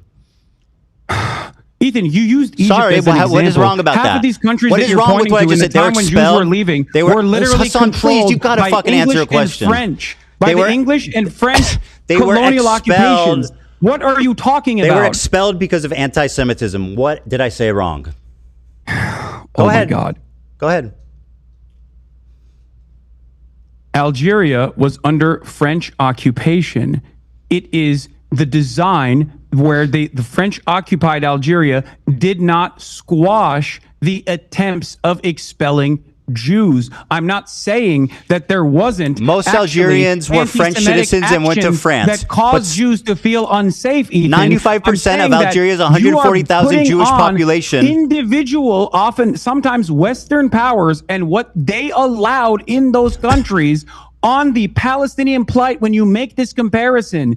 That's what I'm saying. Is it anti-Semitic for Jewish people to get kicked out of their home? The Armenian genocide, right? The Turkish... The Ottoman Empire and the forces and the Ottoman genocide that they conducted, a mass extermination campaign, is because other fucking random countries where Armenians Iraq happened after independence and as a equally dispelled. Turks were getting dispelled in other countries. The pogrom happened as a direct the same fucking thing that that's the way that it was taught in the past. That it was a by the way, did you say necessary voluntary migration? By the way, did you? Because oh my God, bro, did you say Anne Frank died before she could resist? I don't know if that was a fever dream.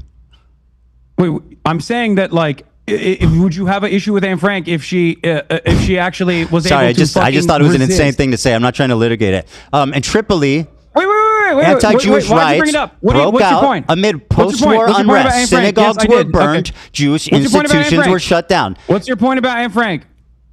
Why are you trying to deflect away from what I'm saying here? No, I just think that statement was insane. The Six-Day War backlash. In 1967, another Israel victory. Jewish communities got mobbed. 6,000 Jews were evacuated. Homes were destroyed. Synagogues were burned. In Morocco, 250,000 Jews were expelled. Anti-Jewish riots broke out in 1948. You'll notice all of these, most of these pogroms are happening in 1948 as a direct result of the war. The Arabs turned on their Jewish populace out of anti-Semitism. Period. Point blank. June 7 to 8, 1948, in northeastern Morocco, following the declaration of the state of independence, the state of Israel on May 14, 1948. Anti-Jewish riots erupted in the town of Jarada. These towns were significant transit points for Moroccan Jews seeking to immigrate. 47 Jews were killed. Many were injured. Jewish homes and businesses were looted and destroyed. In 1950-1960, harassment and immigration. The year following 1948 riot, Moroccan Jews faced increased pressure. These factors contributed to a significant immigration of Jews from Morocco. Immigration to Israel was banned in 1959, but before that, 274,000 Moroccan Jews immigrated primarily to Israel. Yemen and Aden. Remember when you said you weren't a Zionist? 50,000. Remember when you said you weren't a Zionist? These are direct Zionist talking points. This is historical facts, literally spread by your very own Avi Schleim, who, if I'll quote it back to you, said, we didn't leave because we were Zionists. We did not leave because we were Zionists. We left because we were afraid. Appropriate, Ethan. That's the difference. If you asked Avi Schleim whether it is comparable to say the Nakba and the 900,000 Jews that I'm not defending the Nakba. From separate countries, he would laugh at you. Your failure Do you not understand? to acknowledge the trauma of both groups is the reason why you are a radical fucking propagandist liar. Both trauma needs to be acknowledged by both groups. There's two things that need to be true for this ever to be resolved peacefully. You're right. Palestinian self-determination and the Israelis' right to have secure borders. Zionism as long as you ignore that, there will always be war. Palestinians will always die, and you will continue to make money from it. Operation Magic Carpet. Jews were secretly airlifted to Israel due to rising hostility. 50,000. It's so interesting. 50,000 were relocated in Tunisia. 130,000 after the PLO did recognize that, and they wanted those countries to actually do a right to return for all Jews. Why did Israel stop that from happening, Ethan? Don't you think that Zionism is the problem here?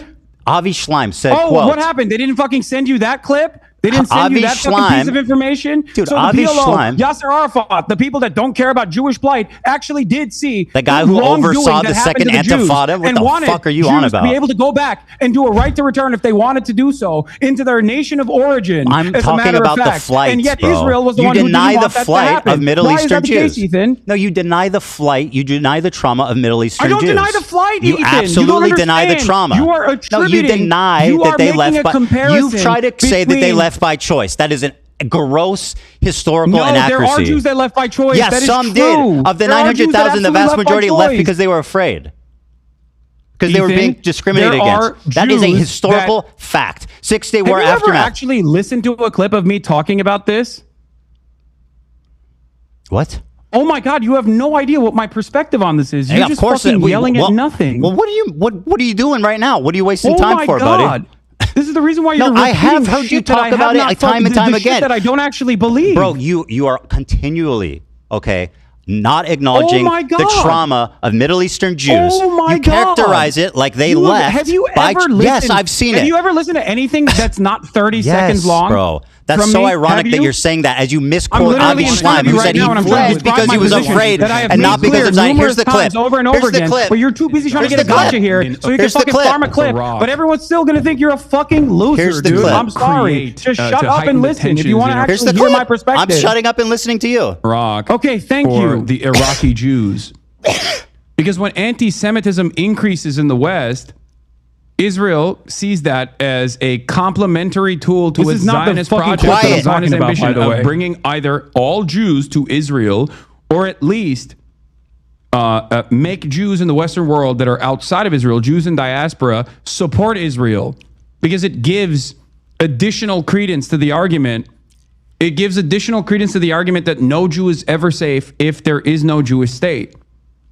That is the underpinning of the Zionist project in general. Why did you not mention the anti-Semitism? You exclusively talk about Zionism being the reason for forcing them out. Why do you deny that they were expelled by force, the vast majority of them? Ethan, if you think that is the entirety of my perspective on this matter, illuminate me. You please need to stop talking and listen to the amount of times that I've talked about this. Bro, just explain yourself. I'm trying. I just watched a clip of you being pretty dismissive about the flight. And by the way, you've done it this whole time. You say that Zionism was the main force. No, I'm dismissive about the aspect that this is beneficial to the Zionist project across the board, because Israel wants all Jews to be constantly fucking terrified in any other country that's not Israel, so that they can actually go and either support Israel if they're not in Israel, or just move to Israel. That is the entire point. That is what Jabotinsky wanted. That is what Herzl wanted. And that is precisely what Benjamin Netanyahu wants as well.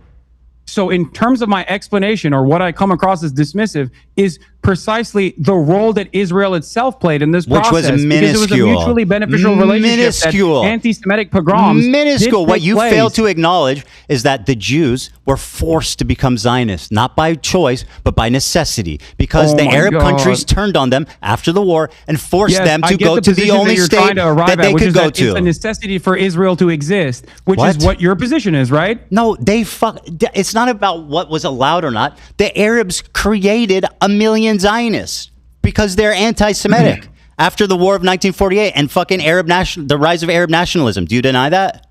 You brought up Do you deny what I just said? Wait, say it again. Do you deny what I just said? Say it again. I wasn't listening. 900,000 Jews, approximately 700 to 900,000, were forced to become Zionists, not by choice, but because they were forced out. The vast majority went to the fucking Arabs. The anti-Semitic Arabs. There you go. There you go. What? That's my point. Are you okay? I rest my case. Okay, well, I mean, you can... No, you're too fucking delusional to realize what kind of racist nonsense you're fucking chirping on. That was my entire point. It's historic. Thank you. I mean, it's historical. You don't know anything of what you're talking about. Avi Schleim, once again, because you don't want to contend, you like to use him when it's convenient, he left not because they were Zionists, they left because they were afraid. Yeah, fucking Arabs. What was Avi Schleim, by the way? Yeah, he was an Arab Jew. They didn't see him that way. They kicked his ass out. I'm not saying fucking Arabs. There's a reason for it. There was a rise in Arab nationalism following the 1948 war. They blamed their own Jewish populace for what Israel did. That's anti-Semitism. They had nothing to do. Do you think the Iraqi Jews left their 2,000-year-old communities, left their businesses, left their houses because they wanted to go to Israel? Are you fucking mad? Ethan, remember a while back I tweeted and you got really mad when I said that there's a double standard between Islamophobia and anti-Semitism? Absolutely a double standard, and you exhibit it, my friend. And you're participating in it right now without even recognizing that you're doing so. I mean, I'm just telling you literally what happened. It's historical racism. All Arabs are not racist. Responsible. Do people never get racist? Do people never be... I'm explaining why. I'm not blaming anyone, but I'm just explaining why. After the 1948 war, the rise of Arab nationalism created a lot of anti-Semitism, and that's why the vast majority of the Jews, the 900,000 of them, were forced to immigrate. Ethan, that's a fact. That is a historical fact. Ethan, I'm sorry to say this, and I don't know if your audience gets this as well, but what you just said earlier is not an accurate reflection of history. It's just pure racism. How do you know that? How do you know that it's not real? Shifting the blame over to the absolutely was the blame of the Arabs. When every single one of these Arab countries, absolutely, with their own version of pan-Arabic nationalism, they kicked them half out. of them were already still controlled, by the way, by fucking European colonial powers like Vichy France. That was literally just in Tunisia. The Moroccan expulsion program, and you're using that as a similarity between the planned expulsion of 750,000 Palestinians. I mean, the details are different, but you're denying, once again, you're still not disproving me. What did I say that is hilariously racist and wrong? Anti-German racism. Don't make an analogy. Tell me why I'm wrong. It's like pointing to anti-German racism. I don't need an analogy. I need facts from you. Why am I wrong? It's as though you are pointing to anti-German racism happening during the fucking German conquest. Tell me a fact, right, that proves that I'm wrong. That the vast majority of Jews fled because of anti-Semitism in the Arab states. Saying. Oh, really? It's not what you're saying. So I didn't say anything wrong. I take issue with. I didn't say anything wrong. Comparison. I didn't say anything wrong, but I'm racist. It's the idea that all Arabs are fucking one-minded and not and have something to do with Palestinians in general. Yes, I never said that there wasn't any fucking anti-Arab, anti-Jewish sentiment. That also were the vast majority of Jews, did they leave because of anti-Semitism or Zionism? The vast majority of Jews, did they leave regardless of whether or not Zionism they left for anti-Semitism or Zionist purposes, is not comparable to the Nakba. You're not answering. Did they leave because of anti-Semitism? It is not comparable to the Nakba. I don't care. That's got nothing to do with what I'm talking about. I'm not comparing them. And by the way, they're both. Talking about. You made that comparison unique. To say to make it seem as though it was a much larger crime. Because people like you ignore the trauma of the fact that you want to tell that people in Israel to go back to where they came from. This is where they're from. They were forced to go to Israel. They could right now. They could go tomorrow. Really? The Iraqi Jews can go back to their home tomorrow. The Egyptian Jews can go back to their homes tomorrow. Absolutely. That is insane. You are fucking out of your mind. Yes, they can. Okay, how? Tell me how. Can. How do the Jews go back to their... They don't want to, and I understand why they wouldn't want to, because America fucking invaded and destroyed Iraq. But yes, they could. How? How would they go back and reclaim their lost assets, their lost property? There were literally different schemes designed and by the way, how did they become citizens? At different points throughout this 76-year-long, drawn-out apartheid structure, there were numerous instances where, yes, there was a right to return offered to Jews and even restitution for the homes that they lost in the process. So, yes, you're wrong. You simply don't know the facts. You are wrong. You won't say what fact I'm getting wrong. I just told you. Did the vast majority of Jews immigrate to Israel following 1948 because of Zionism or because of anti-Semitism? No. Don't run away Answer from this the point. Fucking question. I don't discount anti-Semitism as a direct consequence of pan-Arabic nationalism that took place in numerous countries. Answer the question. I have issues with your comparison. Okay? Who's comparing? You keep saying that. I'm not talking about the Nakba. I'm talking about your unwillingness to recognize Jewish play. And you brought really that up deliberately to say more Jews were displaced than Palestinians were. I think that's an interesting fact that you clearly don't fucking ever want to mention because it really messes up your beautiful little narrative. Why would you? So what? Why did you bring that fact up right after you talked about the 1948 war? Because the point is that two people were traumatized. I think that comparison is disgusting. There was two people that were traumatized. There was two people that were displaced unfairly. It was the Palestinians and it was the Middle Eastern Jews. They both have trauma. You failed to acknowledge one group. You shit on the other one. Unlike you, acknowledge both all lives groups. Mattering the Nakba, I acknowledge both groups. You're all lives mattering the Nakba. What? That isn't. That's what you're doing. And you're also attributing. How am I doing that? You're attributing anti-Semitic violence in different countries at the same time following 1948 pan-Arab nationalism. You said that yourself. These 5 Arab countries were defeated in 1948 and they turned super fucking anti-Semitic as a result. They became ultra-nationalist Arabs. It became popular. As Israel declared independence, they said, fuck no, we don't want this country here. And yeah, they all became anti-Semitic. That's a historical fact that you denied. You also failed to recognize that Iraqi Jews have been allowed to return to Iraq, and there have been numerous instances where Jews were given an opportunity to return if they wanted to. How many Jews live in Iraq? What? How many Jewish people? I don't know. I think people? It's 0 right now, but they can. How many Jews live in the Middle East outside of Israel? Why would it? Virtually none. Where'd they go? Why would Iraqi if it was so fucking great for them? Why would Iraqi Jews not want to go to Iraq, you think, right now? 0 Jews. Almost virtually 0 Jews live outside of Israel in the Middle East. Why is that? You don't think that none of them wanted to fucking stay at home? I don't know. Maybe because there was a religious ethno-supremacist state that was backed by a lot of Western states as a direct destabilizer in the fucking region with mass migration happening, especially, of course, mass migration happening.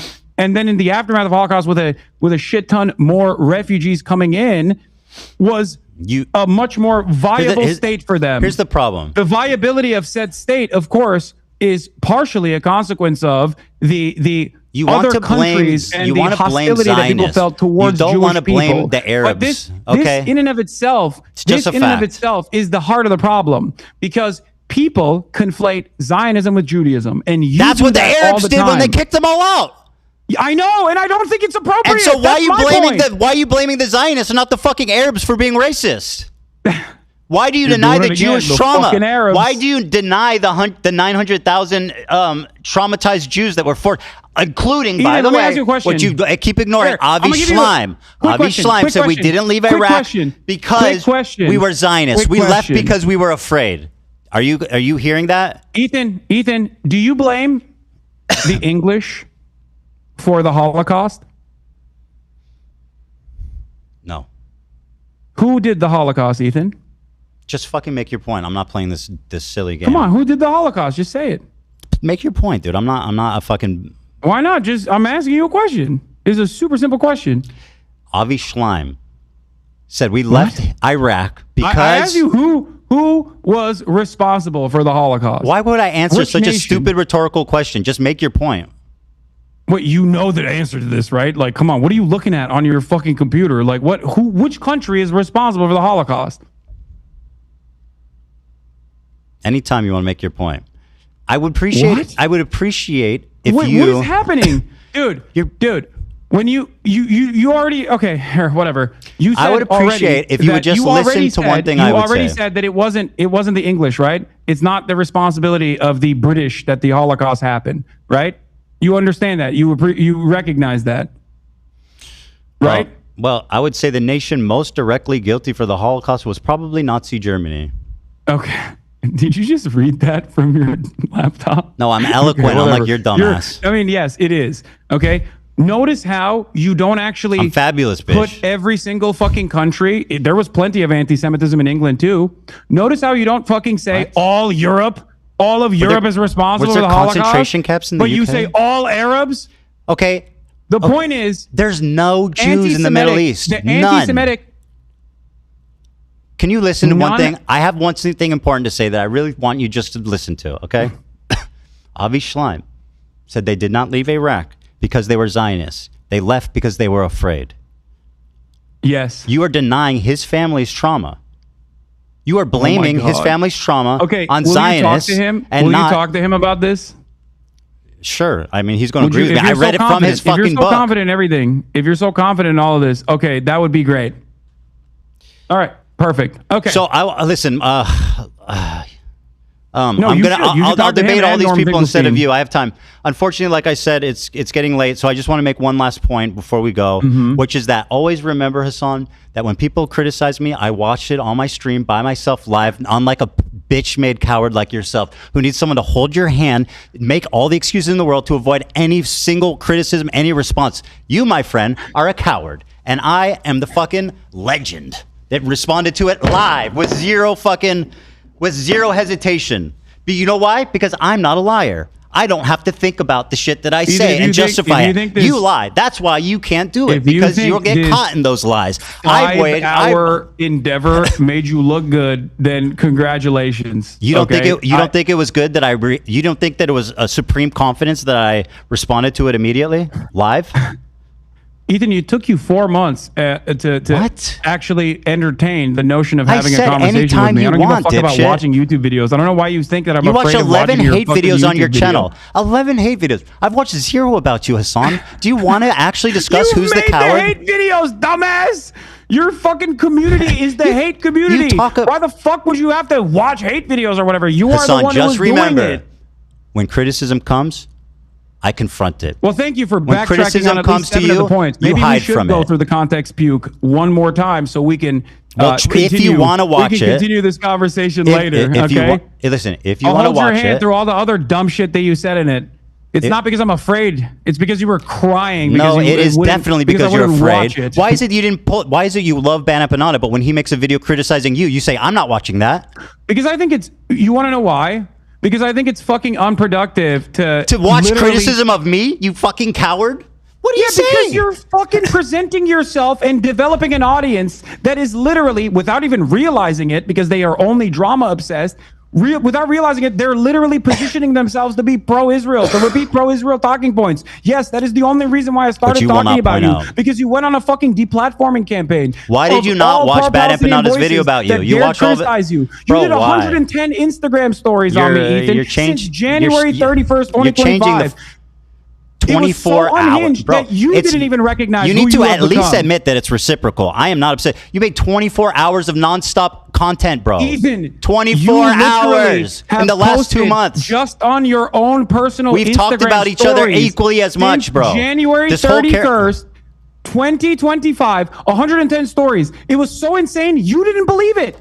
Even if you don't even believe your own mania. Hassan, please, for the love of God, Hassan, if you talked about me 24 minutes a day, every day, 7 days a week for 60 days. Does that sound fucking reasonable? After you presented yourself as a fucking significant force trying to literally deplatform pro-Palestinian How much time do you voices. think it makes an Instagram story? That's why.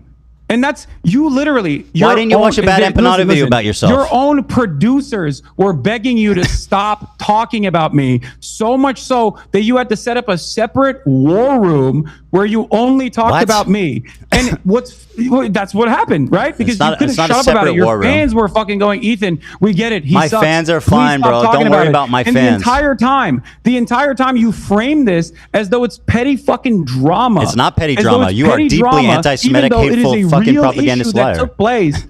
And it only took you now to fucking openly say 10 toes down that it is a genocide, but also I've said that consistently for years, liar. Ethan, you don't want anyone to resist against genocide. It is a fucking untenable position. Oh, you mean kidnapping civilians? No You're so pathetic, bro. Please. And you constantly keep smearing me as a fucking anti-Semite at a time when the Trump administration, at a time when the Trump administration is blackbagging people. Yeah, that's bad happening. Don't call me out. That's bad happening. Don't call me out. That's what you're doing. Dude, how do you not understand? Why didn't you watch the BadEmmaPanda video? That you are playing a formative role when you don't talk about Mahmoud Khalil. Just remember, everybody watching, when you don't talk about the mass starvation of Gaza. By the way, I advocated for Kamala to get elected. What'd you do? I told people to vote for Kamala. What'd you do? Oh. No, seriously. What'd you do? Ethan, did you? Congratulations. Do you think Kamala and Trump would have been equally bad? I won't change anything from Joe Biden's policies, Harris. It's not Joe Biden, it's Kamala Harris. Not only did I go to the DNC, but I actually offered some pretty fucking valuable criticism of the Democratic Party that they didn't listen to, unfortunately. Didn't they kick you out of the DNC? Because they didn't listen to that valuable criticism, they lost. Why have you lied about me voting for Jill Stein, by the way? Can we talk about that? I don't know. Why the fuck do you keep saying I voted for Jill Stein? Who did you vote for? Countless hours shitting on Jill Stein. I said I think you did. Not to vote for Trump. I've said that Donald Trump is significantly worse than Kamala Harris. And I've also, on top of that, called Jill Stein a you didn't endorse over her. and over and over again. But for some weird reason, despite the fact that I voted live, mind you, and you didn't say lying who to your for. audience, and you kept lying to your audience. I said and I you think. kept making it seem as though I didn't even fucking vote, or I urged people not to vote. There's never Who'd you been a vote moment for? where I said do Who not did you vote for? I voted for Kamala Harris. You got a problem? No, I got no problem, but I think there's people in your audience that would. You don't have a problem. You don't have a problem. Why didn't you endorse her then? Why the fuck do you keep saying I voted for Jill Stein? I said I think because you didn't say who you voted for. Oh, yeah, you that's what I said. It's an opinion. Oh, you think? Oh, you don't give a fuck, dude. It doesn't matter who I vote for anyway. You're out of your fucking mind. I did not endorse Kamala Harris, and I will never endorse Kamala Harris. Voted for her. And I did not endorse Joe Biden. And now Trump's president. You want to know why? Because you want to know why? Trump's building the Riviera in Gaza Strip, and guess what? You fucking love that shit because you get to keep making content about it, and you get to keep making videos, and you guarantee there will never be peace there because you won't acknowledge the trauma of both sides. Two things must always be true, How much Hasan. content have you made about Donald Trump? How much content have you made about fucking Donald Trump? You literally defended his terrorist regime. What the fuck are you talking about? And then you have to apologize because you're an embarrassing figure. You can't fathom. Okay? Listen to me. Listen to me. You can't fathom that somebody says something wrong and comes back and corrects it. And all of the producers or all the people that are giving you fucking talking points is not going to make you come across as smart in this process. Please, for your own mental sanity, stop trying to do this. You are basically brain breaking a shit ton of people into idiotic positions. You clearly don't care about people who have actually voted for Donald Trump, considering your allegiance with people who have literally directly voted for Donald Trump. Who's my allegiance? Okay? Who's my allegiance to? What do you mean? You have fucking Trump supporters that you're friends with. Like Steiny in general. When I have a conversation with him, I'm actually directly fucking addressing some of the shit. Did you watch my interview with him, you like fucking dipshit? That our entire conversation was me arguing with him and telling him why Trump's bad and why transphobia is bad. You are insanely incompetent. You're playing poker with people who fucking voted for Donald Trump. You're defending you were just on Asmongold Steiny's podcast, you hypocrite. Gold is not actually Trump coded. I spent hours shitting on Steiny. You're just a liar. Asmongold has been a valuable figure shitting on me this entire time. And that's the only reason why you act like he's not that significant of a force. That's it. When did I say that? You will take help from anyone and everyone. And it was all written by Destiny, right? You claim to care. You claim to care about rape, and you're hyping up a dude who has a segment on a show called Ultimate Rape Review. The reason why you're hyping up that dude is because you don't give a fuck. All you care about is petty drama. This is your only content. Stop doing petty drama content. Shut the fuck up about politics and get back to goofs and gaffes, and it will be fine. People will forget that you have behaved in this way, but you don't want to do that. It's become a fucking personal agenda for you that people don't like you. It must be anti-Semitism. No, they don't like you because you don't know what the fuck you're talking about, and you have to be babied by goddamn producers as a 40-year-old adult. That's the reason why people don't like it. Very good. Very good. Now, why don't you watch BadEmmaPanda's videos about you? Because he's pro-Palestine, and I don't give a fuck about. He was criticizing you. Palestine, oh, you're and such I don't a care coward, about the difference in methods that we have. All right, very good. I'm out of my depth. I shouldn't talk about the movement. And if you were pro-Palestine, I would never talk about you either. That's the real reason. Uh-oh. Can you please contend with the Avi Schleim quote that they left not because of Zionism, but because of they were afraid? Dude, come on. Enough. You have Avi Schleim on the show. Talk to him about it, okay? Okay, sure. Maybe it'll go down exactly like you thought with Sam Cedar. How did it go with Sam Cedar? I think if anything, Sam kind of embarrassed himself. I genuinely do. I hate to say it because I like Sam. Dude, a 40-year-old man who needs a fucking button when he has like a little oopsie moment is actually the one who's talking about Sam Cedar embarrassing himself. Did I button during that debate? He lowered himself to talk to you man to man and try to explain to you what was going on. That's what you asked for. Why would you want to lower his status? Private, Ethan. Why did you lower his status? Because I thought you could be convinced. I didn't realize you were this fucking drama obsessed.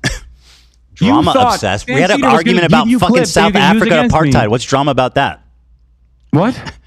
You're fucking dude. Listen, I can't hear what you said. What did you say? It doesn't matter. Just remember, when it comes to criticism, I watch it. Yes. You ignore Nelson it. Mandela, it's so important. Nelson Mandela was actually peaceful because you're going to clip chimp the fucking shit that Loner Box told you. Why was then you're going to say the violent things that Hasan, the violent things that the ANC did were in the Truth and Reconciliation Committee attributed to Hasan, how many civilians died in the 20 years in the ANC during the ANC's? It was like 200, I think. Less than 100. How many people did Hamas kill on one day? Nelson Mandela, which I'll read you a quote from his trial. I'll read you a quote. Are you comparing the apartheid structure in South Africa to 76 years of colonial occupation? Don't you do that all the time? No, the number is far larger, and the militancy has gotten far more radical as a direct consequence of Israel becoming far more radical. Because, as I told you, and you seemingly understood when we first had this conversation after October 7, that the maintenance of an apartheid is an inherently violent endeavor. And as a matter of fact, the resistance to said apartheid is only going to get worse and worse as time moves on. This is precisely the reason why the first Intifada was fought with stones, You're just bringing random shit up, rocks, bro. and the second Intifada in the aftermath of horrific acts of terror against Palestinians who were at a mosque praying. I actually have facts. I have a historical quote. I'm not just grandstanding. Mandela, from his trial in 1960, said, and I quote, "There were 4 forms of violence that were possible. One was sabotage, one was guerrilla warfare, one was terrorism, And then there was open revolution. We chose to adopt the first method as it exhausted it before taking any other decision.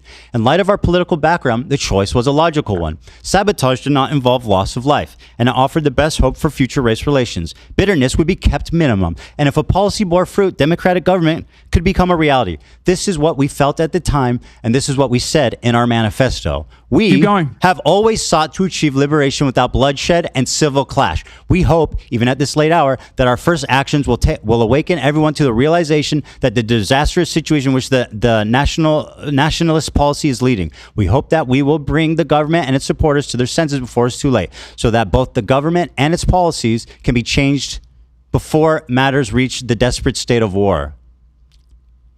Notice how the end part of that is getting ready for rebellion. Did they? I feel like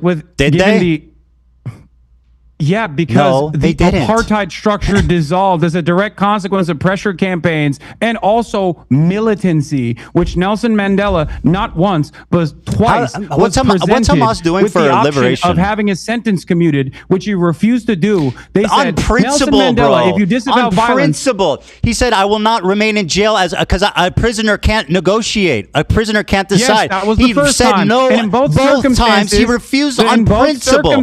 Less than 100 people died during the 20-year period. Anyone that attacked civilians, they were disavowed. The ANC repeatedly apologized and disavowed violence against civilians. When did they do that? Less than 100 civilians died. When did they do Hamas that? killed 1,000 civilians on one fucking day. 1,000 civilians? Yeah. The poor civilian Israeli soldiers that died in their military bases. No, there was like, bro, you're so dumb. 300. What do you mean I'm so dumb? Okay, These how many numbers civilians matter. died? How many civilians died? I believe the total number of casualties on October 7 was 1,200, with 800 being civilians, which is completely unacceptable, mind you. I'm off by 100. Military I was members. off by 100. Oh my God, dude! I can't believe the historical inaccuracies. Well, you're you just made a big. You're the one who's bringing up numbers here, Ethan. And yes, I do think it's virtually important to recognize something here that you are seemingly failing to recognize. Nelson Mandela was thrown in prison because he went and trained with the FLN in Algeria. The reason why he stayed in fucking prison was because he refused to disavow violence, because he understood that as long as sabotage is violence. Revolution I didn't say is he's a pacifist. impossible, I never said he's a violent pacifist. revolution is inevitable. Yeah, and I never said he's a pacifist. They did do. You know what's funny? In terms of the death and destruction on the apartheid structure, by the way, Nelson it is Mandela incomprehensible to compare that to Israel's violence against the Palestinians. Was Nelson what Israel has done to the Mandela Palestinians a is Zionist? far worse. And by the way, that's not my assessment. What Israel has done to the Palestinians for the past 76 years is infinitely worse. Well, let's ask someone that lived through That is not my assessment, apartheid. by the way. That is the assessment of Mandela. And for all the, for all of the moments that he was You able think to fucking Mandela see. said what's happening is worse than what we went through? That's bullshit. Why would he say that? Hasan, you're a liar. Why would he say that? Because it's true, Ethan. Okay. That's why. Is Nelson Mandela a Zionist? Yes, Nelson Mandela. Are you going to say in 1999 he said Israel has a legal right to exist? More in than that. Same He speech said more you're than gonna that. fucking clip chimp. Remember that you called this guy a neo-Nazi, not fit to be a dog catcher. That's what you Who? said about What? Nelson Mandela. Wait, wait, No, what are you talking Yeah, about? What? Whoa, you're jumping off like a million different points. The right What? of Israel to exist as a state legally.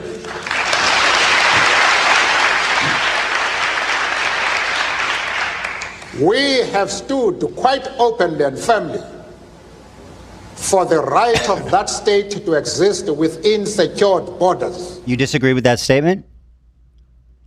Does Israel has a right to exist? Not in the way that it currently does. Within secure borders. Ethan, hold on. Coward. Do you know what he says after that clip? Yeah, that he also thinks that Palestinians also need to be acknowledged, which, by the way, is my fucking point. No, not that. Palestinian liberation and Israeli borders are two sides of the same coin. Ethan, he didn't just say Palestinians also need to be acknowledged. What'd he say? He says that if peaceful means of coexistence is impossible, then violence is inevitable, Ethan. Why did you clip that out of the fucking clip chimp Because that it's you irrelevant. posted, Ethan? Dude, you saying I clip chimp Nelson Mandela? Yes, you literally did. You cut him out of context. No, because it doesn't he's suit a your fucking Zionist. What do you purpose. mean? Like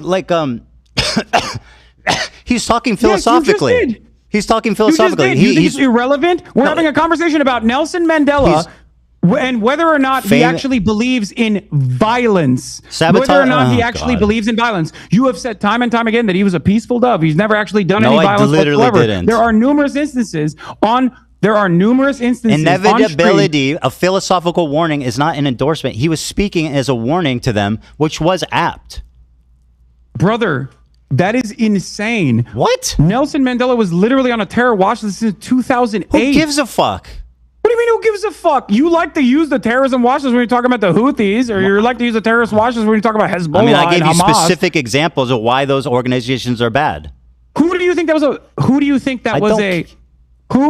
the philosophical point that he was making? The guy who was in prison for violent resistance, by the way, who trained violent resistance? You mean sabotage? Ready for rebellion, by the way. Sabotaging government infrastructure. Was a warning to? Do you think that was a warning to Palestinians, or do you think that was a warning to the fact Israel? That you are because so that willing. Same Nelson Mandela has time and time again also repeated that no one is free until Palestine is free. That same Nelson Mandela that you're trying to fucking use in this situation has said that this is a united struggle, that Israel's actions against the Palestinians are abhorrent, that it is akin to what they have experienced in apartheid South Africa, if not worse. So the idea that you can make this comparison because you Palestine think it's to be free, my friend. Argument is so stupid. And the only way you can do that is by cutting it out of context. No, I just explained why. Dude, I want Palestine to be free. But you know what? I don't think Hamas is furthering that goal. I think Hamas is counterproductive. They're making it worse. They're causing it to be inevitable. You refuse Why are they making it worse? You refuse to criticize them, which is pathetic. Unlike Why are they me, making it I'm worse, willing to Ethan? criticize Why are the they making Israeli it government. worse? I'm Why are willing they to come to making it terms with the cruel reality. Hamas. Walk through it. Why are they making it worse? Well, what was the fucking objective there on October 7th, genius? Kidnapping, which by the way I don't even agree with, which is an international human rights violation. But kidnapping Israeli soldiers, Israeli civilians to make to and what part about that was slaughtering fucking families in their homes? Ethan, I don't agree with the tactics. You know this already. We're not relitigating this over and over again. I'm just saying, Hamas is a bunch of fucking 17 months of fucking genocide. Right. Okay. What do you think? One day you're gonna watch a video response I make. One day. Probably not. When you apologize for all the fucking harm that you've done. Apologize? Okay. All right. Yeah. Listen. I have the rest of the clip that you clipped, Chip, by the way, if you want to hear his actual fucking full-fleshed opinions. I'm not hiding from it. I literally acknowledge what he said. I don't care. But so why did you say that he was actually a peaceful resistance type of guy? When did I say that? When the fuck did I say that, you liar? You've said it on numerous occasions as opposed to... You said that on numerous occasions before someone told you, no, actually, here's a better way to massage that narrative. I said he uses violent means such as sabotage. He didn't kill civilians. Ethan, that's what I said. Will you stop talking if I show you numerous instances where you have said Nelson Mandela was peaceful? I'm not going to... You get those together, okay? I mean, You're going to do great. You're going to do great. Yeah, go ahead Ethan, and grab you literally those. said he was a pacifist. I never said Nelson Mandela was a pacifist. Ethan, that is an insane lie. You said it to Sam Cedar 2 days ago. So you got to watch that back because you're, once again, a liar. You have no problem lying. You have no problem saying that I work with the ADL without any evidence. You fucking have no problem discrediting the suffering of Jewish refugees. Nelson Mandela is a pacifist. Okay, well, prove it. And the full quote, by the way, of Nelson Mandela is from when he visited Gaza in 1999 that I was referring to. Choose peace rather than confrontation, except in cases where we cannot move forward. Then, if the only alternative is violence, we will use violence. Yeah. Does that sound like a pacifist to you? I meant that he didn't kill civilians. His approach is vastly different than what Hamas is doing. Do you think Nelson Mandela would like what the Houthis are doing? I don't know. Let's fucking dig him out of his grave and ask him.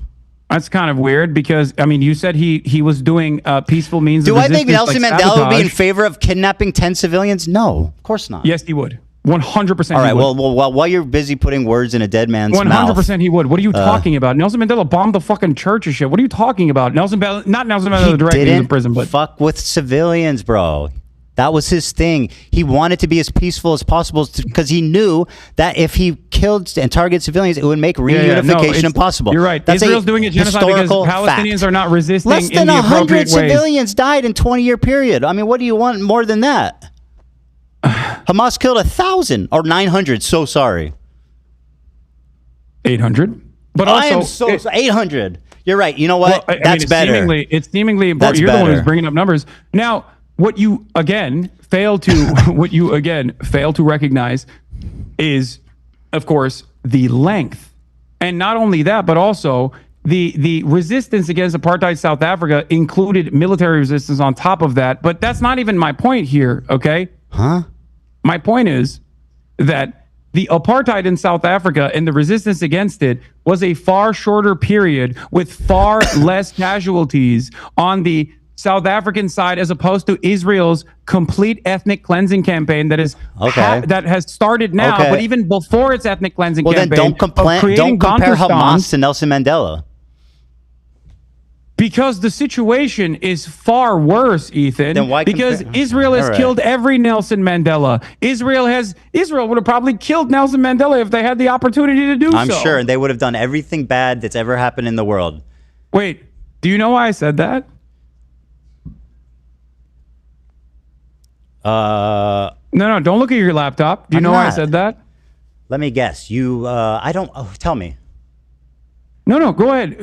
Just throw up a guess. All right, listen. It's 5 o'clock. I'm not doing this. Okay. You you can don't tell wanna me, do or this. you cannot. Okay. You want it to? I'll stand here if you want to tell me, but I'm not going to sit here and play rhetorical games. Israel was aligned with South Africa, the apartheid government. Yeah, I as a know. They matter made of nuclear fact. bombs with them. It's horrible. Yeah. What's that have to do with anything? Fuckhead. Yeah. When did I defend that? Well, they're both apartheids, so. Yeah. And when did I deny that? All right, listen, it's 5 o'clock. Like I said, I have a family to go to. I have 3 kids and a wife, and I know that you have a fucking cool-ass race car bed to sleep in, and I hope you enjoy that. And okay, man. Thank you. Have a good one. I hope this was productive. Dan, he needs you more than you need him. Stop babying this man, please. He needs you more than you need him. Stop babying him. Well, I know that's true, but I don't baby him. Come on. Okay. All right. You want to target the crew more? You want to drum up harassment? For my coworkers, I have a tremendous amount of respect for the crew. Hey, they are what BadEmmaPanda makes the called show AB great. a house slave. What?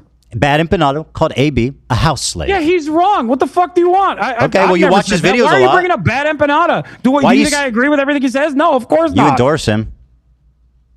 Ethan, all right, I've we gotta endorsed go. his You promote YouTube him all the video time. That's a essays fact. that I agree with, that I think are very well thought out. All right, I don't listen, endorse stop being a coward and watch some fair opinions criticism. overall. Please stop being a coward and just watch some criticism. It will prove that you are No, not afraid. This was pretty good. This was pretty productive. You know, having this conversation, having this back and forth. Don't you think? I actually do.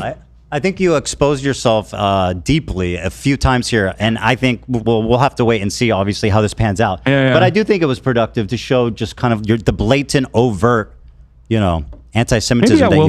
Maybe I will watch the Context Puke. Yes, please, and then we can talk maybe about it. Maybe I will watch the Context Puke live, as a matter of fact, please not in do. a cowardly way. I like that this is what it's come to, where having a face-to-face conversation is less.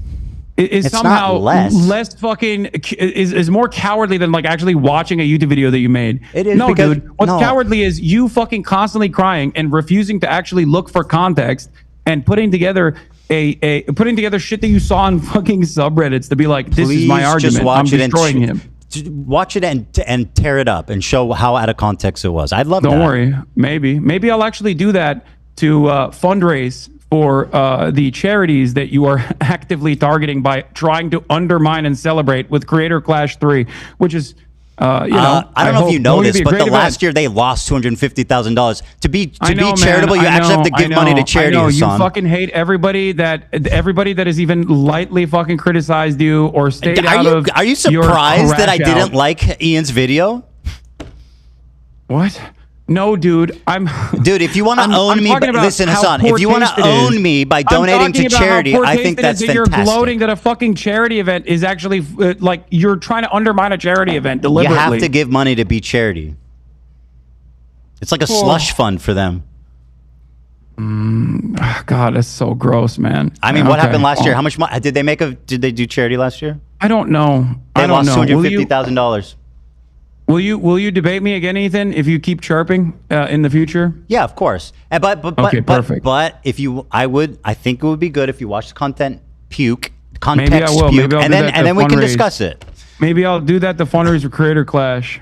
Yes, I think it's awesome. If you want to own me by donating to charity, I think that's sick as fuck. Yeah, maybe you should do that too. You know, donate some pro-Palestinian charities. I'll feel so fucking owned. Let's own each other and donate to charity. All right. I know you guys Bye, fucking. Ethan. I know you guys hate each other, but the views were crazy. It was? How many? I never just looked. Saying, think about it. What was the views at? I never looked. They're pretty good on both ends. Like 100K. Whose was higher? Don't ask that question. Hassan's was higher? Hassan's was higher. Yeah. Not by much, but it was higher. That's not good. We got to do something. I mean, I had 120,000. I don't know what you guys had over there. I wasn't looking, but we got up to about 100K. So well, we're gonna have to do. These people are clearly have some kind of brain disease, and we need to do something about it. No, for sure, Ethan. Please keep up the energy as though you feel that there is a genocide going on, because your output is what matters here, and that is what I was trying to get across to you and get across to your audience. If you think that I acknowledge that I acknowledge that I could talk about it more, and I should make more of an effort to talk about it. Okay, thank you. Instead of going after, and you should try not to be a fucking raging anti-Semite for a day. What? If you can try not to be a raging anti-Semite for a day, then we can shake hands. Ethan, I don't think you actually believe that I'm anti-Semitic. I think you're hysterical. You should watch back the first part of this interview. What? You should watch back the first part of this interview. That is. I don't think that makes you look good. Okay, well, I guess we'll wait and see. Unfortunately, I think your people are going to think it makes you look good, and then everybody else is going to think that might look good. Like, who gives a fuck? At the end of the day, I'm sure. It's not a swastika. It's just the swastika sword. It's not a swastika. It's just the sword that I called the swastika sword. Got it.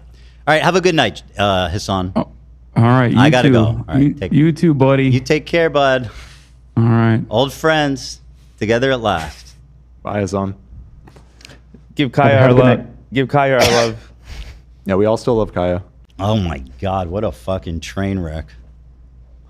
I was hoping that I shouldn't have hoped that he would have been more open to listening, but I guess that's what it was meant to be. It is what it is. I'm so tired. How long was that going on for? 5 hours. We're going on 5 hours here.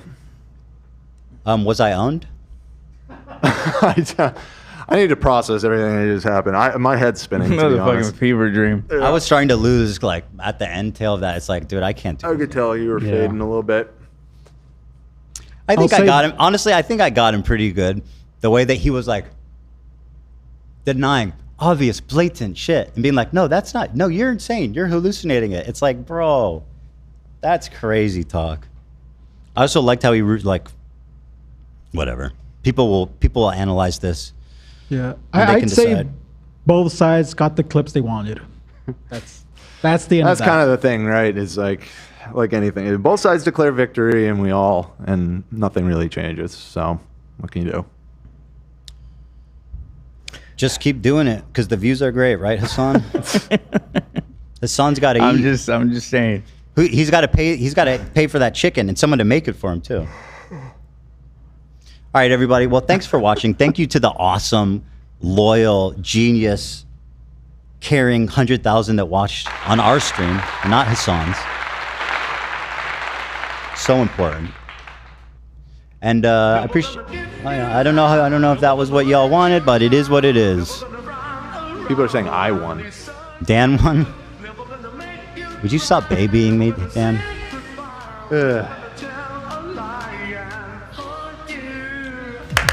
All right. Alrighty. It's Friday. It is Friday. Have a good night. Thank goodness Have a blessed evening. TGIF. TT, ta-ta for now, and we'll see you guys on Monday. Bye-bye. Have a good weekend. And baby, it's Friday for Gabe.